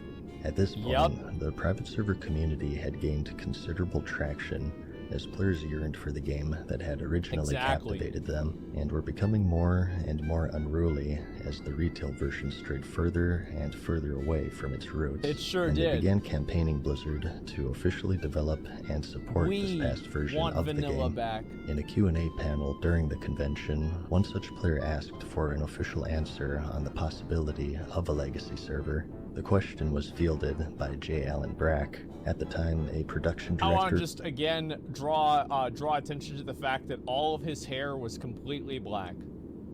Look how much, like, imagine this guy's life, right? So he's a developer for WoW. He's kind of jackass, right? But it's whatever, right? He makes some stupid fucking comment about some kid with a hood on that wants to play vanilla again. What the fuck does he know? Meanwhile, he can never live this down for like the entire rest of his career at this company. And then finally, after all of this shit happens, he becomes president of the company. And I did the math. Within 2 months of him being president, the fucking lawsuit happened with California investigating them. And then, big surprise, he comes back next BlizzCon, all his hair's gray. You know what? I kind of feel bad for him. I do. It really, like, fuck, that must suck, man. Jesus, yeah, stress. This guy got fucking wrecked. For World of Warcraft, and he delivered this now infamous answer. Have you ever thought about adding servers for previous expansions as they were then? No. No. And by the way, you don't want to do that either. You think you do, but you don't. Remember when you had to like spam cities and say need a tank, need a tank, need a tank during the Burning Crusade days? You don't remember that because now you just push a button that says go to the dungeon. That's right. You don't want to do that. Though the quote would draw immediate ire of the legacy community. He was right, by the way. With most people, he was right. I think the problem was that, like, the game wasn't good because you had to spam trade looking for a tank. The game was good because it felt rewarding and fulfilling. People are looking, like, I never said, like, when I said people, Classic was never a solution to the game. Like, you can't go back and try to solve the problem with an old game. It would prove to be an integral moment in its development, serving as a rallying cry the biggest of sorts, wrong and of bringing all more time. and more attention on the possibilities of developing such a version of the game. The answer was seen as dismissive and out of touch, especially considering the fact that private servers at this point had grown to new levels of popularity. They were really and popular. With this dismissive answer, the Were questions huge. started turning into demands and discussion of its viability or not. Oh, bro, I remember this, the Wall of No. There were these people that were so fucking invested in not having vanilla WoW. It's like, I can understand, like, you know what, Classic, I don't really care about Classic, but like, these people thought vanilla WoW was gonna kill retail. And so they felt like they had to protect retail from vanilla WoW and continuously spam about how bad vanilla WoW did. It didn't though. Like, Classic came out and it was good, and then a lot of people moved over, they played retail, they're playing Classic. I think a lot of people play both. Yep, Classic versus retail. Of a community becoming increasingly disillusioned of the World of Warcraft and Blizzard in their current state. It killed both of them, yeah. Oh, free money! As the players were leaving, Blizzard had sought to recover financially through an increased focus and impact of their cash shop. And against all assurances previously made shortly after their merger with Activision, they would finally turn the corner in December of 2013 and officially implemented the cash shop in-game, and along with it came the most impactful service to date, the level boost. I would disagree with that. I think the faction boost was the faction change was much more impactful on the game. But in a way that people don't realize because they don't really see it. I think the faction transfer was way bigger. The thing is, like, the level boost, most people, see, like, you might not remember this, right? But like back in Mists of Pandaria, I never leveled any of my characters. There's like this one like Thunderdome area in Kunlai Summit that you would just pay somebody to kill the elites there, and you would tag them and they would kill them, you get full experience, and you'd level to 90 in like 3 hours. See, people actually don't remember what really happened. I do. And that's what we did. So this wasn't some kind of crazy fucking thing. This was just that they added it and they made it legitimate. Yeah, that's what it was. Rackful did it? Yeah, of course. I mean, we all fucking did it, man. Absolutely. Transfers are really paying to fix a problem that's in the game? Absolutely. Yep. Leveling was now skippable, as players could pay $60 to immediately be fast-tracked to the maximum level and jump right into the end game. By and large, the most impactful paid service at that point, what was at one point seen as a cornerstone of MMO design, was now skippable through an officially endorsed service. The consequence and investment of picking a class, investing time into it, leveling it, and learning it were thrown away, sacrificed like many other features for convenience, accessibility, and short-term financial gain. I thought this was bad for the game for a reason that's completely separate from that. Every character that I've boosted, I have enjoyed that character less than characters that I didn't boost because I didn't get a chance to understand how the game played. I never really understood like how the class played. So like you get a 90 boost and like you're playing this character, you have no idea what your buttons do, you're constantly overwhelmed, you're in a consistent state of sensory overload. Holy shit. Damaging its already crippled RPG design. The backlash was immediate, but little did players know, it was just the beginning, and the standards of paid advantage in the game would sink lower and lower in the coming years. It only gets better, passed, boys. And two things remained constant: a decrease in subscriber count and stagnation. The final major patch of the expansion had released in September of the previous year, 2013, and other than the addition of the level boost, the game saw no updates until the Warlords of Draenor pre-patch. It was such a cock of a raid tier that they had to turn it into 2 fucking seasons for PvP. They had Grievous Gladiator season, and then after that, they had fucking Prideful Gladiator season because it took so fucking long. And then in WoD, it happened again. We had Wild Gladiator and then Warmongering Gladiator. They were both inside of the same tier set.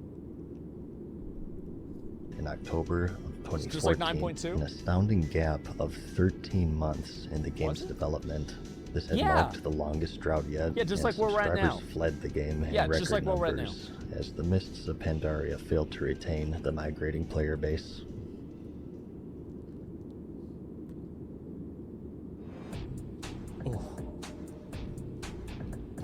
November came, and with it, the launch of the Warlords of Draenor expansion.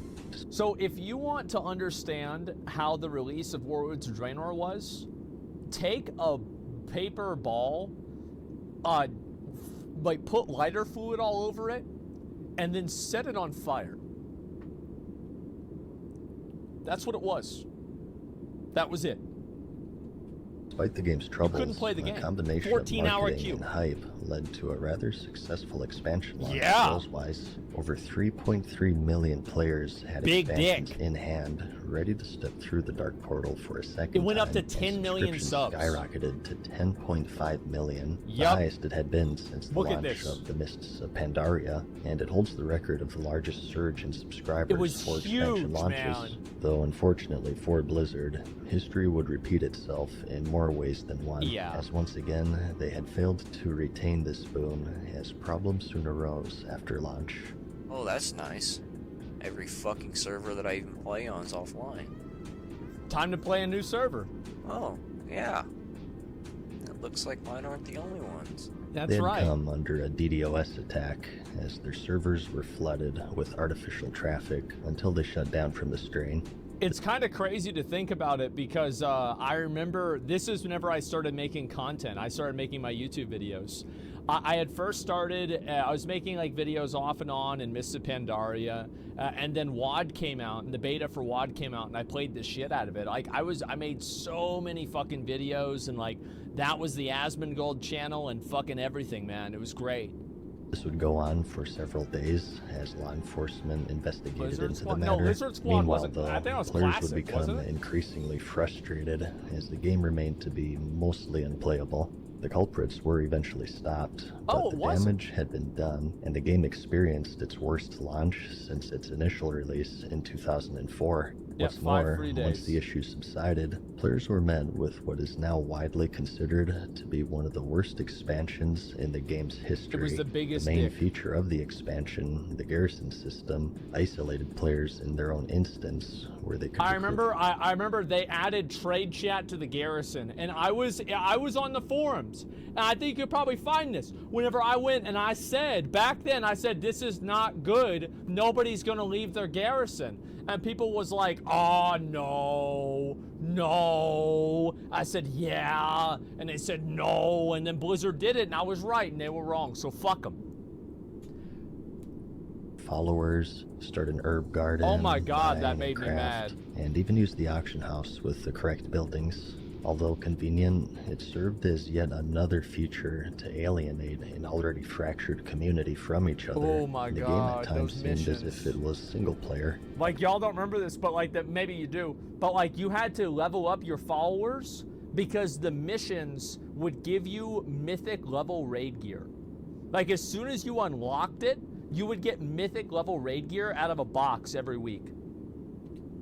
Problem made worse by So you the had to massive do the hemorrhage of missions. subscribers that was yet to come. Just as how the expansion broke subscription records on launch, it also broke records for lost subscriptions shortly after, as players... Bro, the day this came out, I made a YouTube video about it, and I remember I mauled it out so fucking hard that it was on the front page of Reddit. Like, this is in like 2014 or something. And it was like the front page, like this video got so many fucking views. It was a big deal. No, you didn't? Yeah, I fucking did. Go back and watch it. Saw little enjoyment from what was eventually ousted as an unfinished expansion, as many of the features previously teased would be left on the cutting room floor, including new systems, 2 major cities, battlegrounds, another zone, and even an entire raid tier, to name just a few. That was the thing, is like everybody wanted, I think this is what was so frustrating about it, is like so many people wanted the game to be good, and it just fucking wasn't back then. Like it was so frustrating for people because of that. It was awful because everybody thought that like, okay, this is gonna be it. They're gonna bring everything back. It's gonna be the same as it used to be, and it just did not fucking happen, man. It was awful. And between patches would grow even larger, and the patches themselves delivered less content. The expansion held a total of just 3 major raids throughout its entirety, with every expansion preceding having at least 4. The combined effect of instance It's like the raid content, like people don't realize how bad WoD really was. Like WoD was absolutely, legitimately fucking garbage. It was one of the worst raid tiers. Like it was it was the worst expansion ever. I'm trying to find this video. I'm not really sure exactly where it is.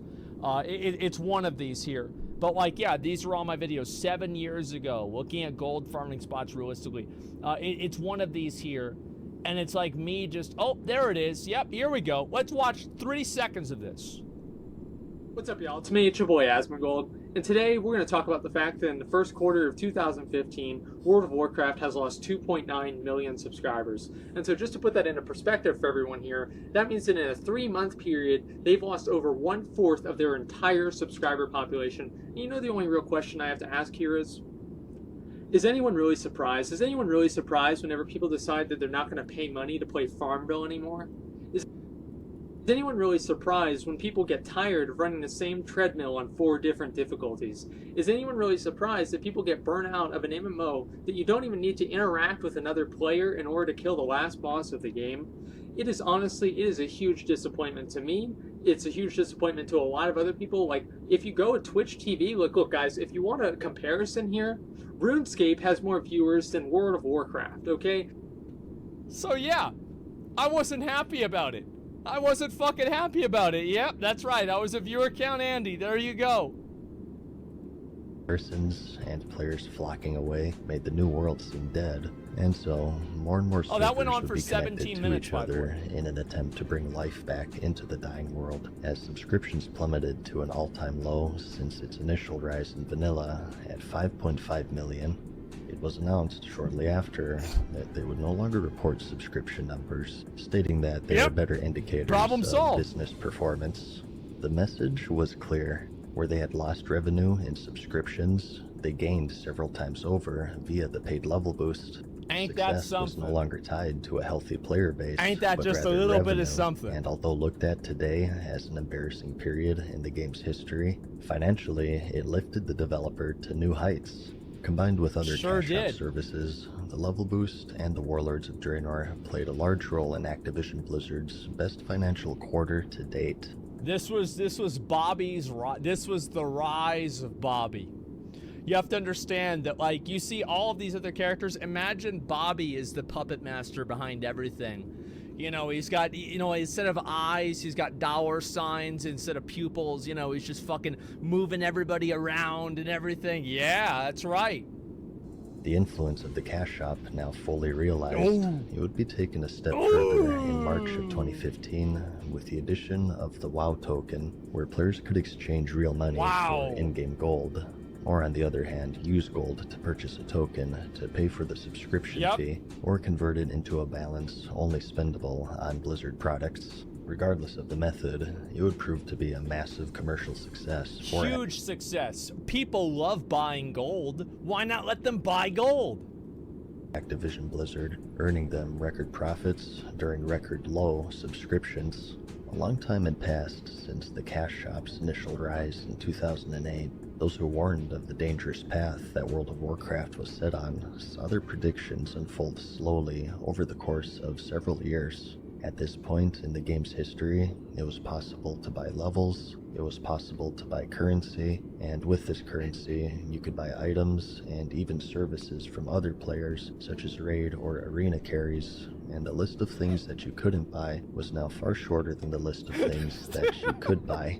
It was at this point that the game was deemed by many to be pay to win, as real-life purchases now had a clear and heavy impact on the power levels between different players. Behavior The that WoW token was whenever the game was pay to win.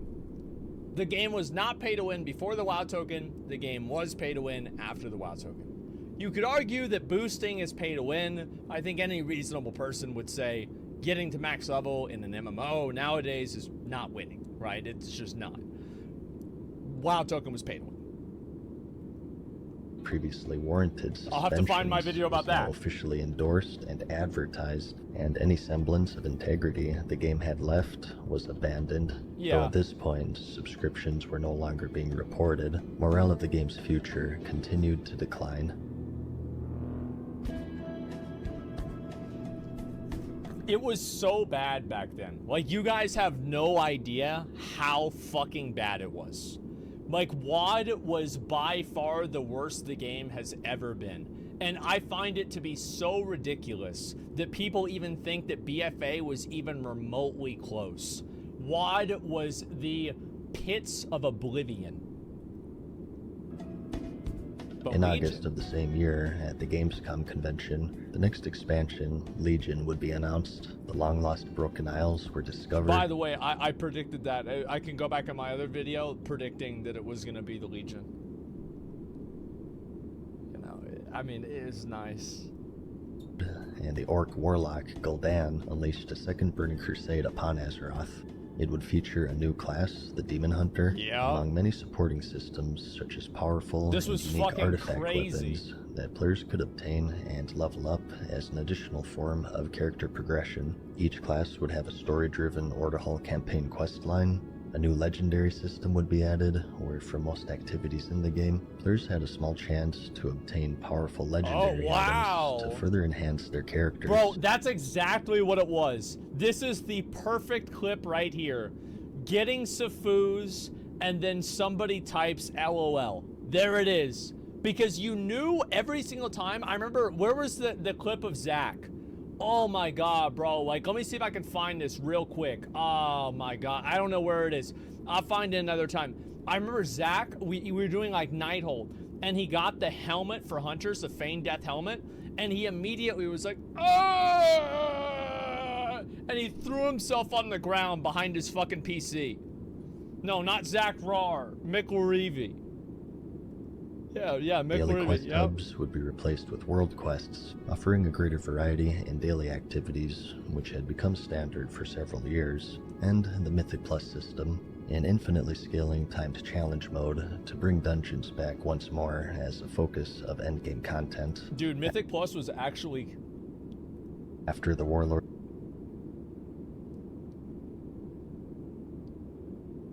This shit was so funny. Like, I'm sorry, but like, this shit was fucking hilarious. Like, whenever they had like the, what was it called? Ekihomo, and it showed like all of the different characters, or all the different servers. Wow, it was amazing. Of Draenor, the confidence of the players was at an all-time low, and many would hope that Legion would be the expansion to redeem it. Mythic Plus Although was lit subscription in numbers Legion. were no longer being reported, it had tied the release day sales records set by Cataclysm several years prior, selling a total of 3.3 million copies on release. Big day. Quarterly investor reports would also provide promising data on the overall reception of the Legion expansion, suggesting higher playtime per player. Mostly due to the success of its major features, Mythic the Plus. expansion as a whole proved to be a much-needed recovery. The order halls being public locations that players... What's also, it was like a focus on like core WoW lore. You know, you've got like Varian, you've got Illidan, you've got fucking Malfurion, you've got Tyrande, you've got Jaina, you've got all of those characters and everything like that. Like, that's what it was, man. It was great. Timestamp, what's this video? Oh, yep, there we go. Here we go. Let's see this. There it is. And there he goes.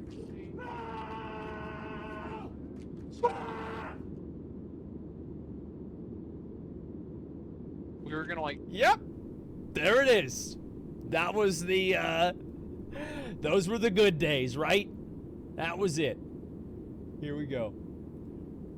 shared served as a base of operations. Yeah, the silver hand again? Unlike the Fuck previous yeah. garrison system, it didn't harm its That's own exactly social what aspect. Paladins wanted. World quests, compared to the old daily hubs, offered much needed variety in players' daily activities, and Mythic Plus saw high activity as players enjoyed the timed, ever-increasing challenge that they provided. Yep. Most of its features were received well, and with a solid rating scene to support it, it's generally looked back at favorably by even the most embittered fans, with its criticisms primarily being drawn from its Got my reward fourth structure. garbage The legendary. legendaries, due to their low drop chance and high impact on gameplay, would be a source of frustration, so much so that they would receive a rehaul late. I'll keep in mind that on the announcement of Legion, Blizzard said you were able to target the legendaries.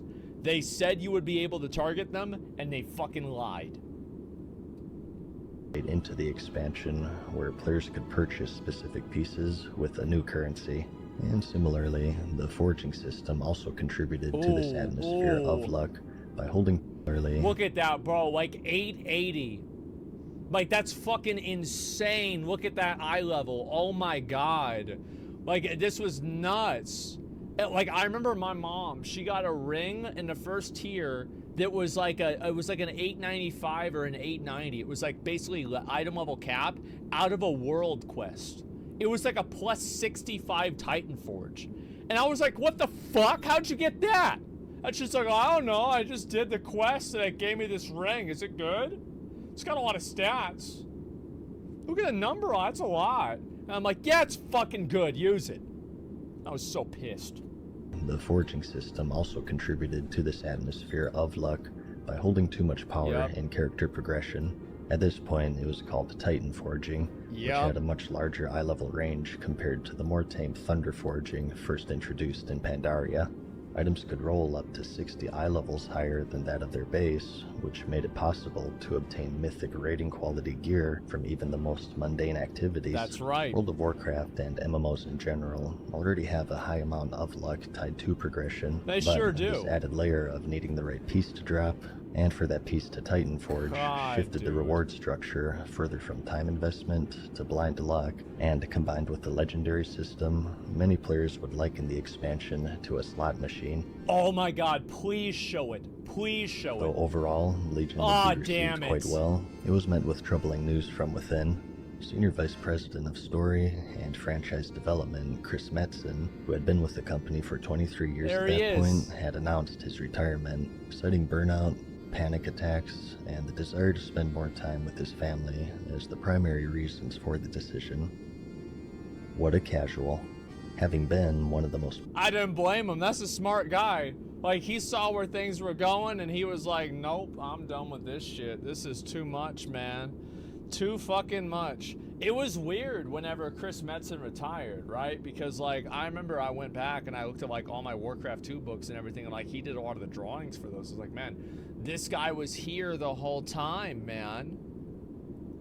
Public-facing figures and a primary visionary for the World of Warcraft and the characters who inhabited it. He was it the seen guy. as a tremendous loss, with fans and co-workers alike commenting on his influence on the franchise. Great presenter, yeah. Along with this newfound growth of Legion, the private server community had also been thriving, and in 2016, it was larger than it had ever been at that point, with most congregating to a server named Nostalrius. Good lord. So many goddamn people. Yep. This is literally, the server's been up for about People were streaming Nostalrius on Twitch even. Like, nobody gave a fuck. You know who else was streaming Nostalrius? Payo. Payo was streaming private servers on Twitch. And I followed Payo in like 2013, 2014. Like, straight up. And I was like, this guy is an idiot, but at least I get to watch Vanilla WoW. Soda and S-Fan was doing it on YouTube. Soda did it as well. Yep, that's right. Minutes, and people are just entering. And Alex. The server Don't had been forget about hosting Alex. over 130,000 active players worldwide. An impressive Oh feat my for God. a game that users had to seek out on their own. Their success proved to be their downfall, however, as in April of 2016, Blizzard had sent cease and desist letters for those responsible for running the server, threatening legal action if they refused to shut it down. I personally had a private investigator hired to track me down by a legal firm. We watched this whenever it came out. He called numerous people in my life, including my employer, my owner of my company, to confirm information about me so he could serve me papers at 10 p.m. on a Wednesday night, slamming and knocking on the door, freaking the crap out of my wife, and waking up my baby daughter in the next room. They would comply shortly after, as tens of thousands of players logged in one last time to say farewell to the community that they had built. What the fuck? Yeah, see, they don't do that shit in Texas. I gotta tell you that. Shutdown, although completely within Blizzard's rights legally, naturally sparked outrage among the private server community.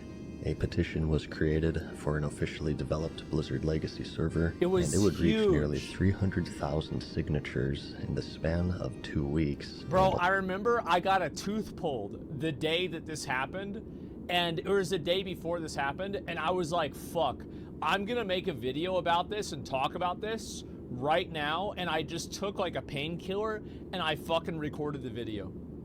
Although it didn't provide immediate results, much like the infamous "you think you do, but you don't" quote, it would prove to be a critical moment in Classic's history. This was massive, man. Then Soda made the video, and then I made the video, and then fucking like, dude, everybody started making videos. Like, Alex made the video. It was crazy. The next expansion would be revealed at BlizzCon 2017, and players learned of the battle for Azeroth. Having thwarted the Second Burning Crusade, the Horde and Alliance now turned their attention on each other and would stage an all-out war over a new resource called Azerite. Bro, I remember, so like basically we got invited to BlizzCon by Blizzard. Like Blizzard actually, like they paid for us to go out there and like everything. They put us in a hotel, like a whole fucking thing. Because we actually did all craft. It was like me, Hodded, Rich, and we had Jari on the show too. And the four of us went out to fucking California, and they told us, bro, I remember like the guy from Blizzard sat us down and he told us what was going to happen. And I remember the day that he said that Classic WoW was gonna come out, like he was right there. I just fucking ran around the hotel. I was so fucking happy, man. I was like, holy shit, it's actually gonna happen. Because to be honest, I thought it just was over. I thought it was over, yeah. Yep, yeah, that was the year that Annie and I wore matching Murloc outfits. That's right. That's, that's exactly right. This resource would serve as a way to empower a new fucking knew that amulet, early? the Yep, level they of told us which would before the unlock traits announcement. and accompanying armor pieces. And I never signed the NDA either. I never signed the NDA because it went to my email and I never checked my email. And like they were like, ah, fuck it, it'll be fine. Whatever. And to be fair, I didn't tell anybody. The system had been set up similarly to the previously successful Artifact system and advertised increased customization and player agency, allowing them to tailor their characters to suit their gameplay style. You might find And Azurite was a cool idea. Power that makes you think twice about using a talent that you've previously written off, and you will Makes you certainly think twice find about playing the game. combinations that reinforce your favorite way Champion. of playing your character. One of the main methods of obtaining this resource were through island expeditions, where a team of 3 players could fight against another team of players or AI for Azurite. Dude, Island Expedition, PvP Island Expeditions were so cool, man. And like Blizzard was just like, yeah, never mind. Throughout the island, It was so with cool. random I loved enemy it. selection, placement, and quests serving as the primary means of attempting to add replayability and longevity to them. They tried. It's something that we're calling dynamic replayability. Every time you come to this space, the puzzle is different. The creatures are in different locations. There are additional gameplay elements scattered throughout the world, and it's always a little bit different. Warfronts were a new feature, which were reminiscent of the original strategy games that the MMO was based off of. In here, you would battle for resources, and construct and upgrade buildings, and fend off troops with the ultimate goal of defeating the enemy commander. Dude, I was so hyped, man. I was unironically bat-chesting. I was like, what? They're adding in Warcraft 2. Oh my god, those are the fucking things. This is so cool. I was so excited for Warfronts, man. Jesus. Wouldn't be the only announcements the World of Warcraft team had, though. Yes. And I want to talk about ice cream. I recorded this. Ice cream is great. Because I knew it was coming. Ice cream is one of my favorite desserts. Personally, I love chocolate, and I love cookies and cream. Cookies and cream is actually my all-time favorite dessert. But I understand that for some of you, your favorite flavor is vanilla. This shit was fucking ridiculous, bro. Though for years they had claimed that a Holy re-release shit, of previous this was so versions of the good. game was impossible, World of Warcraft Classic would be unveiled, combining the updated Legion client with old data discovered on a backup of a backup held onto by an ex-employee. A small team dedicated their efforts in providing a home for the ever-growing population of vanilla fans in place of the one that they had not so long ago taken away.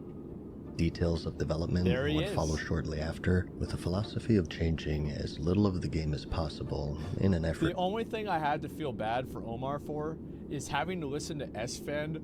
Fucking dude, S-Fan would try to get a hold of the classic devs all the time. I'd be like, listen, so paladins, they don't really work this way, and so what they really need is, so like, all right, so in patch 1.13, so there's a change, but then it got reverted in 1.14, and so like what really paladins need to have in order for them to be good, and like, oh my fucking god.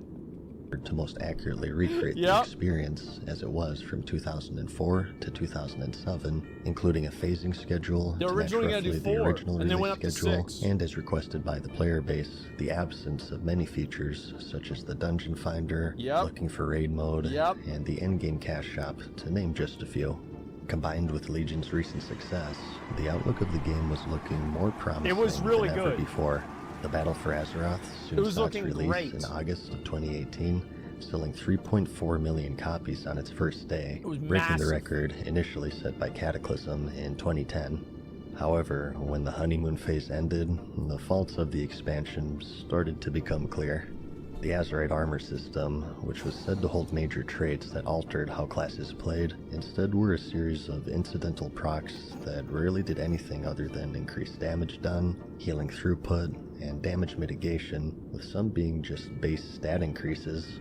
So I've got an absorb on my Azerite gear, and then my weapon has on proc absorb. And then so my gloves, if I have them proc, I have an absorb. And I also got a belt that every 2 minutes I can use it, and it gives me an absorb. And also my charge, and I have a leech too, so it heals me.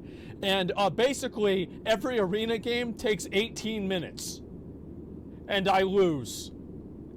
That was fucking ridiculous.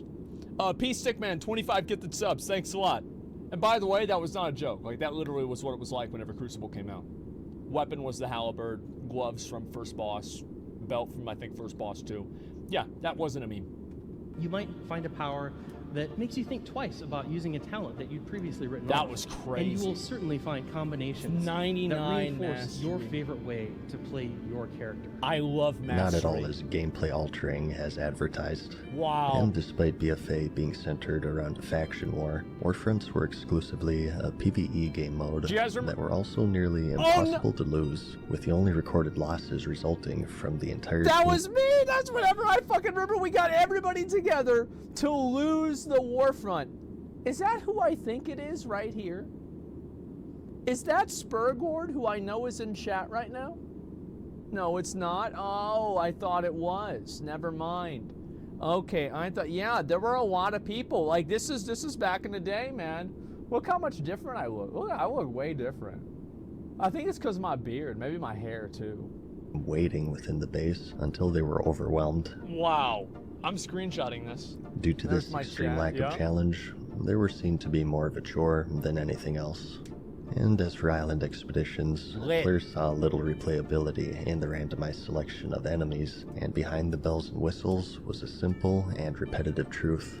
Rush to get the required amount of Azerite before the enemy team does, and as a result, the game mode would become very repetitive very quickly. It sure Story did. would also come Oh, under heavy no. criticism. The whole expansion would have a heavy focus on Sylvanas Windrunner, the leader of the Forsaken of the Horde, and throughout BFA's 2-year run, she would face many major lore characters and even entire armies, outwitting them at every turn or dispatching them with ease in combat.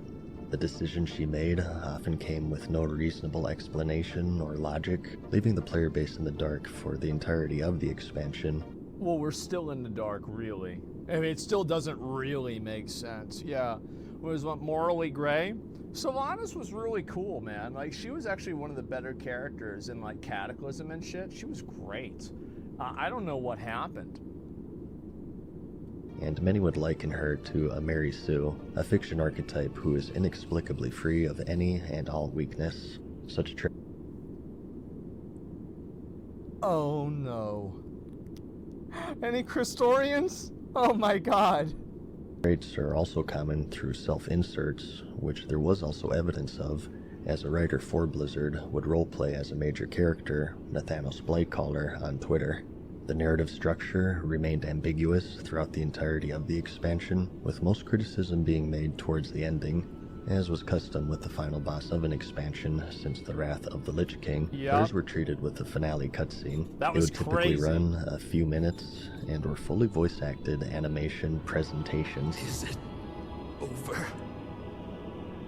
No. At long last. Next week, they're gonna kill you for Invincible No again. king rules forever, my son. Though for the battle for Azeroth, the old god N'Zoth would be the finale, with years of anticipation building up as his existence was referenced several times up to the final patch of the expansion. Yeah. And where players expected a similar voice-acted dialogue between the major lore characters and their thoughts on defeating a god, they were instead met with the same footage I just droned over in a monotone manner. The feedback was immediate and clear, and shortly after its premiere, the video would be unlisted as Blizzard tried to hide the blundered finish to a blunder of an expansion. God! No, no! Come on, guys, let's go play video games.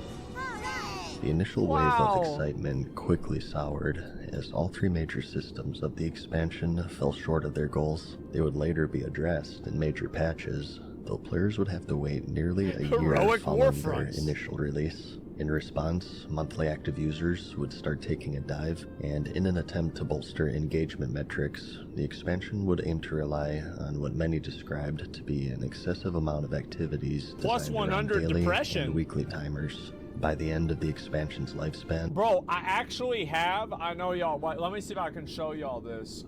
This is from, I started this back in the day. Let's see, can I get this to work? Yeah, one sec. So that right there, I have a list. Mirrors, Famu, Tear Guard Sound.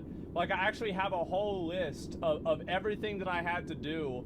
And I started that back in fucking in BFA.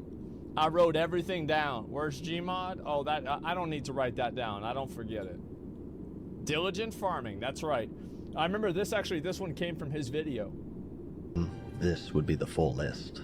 Many would comment that the entire game at this point had devolved into a list of chores that you had a limited amount of time to complete, It was a good one. aimed to keep players in a gerbil-like routine of going down a checklist for their daily session.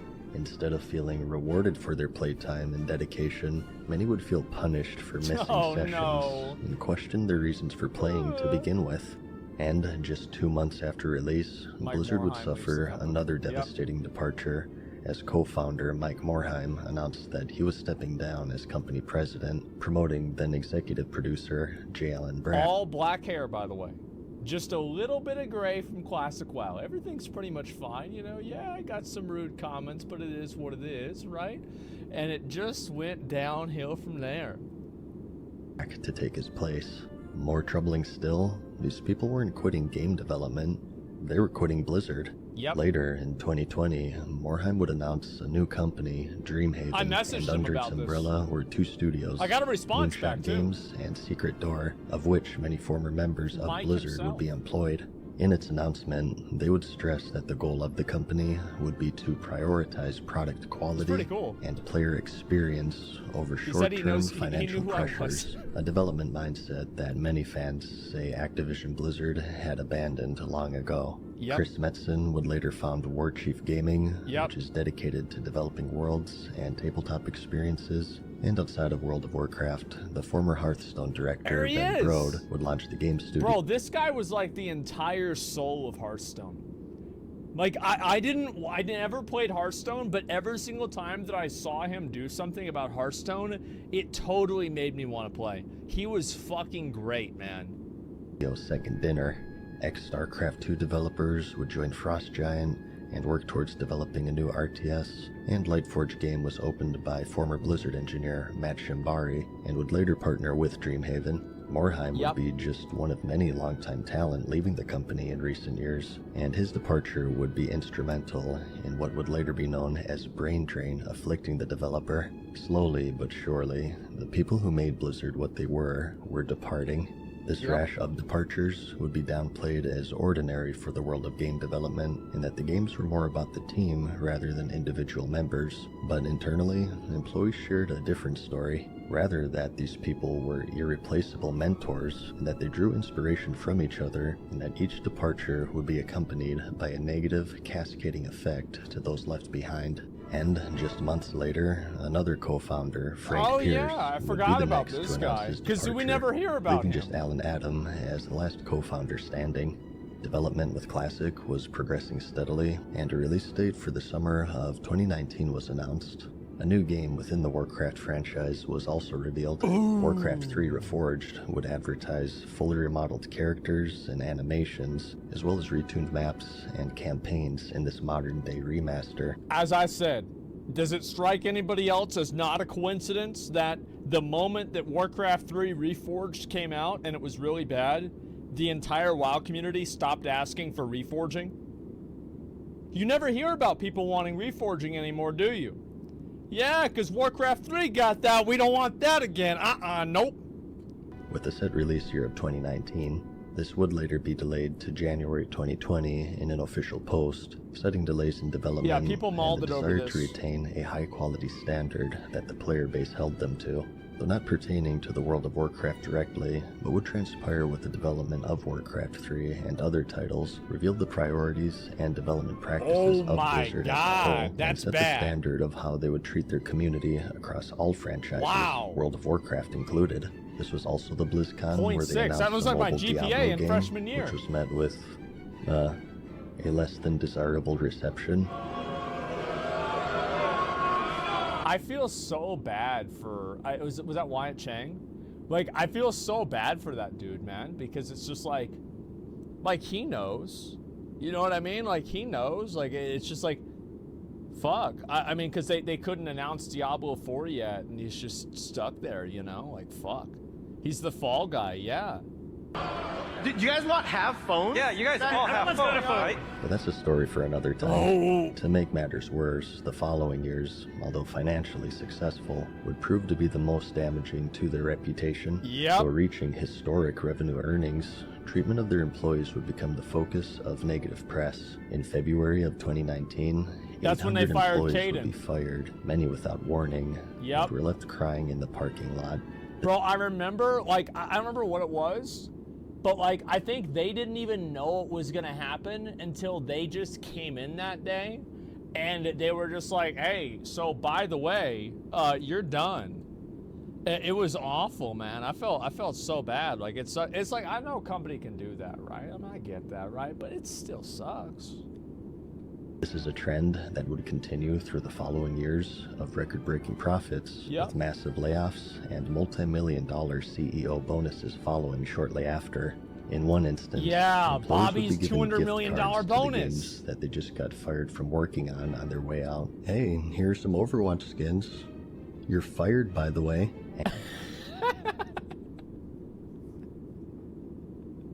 It was really kind of impressive, you know? Like, they laid him off, giving him 90 days severance and $200 in BattleNet balance. That is just incredible. Wow. $200 in BattleNet balance. And in other cases, the amount of people fired would be underreported. Combined with Yeah, the poor I bet. reception of the Battle for Azeroth, their reputation had quickly started to sour $200 million from that of a bonus. community-first industry Thanks, innovator Bobby. to one operated on greed, predatory business practices, and the cold treatment of their employees and even their player base. Little did Jesus. everyone know, though, the worst was yet to come.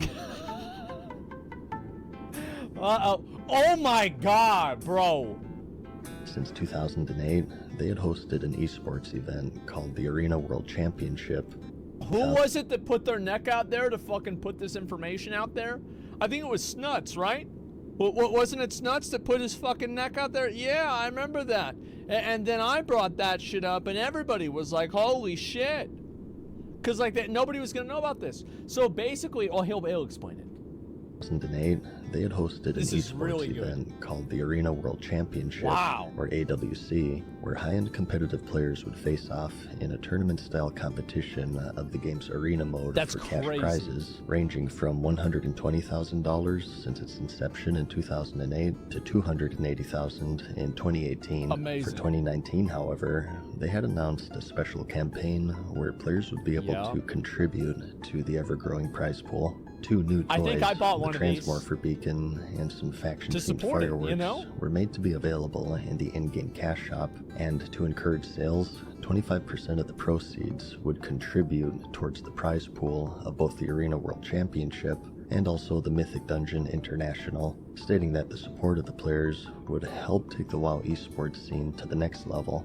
The next level. And the thing is, you know what was so sad about that? Was the fact that, like, so Sea-Doo, me, like, all of the PvP streamers pushed this. They said, you know, listen, like, if you want to support, like, the whole PvP scene, buy this, and, you know, like, you can support us. And, like, I even defended 25% because that was the same percentage that Dota took whenever they used part of the money that they got from whatever the fuck they sell regularly for the prize pool. So I defended this. I did. PvP streamers? Oh, I wasn't a PvP streamer. No, but like, I mean, like Venruki, fucking like Sidu, Zico, you know, all the normal guys, right? The compendium, because that's what their percentage was. So I'm like, yeah, this is industry standard. It's low, but this is what they usually do. I'm just glad they're doing something, right? So I actually defended this shit. They also assured that a minimum prize pool of 500,000 would be offered, split up evenly between the two events. Considering that all announcements used verbiage such as help or contribute, the player base had assumed that this $500,000 prize pool would be funded by Blizzard, as they had done for a decade prior. Of course. And that the proceeds of the toy sales would, well, contribute to the total. Why would anybody think that? Why would anybody think that this would possibly happen? Help a billion-dollar company? I have no problem with a player-funded, a crowd-funded prize pool for like a little fucking bullshit toy. Like, I think that's totally fine. Almost all games do this. It's not a big deal. Stated. But after the campaign had concluded, though, fans were dismayed to learn that they didn't help nor contribute, as Blizzard pocketed what they would usually put up and put the responsibility on funding the entirety of the prize pool on the player base, as confirmed by an AWC participant, Snuts. Yes, so let's rephrase this. Holy shit! Look who it is! I remember this. So, wasn't I in BRD here? I think I was. People gave Blizzard so much money, Blizzard decided to give themselves even more. Right. So they collected around $2.6 million, give or take, and instead of adding prize money for themselves, they just pocketed $2 million and decided to just use the money that the community gave us and pay for their tournament. Both competitors and viewers expressed their anger, stating that they had felt deceived and that the good nature of those wishing to support the esports community of Blizzard were taken advantage of. Blizzard would never acknowledge the controversy. They're so stupid for this. They're so stupid because they could have done this every year and made a free $2 million. All it would have costed them is $500,000 to make a free $2 million every year. But now they can't do it again because nobody trusts them. They're just stupid. Like, that's all there is to it. They're just straight fucking stupid. Like, I don't understand why this happened. This was the most unnecessary, like, breaking of trust that Blizzard has ever done. And the prize pools were funded solely by the crowdfunding campaign, and despite the self-proclaimed success in raising the funds, crowdfunding such as this would not be repeated for future tournaments, presumably due to the intense backlash that they received. It hurt the players, it hurt the community, it hurt Blizzard, it hurt literally everyone. No, it was a literal zero-person win scenario. It didn't help Bobby. No, it didn't help Bobby. Like, I bet if I explained this to Bobby, he would say, yeah, we probably fucked up there. I can guarantee you. Do you honestly think that Bobby, he doesn't, do you really think that he would get in the way of his own money? No, of course not. Yeah, but like, you know, I genuinely believe that. I genuinely believe that if I explained it to Bobby and I said, this is what happened and like people feel this way, Bobby'd be like, yeah, I think that's fucked up. Yeah, I actually think he would. He probably had no idea about it.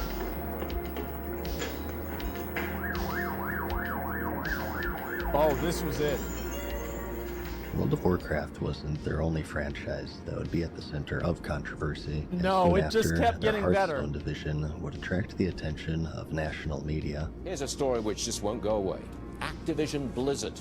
It has suspended a gamer and taken his prize money away because he made comments supporting Hong Kong protesters. The protests in Hong Kong were at their climax at this point, having been a British colony until 1997, when sovereignty of the territory was returned to China. Hong Kong would retain a separate legal and economic system with basic human rights safeguarded, in contrast to other cities in China, which are heavily governed by the authoritarian central government. Everybody is a number. Of 2019, a bill would be proposed that would allow extraditions of fugitives to mainland China, which infringed on these rare freedoms, and due to China's opaque legal system, would allow the prosecution of citizens for political purposes. Yeah. Citizens How held marches convenient. and protest, which quickly turned violent after they were fired upon with tear gas, rubber bullets, pepper spray, and even live rounds as the situation spiraled out of control. Of course. In October of the same year,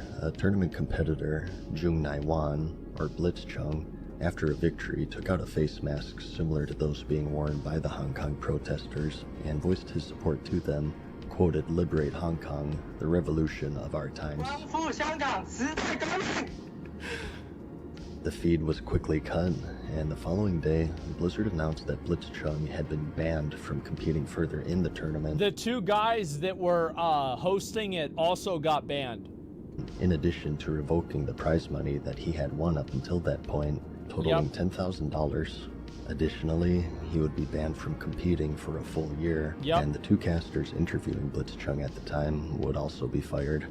As a result, I can understand why they, like, here's the thing, right? It's like, I understand why Blizzard did it, but they went above and beyond by, like, taking away the guy's money and everything.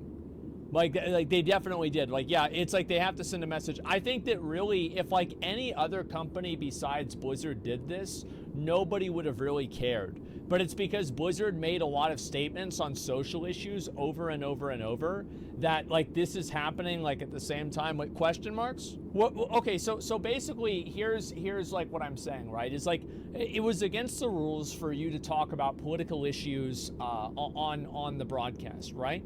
And on top of that, putting the company and effectively like hundreds of people's jobs at risk by losing access to selling a product in China, is this truly the morally right thing to do for the company? I think you can make an argument that it's not. And so I can see why they would make that decision on a pragmatic level. Yeah, like, and I can understand people say yes, yes, yes. Sure, you can say yes. I understand you guys say yes. But I guarantee you, if it was your mom or your dad who lost their job and now you're fucking homeless because of it, you're going to think about it a little bit differently. So yes, it's always people are always able to ask somebody else to take a moral stand and make a massive sacrifice because they're completely separated from the problem. But I don't think that this is what I think it's so presumptuous to think that's going to happen. Yeah, it's easy to talk like, oh, this is what they should have done. No, it was not a completely morally black and white situation. It was absolutely not.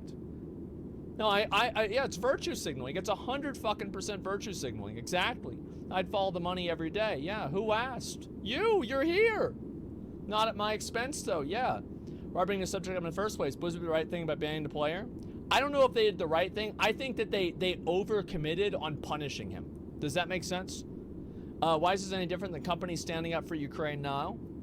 Well, it's very simple. It's because companies don't stand to lose money for standing up for Ukraine. It's literally that simple. They don't stand to lose money. Like, China is a massive fucking market. Do you think Blizzard is going to lose like billions of dollars in revenue over being able to give somebody a platform to spread a political message? Do you think they're going to do that? No, they're not going to do that. There's about 1,000 people that work at the company. Yeah, exactly. Like, yeah, it's massive. Russians still can't pay for WoW subs. Yeah, well, Russia's a lot smaller than China. China's fucking huge. I understand that there's some people that don't like this opinion because they feel like it's a I'm not treating it as important, right? It's like, oh, well, you should do the right thing. No, I think, yeah, you should try to do the right thing, but I think it's always easier to tell somebody else to do the right thing than to do it yourself. Activision Blizzard would swiftly come under heavy criticism as many saw morality cast aside for vested financial interests. Yes. Exactly. And I remember people got so mad at me because I said what I just said the day this happened. Imagine how mad everybody was. People were fucking furious that I said this. And I said, very clearly, I said, no one's going to give a fuck about this. Next expansion's going to come out. People are going to go back to playing the game, and they'll be completely forgotten about. And by the time that BlizzCon comes around, there's going to be a handful of protesters, and no one's going to care. And I said that. People got so fucking mad, and I was right. Another team, American University, would add their voices to the protest, which was also quickly censored and condemned by Blizzard. Spirit. And that is game WPI with the win. The winners Similar to Blitzchung, they would also be banned from competing in future tournaments. This time for 6 months. Shortly after, then President J. Allen Brack released a statement saying that the penalties were not appropriate and that Blitzchung's winnings would be reinstated to him and that his ban would be reduced to 6 months, down from 12, and also state that their business dealings with China had no influence on the initial penalties. Brack. Why even say that? Like, I don't understand. Like, why even say that? Like, why? Because, like, it's such obvious bullshit. Like, I mean, this is clearly not true. Why go a step farther to assert a lie? Why not just say, yeah, we're going to undo this, it is what it is, right? That's it. Would open up the following BlizzCon with an apology to the mishandling of the situation, stating we that... don't know that. Well, he never said what situation. Maybe he was talking about another situation, Mad Season. He never said what situation. He just said we messed up. What did they mess up on? I don't know. Their actions would speak louder than words. Yeah, he just said they messed up. Are going to matter more than any of these words. A phrase that the Blizzard community would quickly become very familiar with. That's right. In the same BlizzCon, the new expansion for World of Warcraft would also be revealed. Players would enter the Shadowlands and join factions called Covenants. Similar to the Order Halls in Legion, these would serve as a base of operations for players to conduct their campaign and also gain unique abilities and perks. Oh yeah, I got killed by that yesterday. The Tower of Torghast, a randomized 1 to 3 player dungeon crawl with powerful affixes to power up their characters, and upon completion, gain the ability to craft legendary armor pieces, similar in function to those of the Legion expansion. Oh yeah! Though following the poor reception of the Battle for Azeroth, many more would look at the reveal through a more critical lens. Well, I think everybody was really positive about Shadowlands whenever it first got announced, besides the Covenants. People thought the idea behind it was cool. Like, I remember, like, that's what a lot of the sentiment was from, like, at least my community. Like, yeah, there were people that didn't like it, but I felt like the overwhelming majority of people were like, yeah, this is cool. All right, fine.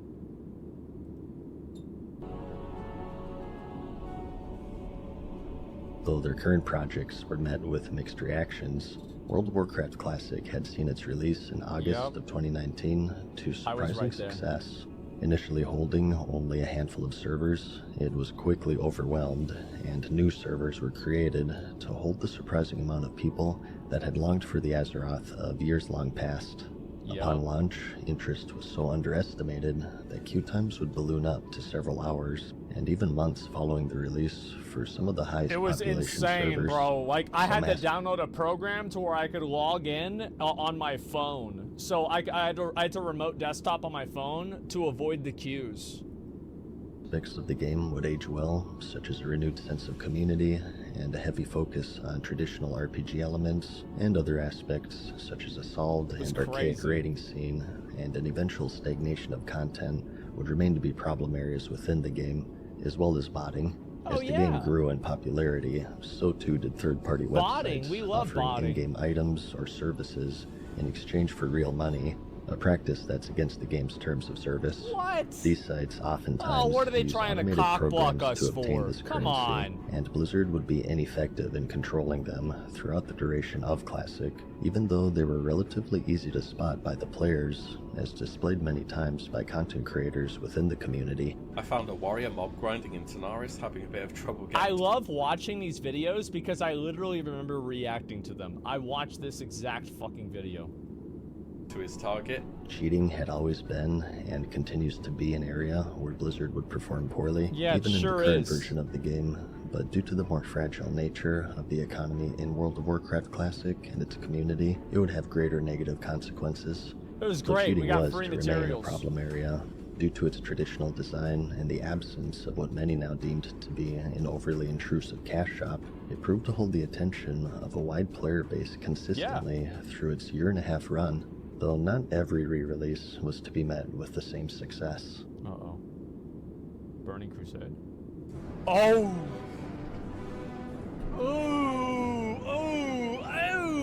Warcraft 3 Reforged saw its release in the following January. Though delayed as they ensured to maintain a high-quality standard, it was universally met with negative reviews as players saw little polish with the remaster, citing a poor UI, copious bugs, low frame rate, missing features from the original, and consistent crashes. The latter of these issues would take the spotlight in the competitive scene shortly after. In their very first major tournament, in a quarterfinal match between two top players, Moon and Thorzane, a crash occurred at a key moment. The score was 1-1, and Thorzane seemed to be on track to take the win, but suffered a disconnect mid-match. Thorzane smells blood in the water. He's going in for the kill here. We have Banish ready. Mountain King was a little hurt. This is all buying time for the towers. We have no Breath of Fire, by the way. It is Drunken Haze, so big mischance. Wait, why'd they stop attacking? Wait, what? Disconnect. That fight was the most important one in this game yet. The match would then be restarted, despite Thorzane's advantage, and he would once again retake control of the rematch, and once again suffered a disconnect. No way! I don't need a Blood Mage. I don't need. I didn't know it happened twice. Once this. It looks like another drop. Man, that is crazy. I didn't know it happened twice. Holy shit, the 2-time. Just happens. Oh wow. As Thorzane, I think I kind of like his position here in this game. Again, yeah. This is so frustrating. The match would be replayed for a third time, and Moon, having adapted to Thorzane's strategy at this point, was the one to take the lead and eliminated Thorzane, resulting in the forfeiture of the large prize pool he surely would have won twice, though they are the most... See, like, I would have, like, if I was Blizzard, what they should have done is they should have just said, listen, you guys are going to play a shell match. It doesn't matter who wins. You're both getting the maximum prize money. We're done. Like, that's it. Yeah, you're going to do a rematch, but the outcome doesn't really matter. Like, that was the solution that should have occurred. Impactful as they happened during a quarterfinal match. And, like, what's so crazy about this is, like, the amount of money that costs is, like, nothing. I mean, like, you have to understand, like, these guys have, like, million and billion dollar budgets. Like, we're talking about, like, what, like a fucking $50,000? Who gives a shit? These would not be the only disconnects to occur in the tournament, as competitors in lower level brackets would also become victim to random drops at key moments. 10K. Years later, an internal investigation would reveal that they knowingly released the game in an unfinished state, unwilling to delay it for a second time in fear of losing the pre-orders they had already amassed. Yeah, you've got to get those pre-orders. The entire project was hamstrung by a low budget due to its low potential for being a big earner for the company. Internal sources would also share their struggles with exhaustion, anxiety, and depression for more than a year, and that their warnings of the game's unfinished state being largely ignored in order to make the tight release schedule. Negative reviews continued at a steady pace. Bro, like, that's just, like, I'm gonna be honest, that does not look like Arthas. Like, I think back and it's like, what's Arthas? Like, that's not Arthas, bro. Like, that's some other dude. Funds, as players were less than impressed at the level of polish that they received compared to what was promised. The classic game teams would be shut down, a new team now in their place, and in a bit of irony in a Bloomberg interview, a Blizzard spokesperson repeated the same failed promise made by Brack a few months prior, that their work and actions would speak louder than words. Yeah. A delay was also announced with Shadowlands, this time from October to December, once more citing that extra polish is needed before a release would be made. And I remember whenever that happened, I was actually so happy. It was during an Allcraft that they announced that, and we were so happy. We were like, fuck yeah, they're actually going to delay the game. Thank God it's actually going to be good now, because, like, the game was just not ready. The struggles with the Battle for Azeroth, Blizzard proved, as they have many times, that selling copies wasn't the problem, Yep. as Shadowlands sold an impressive 3.7 million copies on launch day alone. Best-selling PC game Much like its ever. predecessor, though, not long after the initial launch, the expansion's major features would be the focus of criticism. Yep. The Tower of Torghast, or Chorghast as players soon likened it to, suffered the same fate as island Torghast. expeditions from the Battle for Azeroth, and quickly became repetitive, as with most systems that reset on a weekly timer. Dude, I think they've made Torghast a lot better over time, and I think it's better now than it has ever been. But like, I just, what I really hope they don't do is they don't just stop, they don't stop doing it in the next expansion. They don't just give up, etc. It's still shit. I think it's a lot better, and I think that they can continue making it better. Yeah, I think that they should continue trying. For the expansion's high-level zone, the Maw, due to the player's inability to mount, it was seen to be unnecessarily frustrating to navigate Boring and bosses, formulate true. to other such zones released in the past. By now, players were noticing a pattern of high-level zones with new reputations and excessive daily timers such as quests, rare elite enemies, and treasure chests. Oh, that was As fun. for Covenants, they received a mixed reaction, with some praising the unique abilities and aesthetics obtained from choosing a specific faction, and others condemning them for being unbalanced, thus burdening them with regret if they had made a poor choice. Some people's classes, 40% of their damage is just their Covenant ability. They're all over the place. Bro, do you remember how many videos Preach made about this? It's like, I remember Preach during Legion made so many videos about how the legendaries were going to be broken, and then Preach during BFA made so many videos about how Azerite was going to be broken, and then during Shadowlands made so many videos about how fucking Covenants were going to be broken and are broken, and like finally, like he got a hair transplant and he quit the game, and that was it. Yeah, he quit the game. He was done. Like, it was enough. Like, all right, I get it. Yep, that's fine. We're a mess. Some would also take issue with He being didn't locked quit, out you of know. a large amount of content offered from the other Quit Covenants, making it as main as content. choosing one meant excluding 3 others, though a time-gated quest was available should they feel the need to switch. For better or for worse, Time-gated. Blizzard would stand their ground at launch, but also stated that they had the ability to pull the ripcord to give players more freedom with Covenants should the systems Remember be that? received poorly. This comment would start a movement called Pull the Ripcord, Yep. which they would comply to nearly a year later in patch 9.1.5. As for the story, And this many is would under the context, by the way, the context of everybody leaving the game. Like, everybody left the fucking game because they were just like, well, fuck this. I don't want to deal with this shit. Like, this is dumb. And like, obviously he's not talking about this, but that was the exact time where everybody moved over to playing Final Fantasy. Yeah, they admitted they said there wasn't a ripcord, and then players were like, oh, okay, well then never mind. And then they stopped playing, and they're like, whoa, wait a minute. We didn't mean that there wasn't a ripcord. We just mean that there is actually a ripcord. We're gonna do it, okay? So please come back. We just found it. We just found it. It was right here all along. see it as even worse than that joking. of the Battle for Azeroth expansion. The plot somehow became even more confusing and contradictory, requiring external literature to follow along, as even YouTube channels dedicated to the lore of the game had difficulty piecing together the disorienting storylines. They would not be shy in expressing their frustration. There he is. How many books are you gonna fucking get out of me? How much money am I gonna— I can't believe Pyro's getting so mad at Final Fantasy. This is so totally out of character for him. Wow, I don't understand this.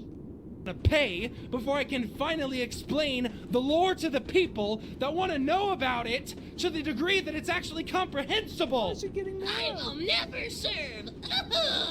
Major cutscenes would continue to be unlisted on their YouTube channel in response to the negative reception. Only time will tell of the fate of the Shadowlands, if it'll go down as a good or a bad expansion, but players are quick to note the similarities between it and the Battle for Azeroth, where the major systems are released in a poorly implemented state, only to be addressed in patches several months later, and many at this point would take notice to a rising contender within the MMO genre.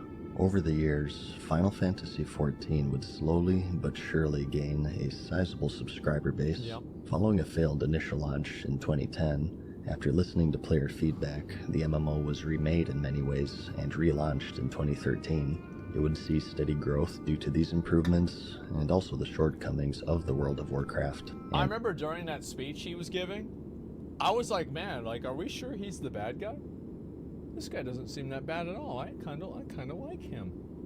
Yeah.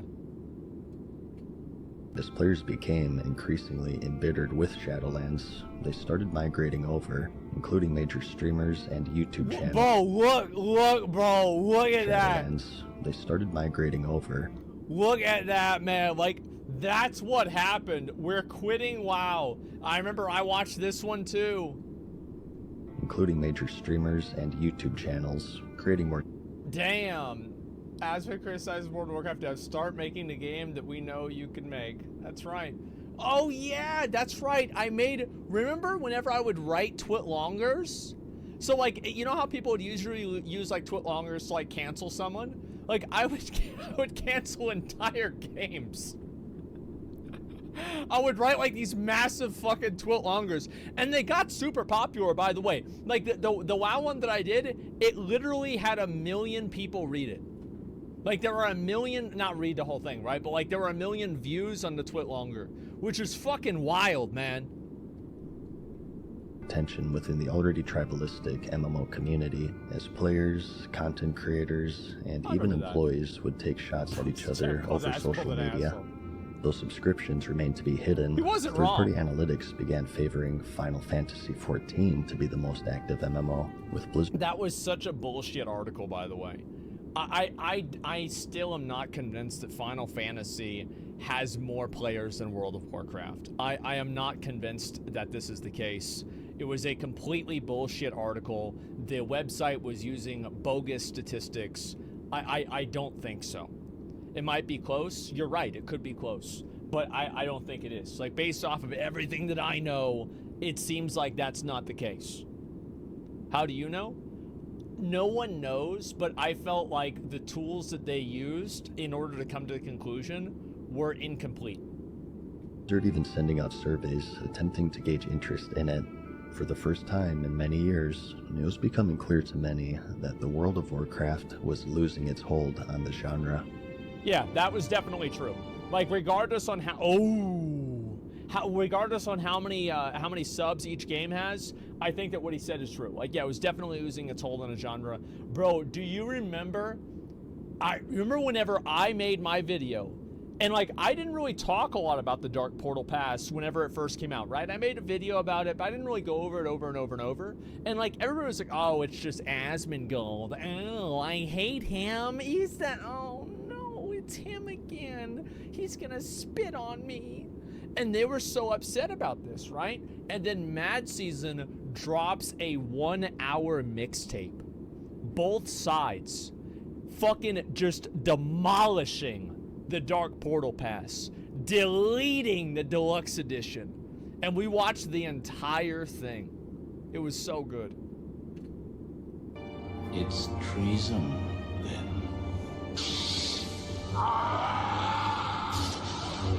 At BlizzCon 2020, the next step for Classic was announced, and as many expected, players would begin their second journey into the Outland in the Burning Crusade Classic. Yep. Much like the base game, the first expansion would be recreated closely to its original run in 2007, but with one exception, the addition of a major cash shop element, the character boost. We are going to offer a level 58 boost for purchase, but it does come with some restrictions. So it's going to be 1 per account. It's not going to be usable on Blood Elf or Draenei. It'll have some... For many players, the feeling of anticipation was quickly replaced. TBC equals the Bobby charity. The Bobby charity. Oh my fucking god, man. It's like, the thing is, TBC having the level 58 boost, I don't know, like, it wasn't really that big of a deal. I think it was more of like a, not iconic, but it was more of like a symbolic thing.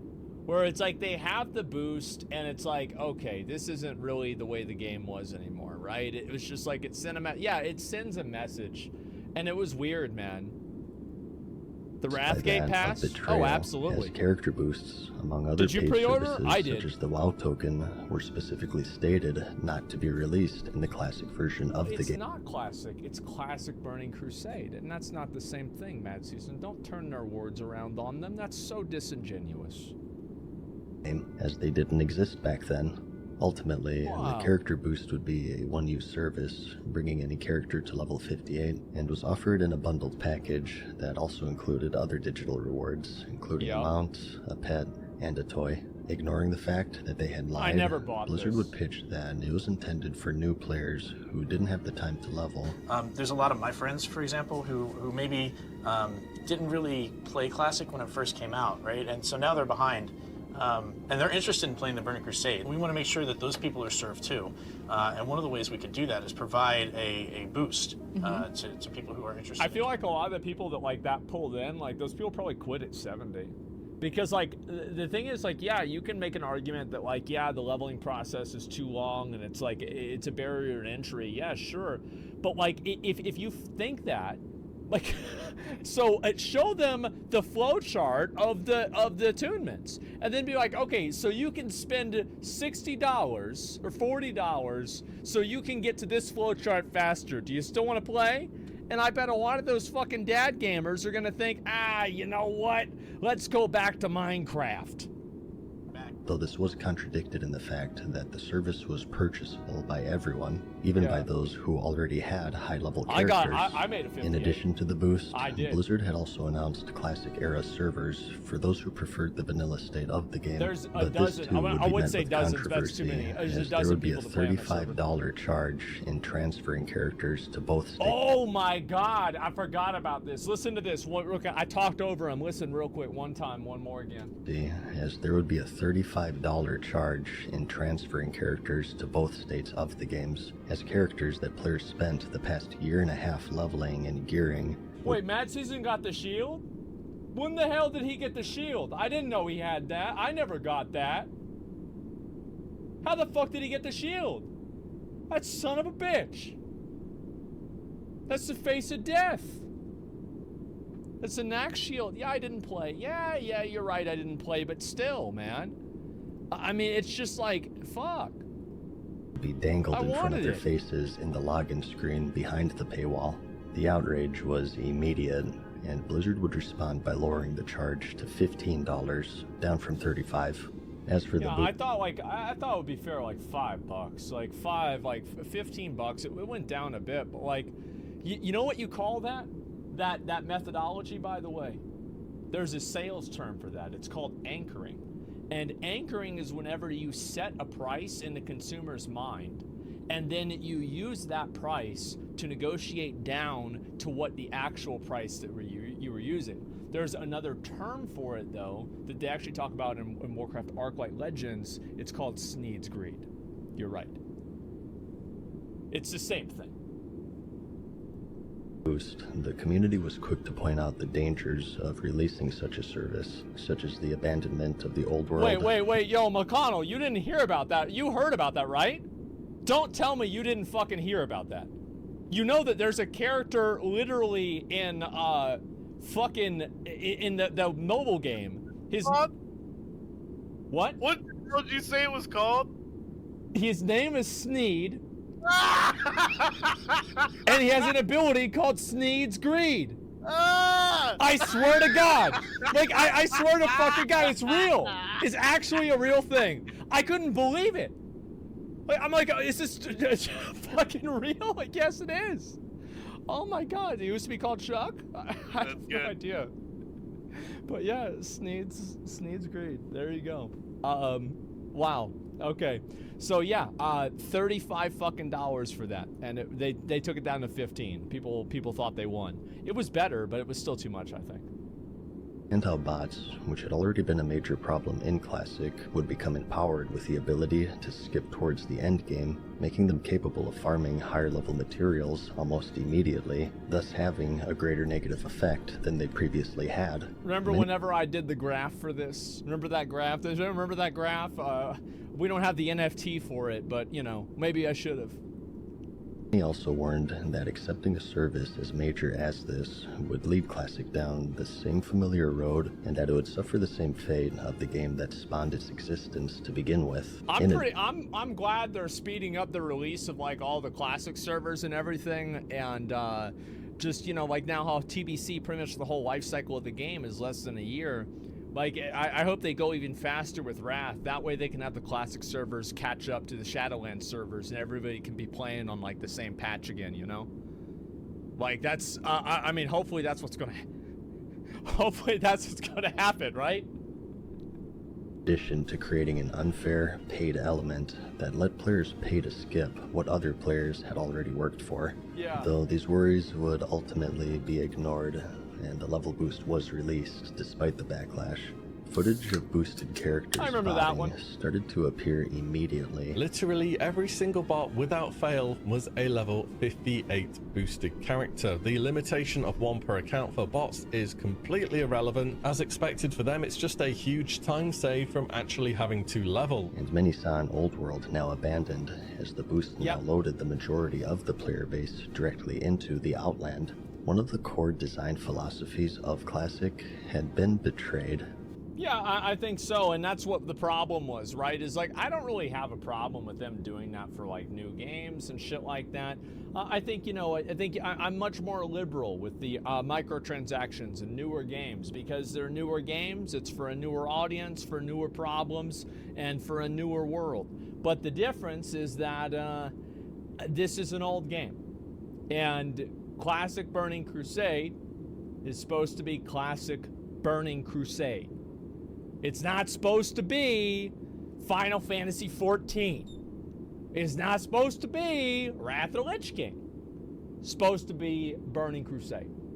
And that's what it should have been. Especially in terms of that systems, you know? Don't make a leveling thing then? Yeah, that's exactly what I meant. TBC would have been dead day one without the boost. Boost saved the game. I don't really think so. I think TBC was the WoW enthusiast game. Like, if you are a TBC player, you are a WoW enthusiast. You are already 60, man. I feel like TBC, so like Classic WoW, this is my opinion, right? Is like Classic WoW appealed to like fucking everybody. That's why it was like this massive cultural event. It was huge in 2019, and it still continued to be huge for quite a while. Burning Crusade was only really appealing to people that were already 60 at that time.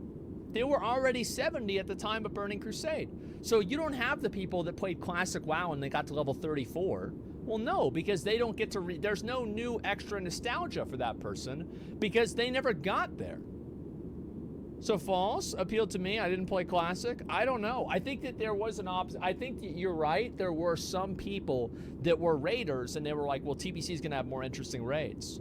But I think that's what it was. I think that TBC didn't appeal to even nearly as many people as Classic did.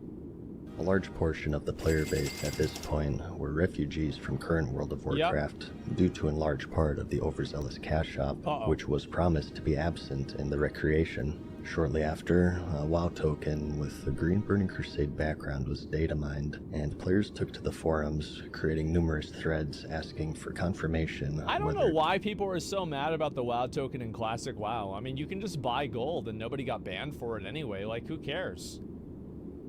Like, I mean, functionally, it's the same thing.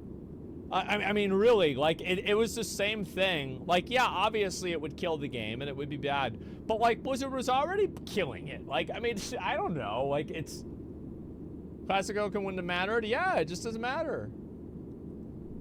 This was we deserve this. Classic, yeah, there you go. And once more, were simply ignored.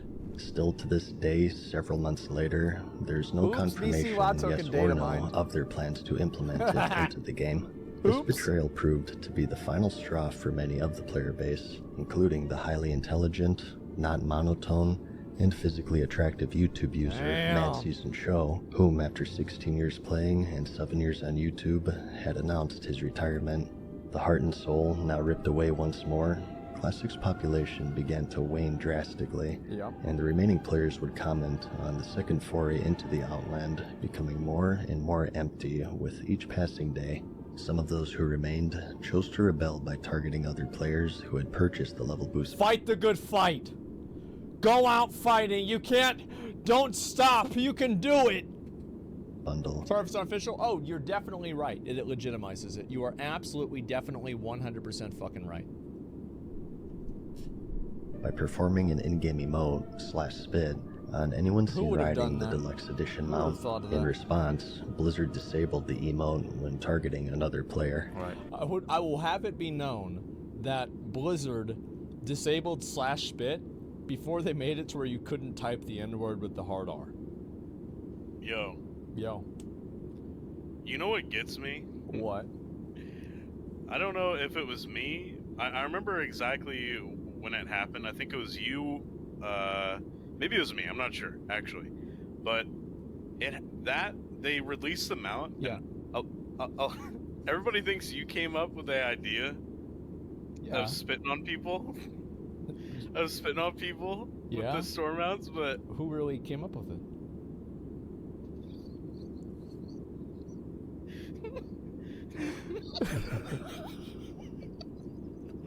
I have to deal with this shit. I have to deal with this fucking shit. And then if it gets better, I see we got S-Fan in the chat too.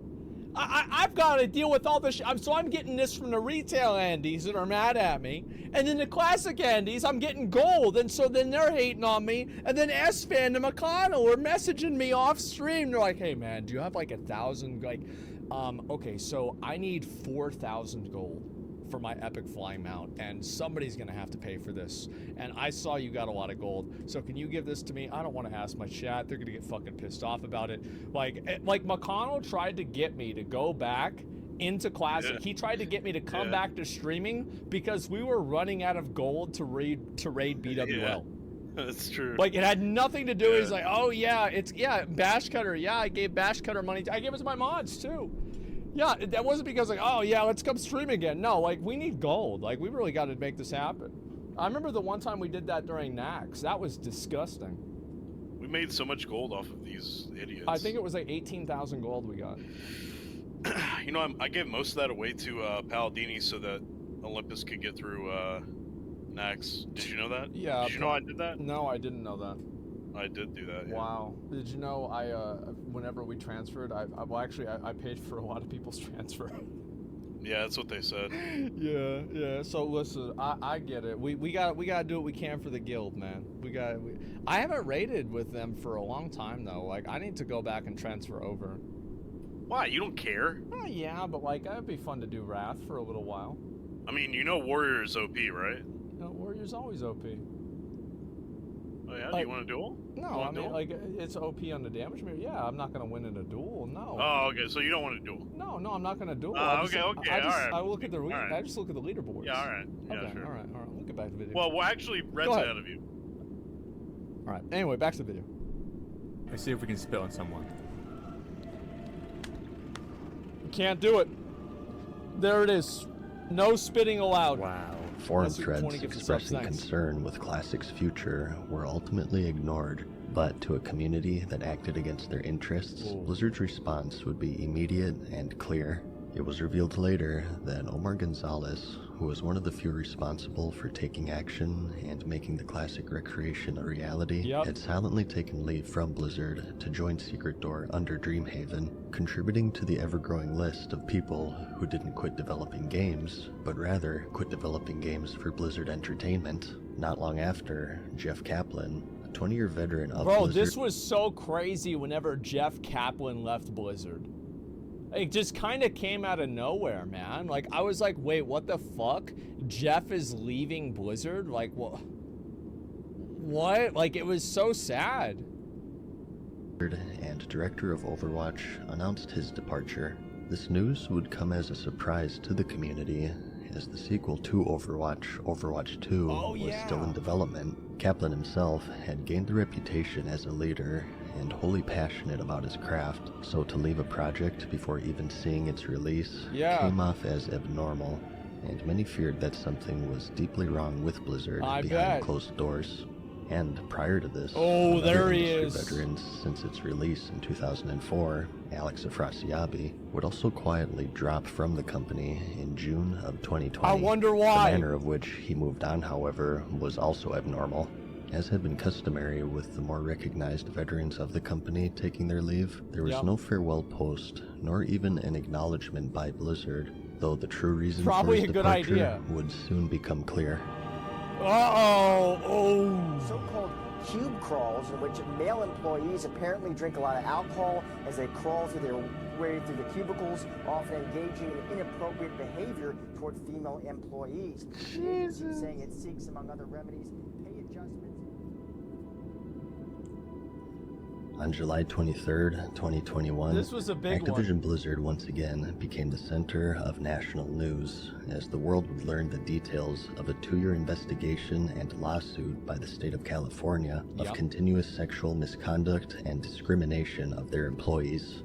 The investigation alleges that female employees in particular were underpaid and subjected to regular sexual harassment by coworkers and superiors. Part of it said that the guys would make the girls do all the work because they wanted to raid. Like, that was some fucking wild ass shit. Like, it was just like the actual meme. Like, can't believe that. In the report, it was revealed that one employee ultimately committed suicide during a company vacation. This would occur after pictures of her vagina had allegedly been passed around a company party. The investigation also described cube crawls, where employees would become intoxicated and prowl to the workplace, subjecting coworkers to unwanted sexual advances, lewd behavior, and make inappropriate comments about rape and other intrusive or demeaning behavior. The news shocked the Blizzard community and served as the final straw for many as players and content creators began to migrate away, favoring other MMOs such as Final Fantasy XIV. Activision Blizzard's response would be swift and attempted to mitigate the allegations, stating that the DFEH, the plaintiff in the lawsuit, had distorted their claims and had rushed to file an inaccurate complaint, and that they were sickened and found the manner of which they investigated and reported to be reprehensible, referring specifically that the employee's suicide had no bearing on the case. The response was quickly deemed tone-deaf by onlookers and employees alike, who staged a walkout in protest of the allegations and the cold response by their employer. Shortly after, Activision CEO Bobby Kotick also denounced the response, stating that it was tone-deaf and that fair and respectful treatment in the workplace was of the utmost importance. Not long after, he would hire a firm made famous for union busting for Amazon to investigate their HR practices. Months later, it was revealed that it was he who had originally drafted the initial response, and having another executive sign it in her name, that is the very same one that he denounced. It was also revealed that he had prior knowledge of several sexual assault cases in the workplace and settling them out of court and failing to make them public. In one instance, he threatened the life of one of his assistants. In response of this news being made public, he would reiterate his commitment to the safety and equality of his employees. Anyone who doubts my conviction to be the most welcoming and inclusive workplace doesn't really appreciate how important this is to me. In August, the DFEH accused Activision Blizzard of destroying documents relevant to the investigation in violation of their legal obligation to not tamper with evidence of an ongoing lawsuit, though this claim would be quickly denied by an Activision Blizzard spokesperson. Pictures and conversations relating to the Cosby Suite were also leaked, the nickname for Afrasiabi's hotel room from BlizzCon 2013, after the former comedian Bill Cosby, who had at that point faced multiple accusations of date rape. In an internal email, President J. Allen Brack stated his respect and care for equal treatment, and that Gloria Steinem, a well-known activist for women's rights, was a revered name in his household, having failed to grind the reputation to reach exalted, despite being human and having the diplomacy racial. What a casual. The response wasn't received very well for some reason, and shortly after, he would step down as president, ending his near 3-year tenure, and was replaced with a 2-person team, Jen O'Neill and Mike Ybarra. the former of whom would announce her departure just 3 months later, stating in an email to Activision's legal team of her lack of faith of their ability to change, and that she herself faced sexual harassment earlier in her career at Activision. She also revealed that she was being paid less than her co-leader, and that although equal pay was negotiated by both she and Mike Ybarra, it was only offered to her after she announced her resignation. She also described attending... Yeah, that's like one thing that people forget, is that Mike Ybarra also negotiated for her to be paid the same amount of money. And they just didn't do it. Isn't that horseshit? It's like they're setting him up to look bad. A 2007 party with Bobby Kotick, where scantily clad women danced on stripper poles. Yeah, well, I'm gonna go build my own game dev studio with blackjack and hookers. As for Mike Ybarra, he would quickly come under controversy not long after his new position for a tweet advertising selling raid carries for gold. While this isn't against the game's terms of service, it remains to be a controversial point within the World of Warcraft community. I hate people got mad about that. Like, yeah, obviously selling runs is bad, but selling runs wouldn't be bad if you didn't have the WoW token. The problem is the WoW token, not selling runs. As it edges the line of pay to win due to the player's ability to purchase gold with real money. As details of the investigation unfolded, many employees would quit or be fired, including senior game designer Jonathan LeCraft, the lead level designer of Diablo 4, a level designer of World of Warcraft, as well as the inspiration for the Overwatch character, Jesse McCree, and Diablo 4's game director, Luis Barriga, was also revealed to no longer be a part of Blizzard, leaving the upcoming action RPG without two critical leaders in the middle of its development. In response to McCree's involvement in the scandal, it was announced that the character McCree would be renamed, and that once again, actions would speak louder than words. Blizzard at this point would... I feel like it's not really that big of a thing. I don't really get... Like, I felt like that wasn't a big thing. Changing the guy's name, changing the character's name. Because, like, for example, like, I can see why they'd change, like, a WoW character. Like, that one makes sense, right? Like, this one does, for sure. But, like, changing McCree's name, McCree is already an established character that exists externally from the person who it was originally named after, right? So, like, the character exists independently of who it's derivative from, whereas, like, this character is just obviously named after a dev. They deleted Swifty NPC? Well, of course they did. I mean, what do you think they needed? A trial or any sort of facts? No. Also began a series of in-game changes, such as removing items and references they deemed to be inappropriate given the circumstances, such as changing pictures of women into fruit. In-game joke emotes that were deemed to be highly controversial would also be removed. If there are any children in the room right now, I advise you at this point to cover their ears. I like to fart in the tub. Amidst the lawsuit, as tensions were at an all-time high, a senior systems designer of World of Warcraft revealed that almost no work is being done as the lawsuit was unfolding. This sparked outrage among the player base as they learned that they were paying for content that was no longer being developed in an expansion which had already seen updates at a sluggish pace. Yeah, Blizzard's had a lot of people. I feel like Blizzard has had more people and like game designers and people like this pop off on Twitter and cause drama than pretty much every single other company in gaming put together. You know what I mean? Like, it's like, it really, like, it's happened so many fucking times. It's crazy. In response to the backlash, a senior game producer labeled those complaining as part of the problem as employees continued lashing out and placing blame on their players and community figures. Blizzard would see a major restructuring of their teams during this time, as these employees either quit or were fired, many of which holding important positions in games that were in mid-development, causing major delays in production. In November of 2021, it was revealed by Blizzard Chief Financial Officer Armin Zerza that the company isn't planning to include both Overwatch 2 and Diablo 4 in their 2022 financial outlook report, indicating that neither release will see their debut in all of 2022 due to delays in development. As a result, financially, they would suffer their worst loss in 13 years, as stock prices fell by more than 14% in a single day, bringing its year-to-date losses to 25%. That's in a lot. December, employees revealed suspicions that their breast milk was being stolen. Oh my Nursing God. mothers would label and store packages of breast milk in the break room refrigerator, and when retrieving it later, would find that some or all of the milk would be missing, while other items in the refrigerator would remain undisturbed. Though as of this video, no evidence exists of the alleged protein-rich caper. When reached out for comment, an Activision Blizzard spokesperson replied, stating that there's no use crying over spilt milk. Speaking of milking, Blizzard would also increase focus on microtransaction offers, including mounts, pets, and cosmetic I outfits, forgot about the transmog often set. seen to be vastly superior to those acquirable in-game. Their prices would Absolutely. also be criticized, as their highest package would demand a price tag of $55, nearly matching that of a full AAA release, as onlookers reacted with awe at the lack of awareness or care that Blizzard showed to its community and image.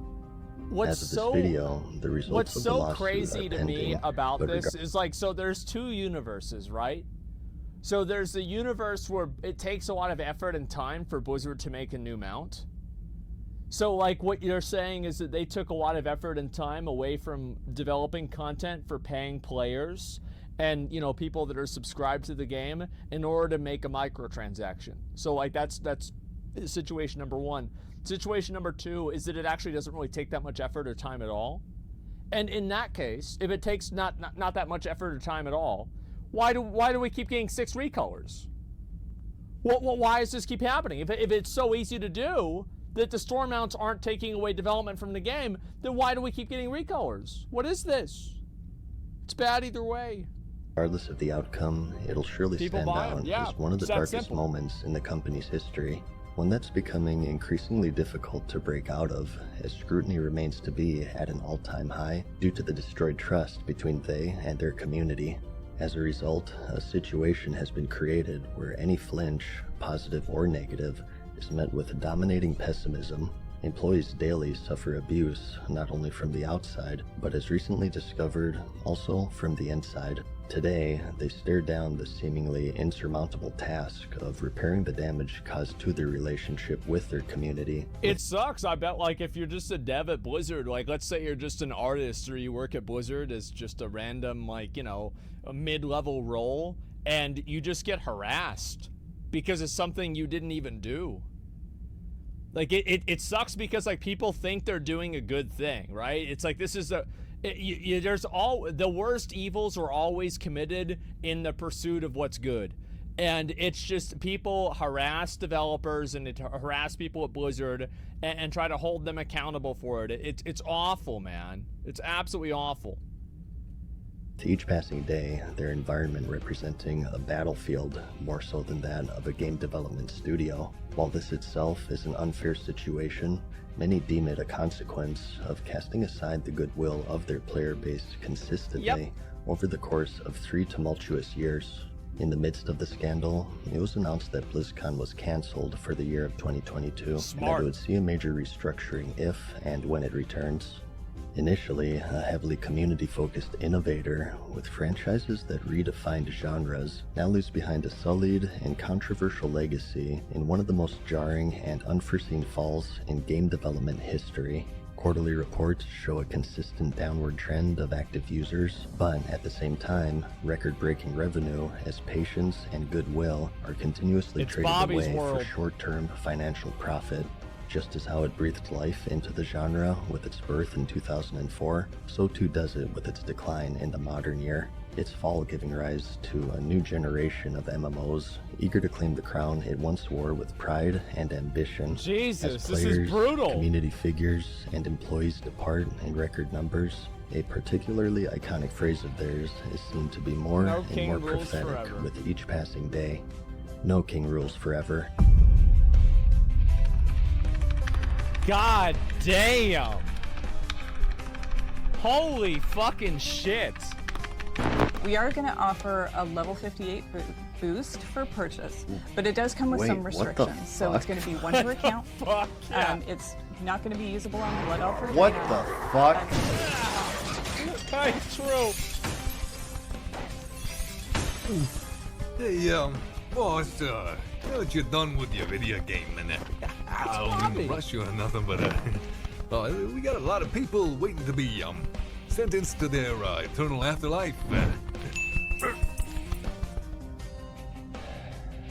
It's the jailer. Send them in.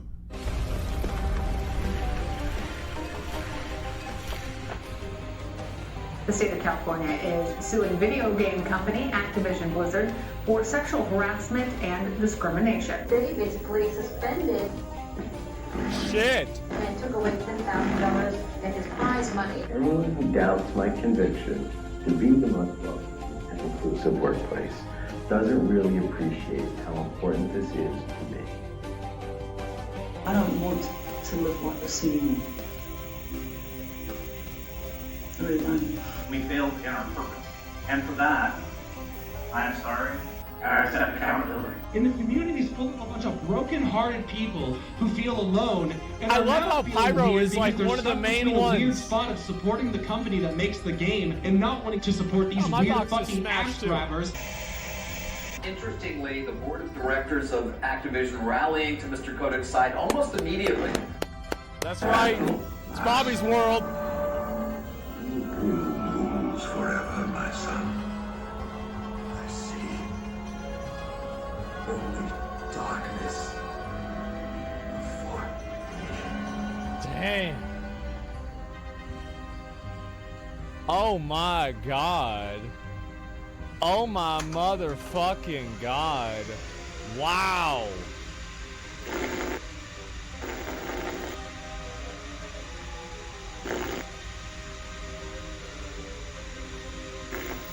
If only we could do that, huh?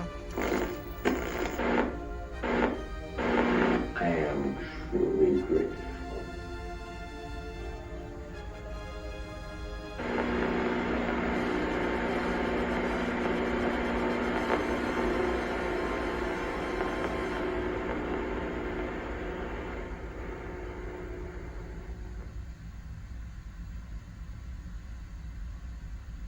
What a masterpiece. Oh my god, wow, what a fucking masterpiece. Holy shit, that was so good. Like, god damn, man. Like, that was crazy.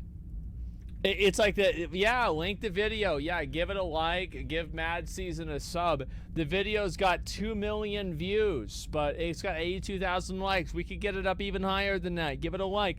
This video is absolutely fucking amazing, man. Is it bad that I want to play WoW now? No, I think that's about, I mean, listen, that's just what WoW players are conditioned into, man. That's totally it. Spies, you hadn't seen it? I saved it because I wanted to watch it with you guys, okay? Because I knew that everybody was going to want to see this. I knew that y'all were going to want to watch it together. So it's like, yeah, absolutely I did. 100%. Holy fucking shit, what a video, man. Oh my god, I gotta read a few of these comments. This should be on Netflix as a documentary. He's not wrong. This game will always be in my heart, and it's just so sad how they destroyed it. Yeah, it's gonna take, as I said, it'll take 2 or 3 expansions to make the game truly good again. I will always remember the ambitious GMs helping players with their tickets who have been replaced by the automated look it up in the wiki bitch. The third-party wiki, by the way. I was a patron to use a few months back till I couldn't afford it anymore, but I'd say I'm proud that my money went towards such a fantastic documentary. I'm going to forever miss Wrath of the Lich King, one of the most memorable gaming days of my life. True. This is the definitive history of WoW, and it deserves a standing ovation. This is fucking amazing. You guys really take care of us. That hit me right in the feels. Yeah, I know, man. That was fucking brutal. So bittersweet to watch. I know, man. Like, it was just, holy shit. I mean, what, rewatch Day 1 Classic release? Do you think WoW will ever be free to play? I don't know. Like, it's just, holy fucking shit, man. God damn. Like, god fucking damn, what a video. Like, wow. I just, like, I feel like there were a lot of things that, like, I thought of. I'm like, oh man, like, what about this, what about that? But, like, I think that he covered pretty much everything that was really important. I would say so. Yeah, I would say that in general, he did. And have you seen the Final Fantasy XIV documentary? No, but we will watch that. Maybe we can watch the Final Fantasy XIV documentary this weekend. How would you guys feel about that? Because I promised I would watch. I mean, I promised I'd watch this one, and so yeah, I feel like we've got to keep it even. We'll watch that this weekend. I think that'd be fucking amazing. You guys like that? Okay, good.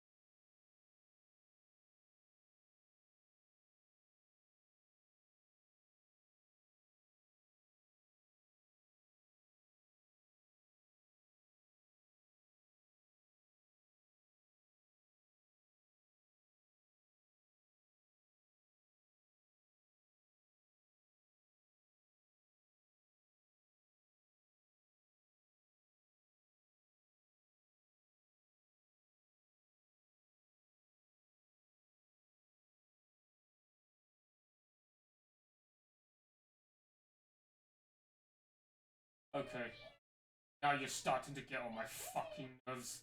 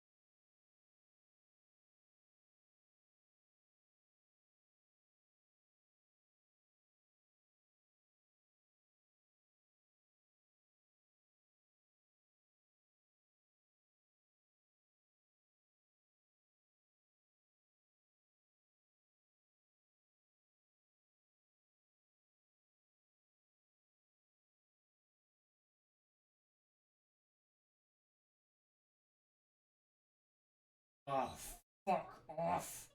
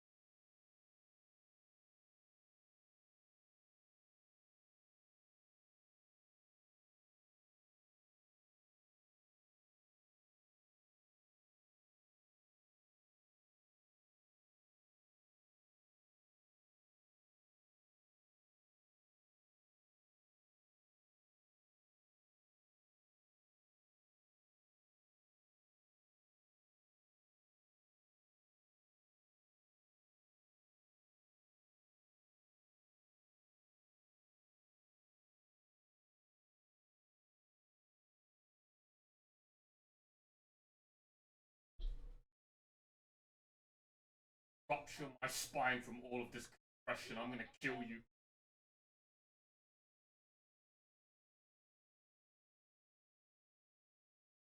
See? That noise, huh? That noise.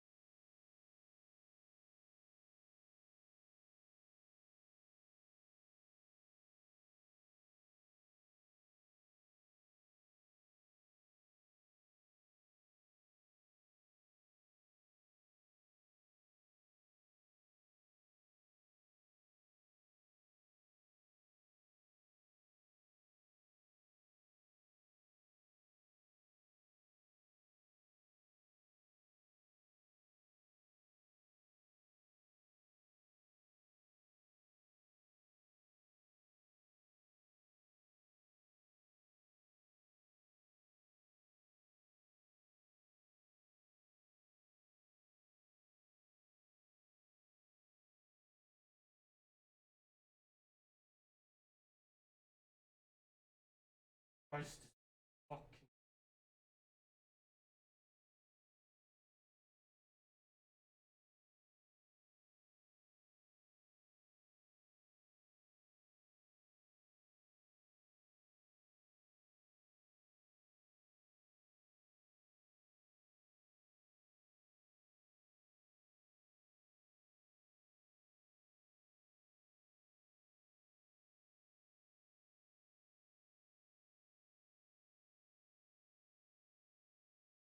We're running out of time, my friend. I'm running out of patience.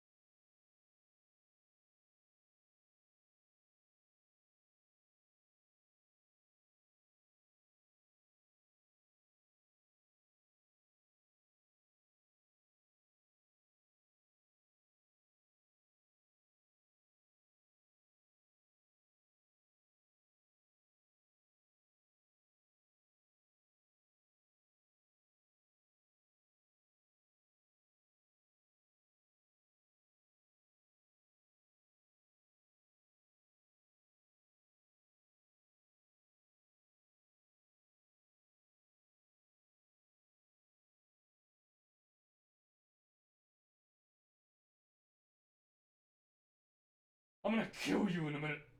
Look at the time. Look at the time. Huh? Look at the time.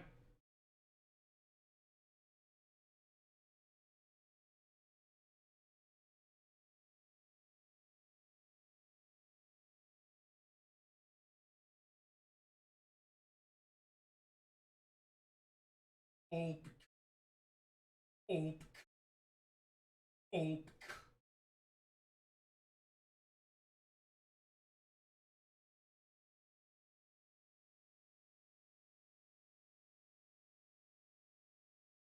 Obk. Obk.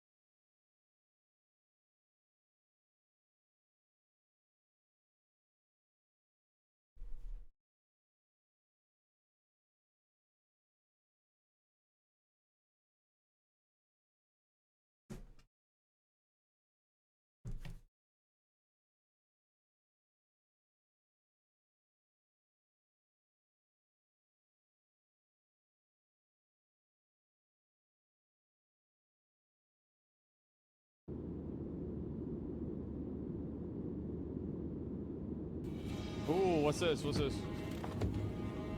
Ooh, what's it? What's going on here? What the? Ooh.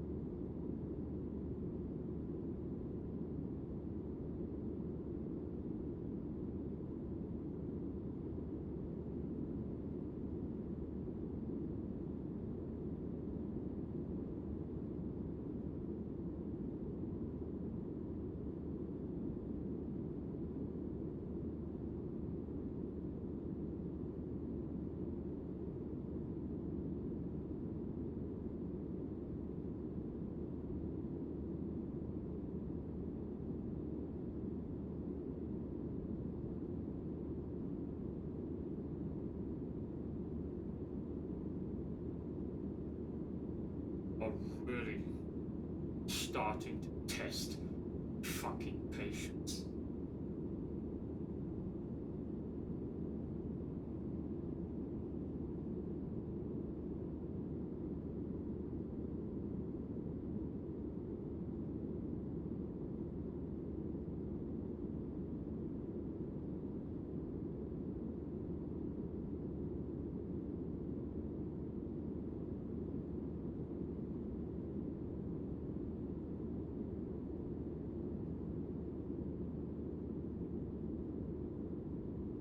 Look at the time.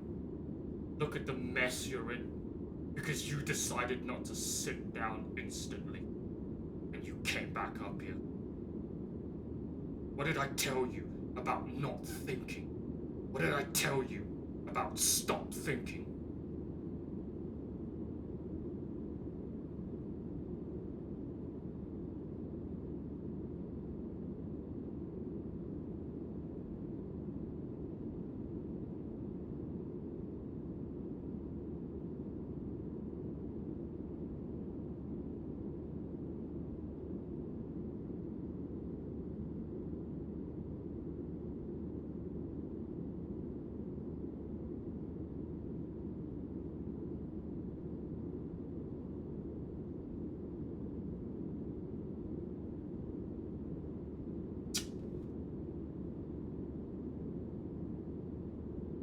I gave you one chance to sit down, and you fucked it up.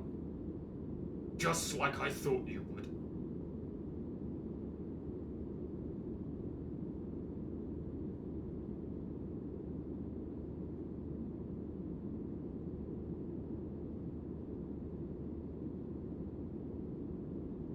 What was that? Was that?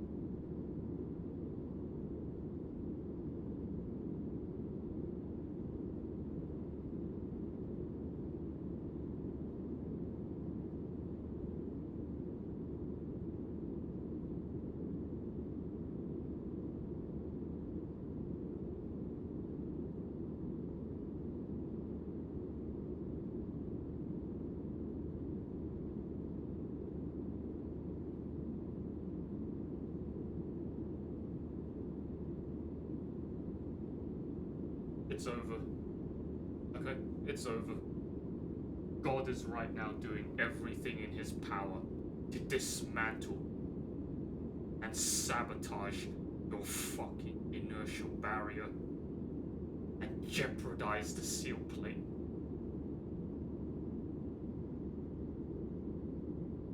But any less incompetent, cut your losses right now and give up.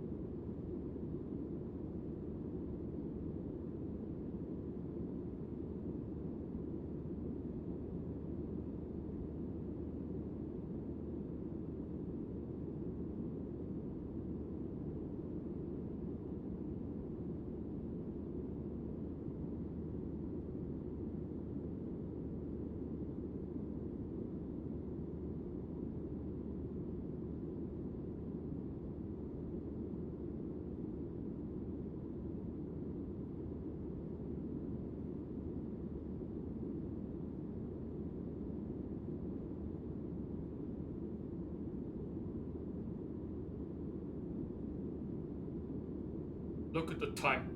You have wasted 20. Nope. Nope. Nope.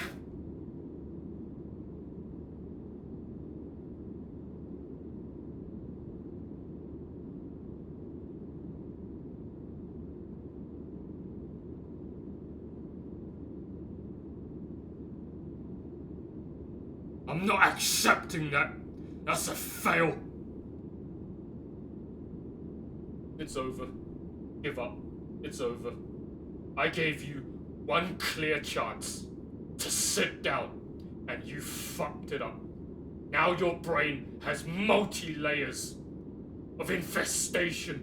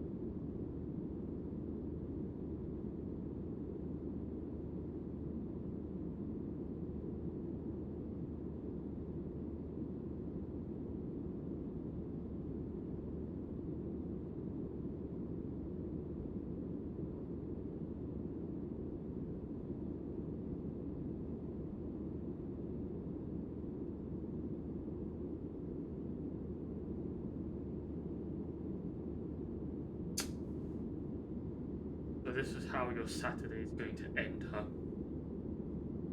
So this will end everything, will it?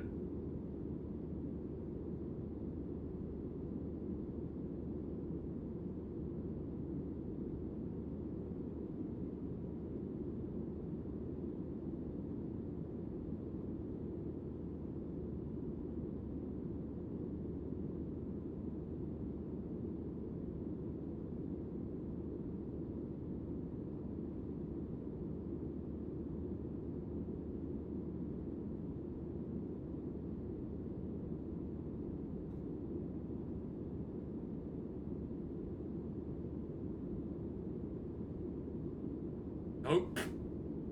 Nope. Nope.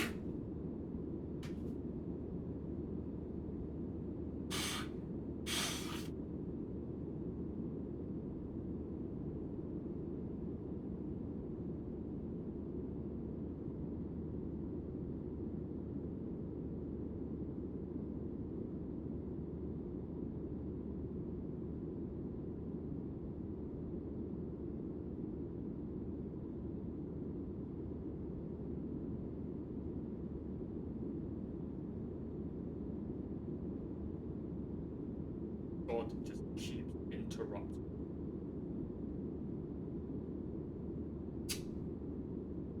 Fuck off, stupid cunt. Huh? Can you fuck off?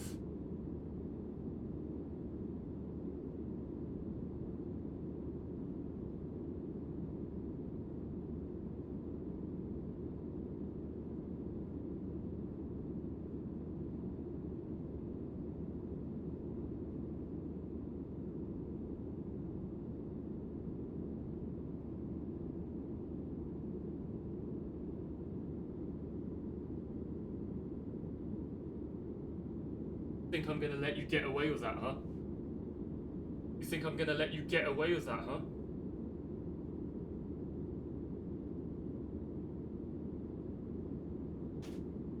It's over. Give up.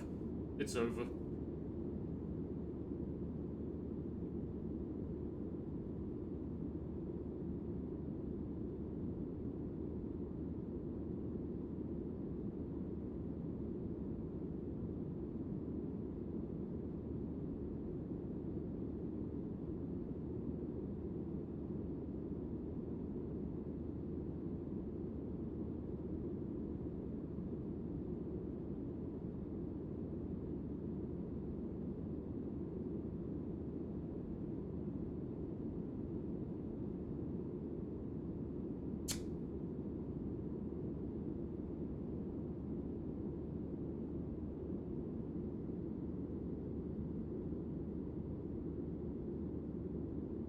Nope.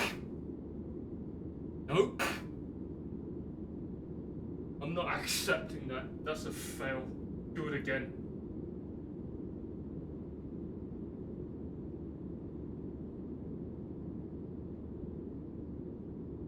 Have.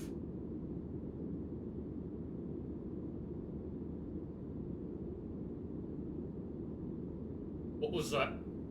What was that?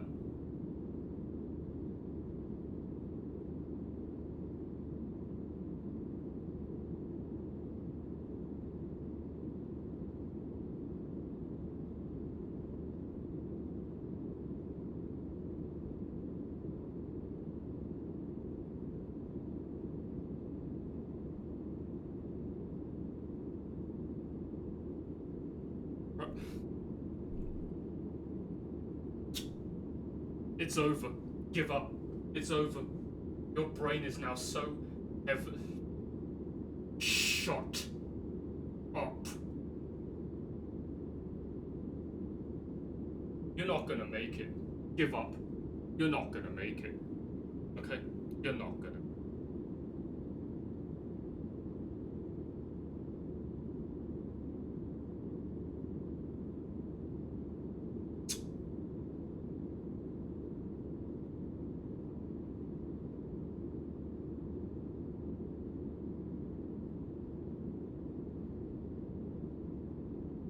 Give up.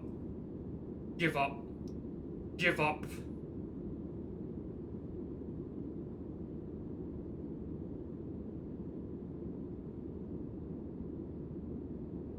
I gave you one fucking chance to sit down. Your fucking brain is out of control again.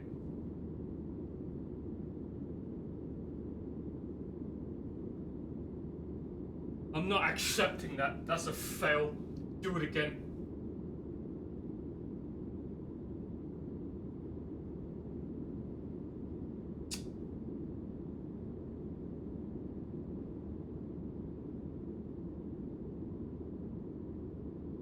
Nope. Nope.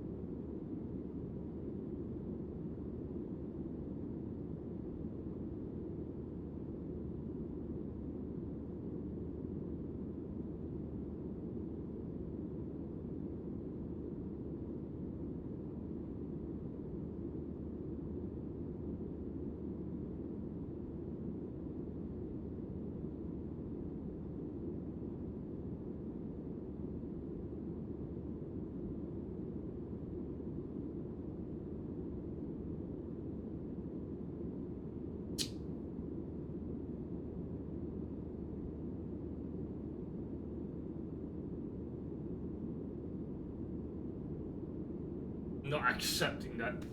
You can cope as much as you want, but you and I both know you failed. Go back downstairs and reset.